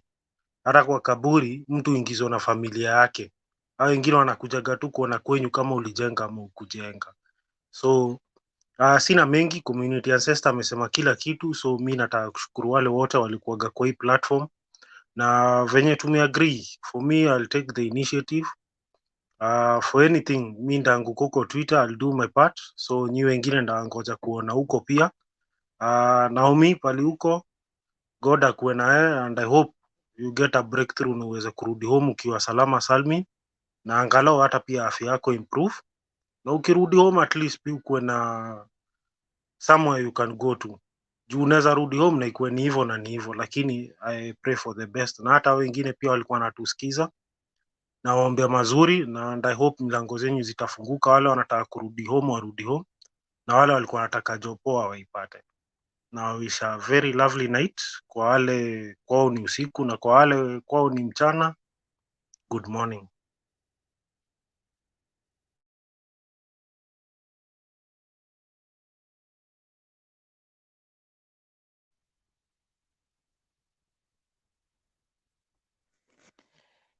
Aya, Ashley wewe utakuwa wa mwisho. Acha mimi ni make my remarks.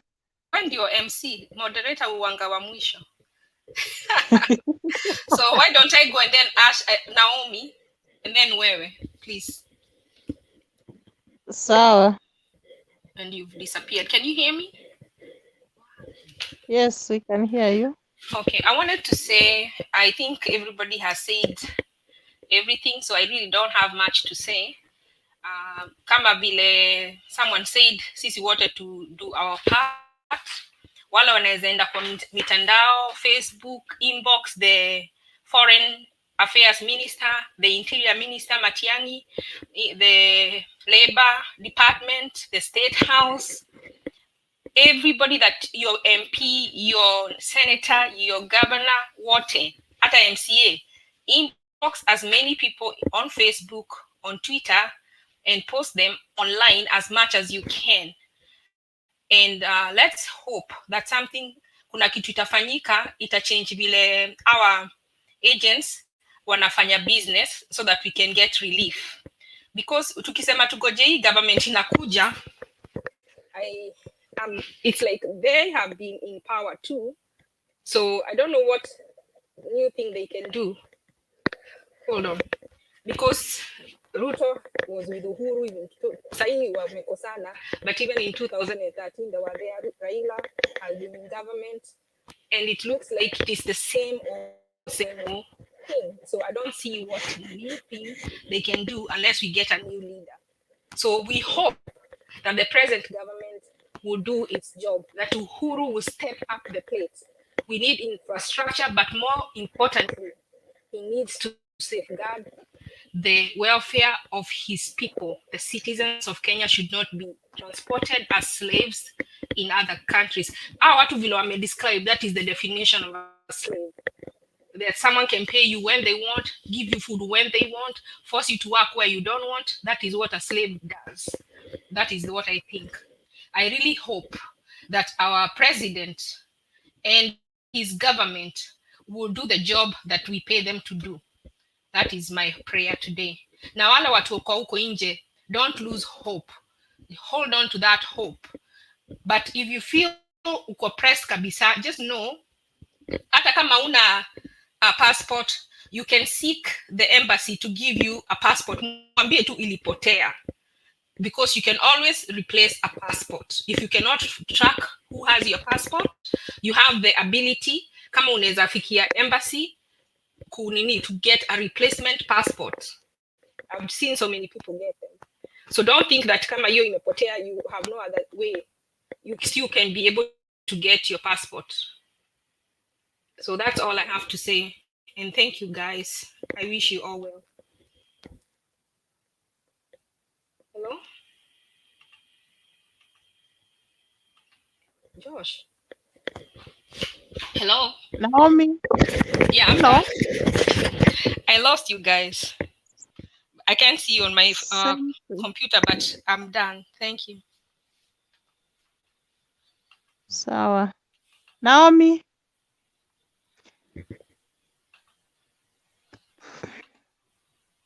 Naomi, unanisikia? Unamute mic yako imemutiwa na Mtembei.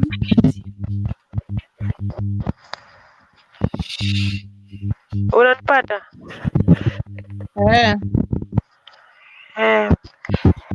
Ninaomba tu, mi sina mengi ya kusema. Nawaombea kila laheri wenye wako Kenya, wenye wako nchi zingine, tuzidi kuombeana na tujitie nguvu pia, na Mungu akuwe pamoja na sisi. Nawatakia wote muwe na asubuhi njema. Asante.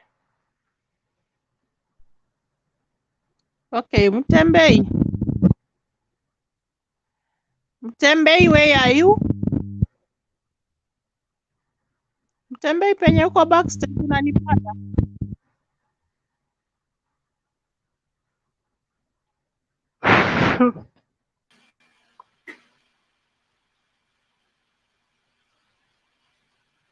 Uzingizi imekulemea?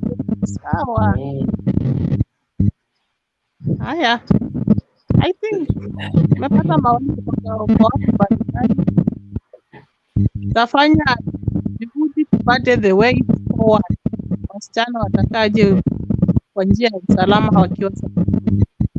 But the best thing ni hawa agents kuandikwa na mimi. Wanapeleka wasichana wanateseka, wanawablock. Wakianikwa kadhaa, I think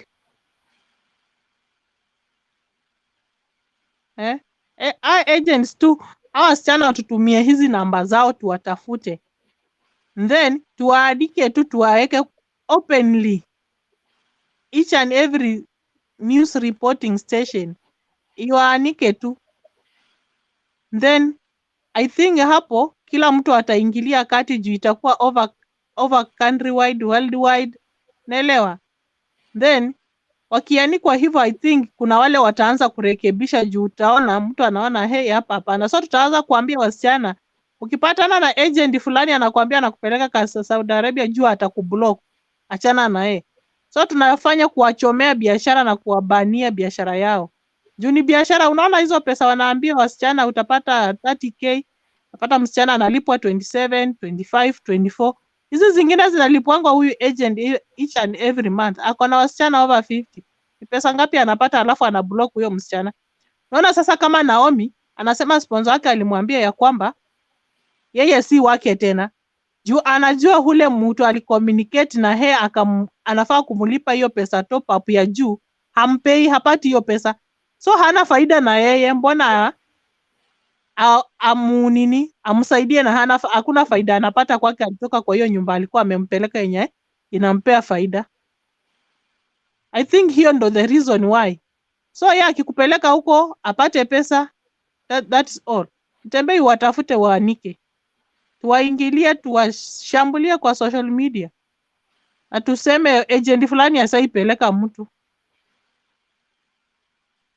That is the only way. If Kenya government inaweza ingilia iseme kutoka next month imeban ndege za kuingia Saudi Arabia za kubeba wasichana, unless otherwise Waarabu wabadilishe tabia, ama hakuna msichana anaenda huko, na kama anaenda huko akitezwa kuna fine nyuma, they will change. Ita change tu with this, yani in a single minute watabadilisha. Wanajua hivyo juu wanajua embassy haifanyi kitu. Kenya government is so corrupt. Kiwa na 10,000 Kenya fanyia mtu chenye umefanya, at the end hakuna chenye watakufanya juu uko na pesa, utalipa mtu na afunikie hiyo kesi. Si ndo tunapoteza? Saudi Arabia hakuna kitu wanapoteza. Okay, Anji, sasa acha tumalizeni, twende tukalale. Kumekuwa asubuhi. As for these cases, mimi venye naona tu ni is either government iende ikuwe serious, watu wenye wako Saudi Arabia embassy wote wanafaa kufutwa, tuajiri watu wengine wenye wako serious. Inafaa any case ikikuwa arrest in Saudi Arabia, any girl akikuja Saudi Arabia embassy kulalamika, embassy yetu inafaa kuchukua these things serious kama other countries. Na these guys wakiona every time a case is raised wanakimbia mpaka huko kwa hiyo family kujua what is happening, they will definitely have to change. But sasa with our corruption na hizi vitu, mtu hafanyi kazi, watu wanaendelea kuuliwa, nobody is doing anything, hiyo ndio ujinga yenye imetufikisha mahali tuko. But I believe tutachange with the time. We are going to share these clips so much. Tutafanya hizi stories zimefanywa, Citizen wamefanya, NTV wamefanya, KTN wamefanya, all the major media houses wamefanya. Let's see kama sasa tukianza kuingia huko kwa social media tutaweza mimi ifikia mahali tuone kama kuna any changes zitafanywa. Meanwhile guys, thank you so much for the time.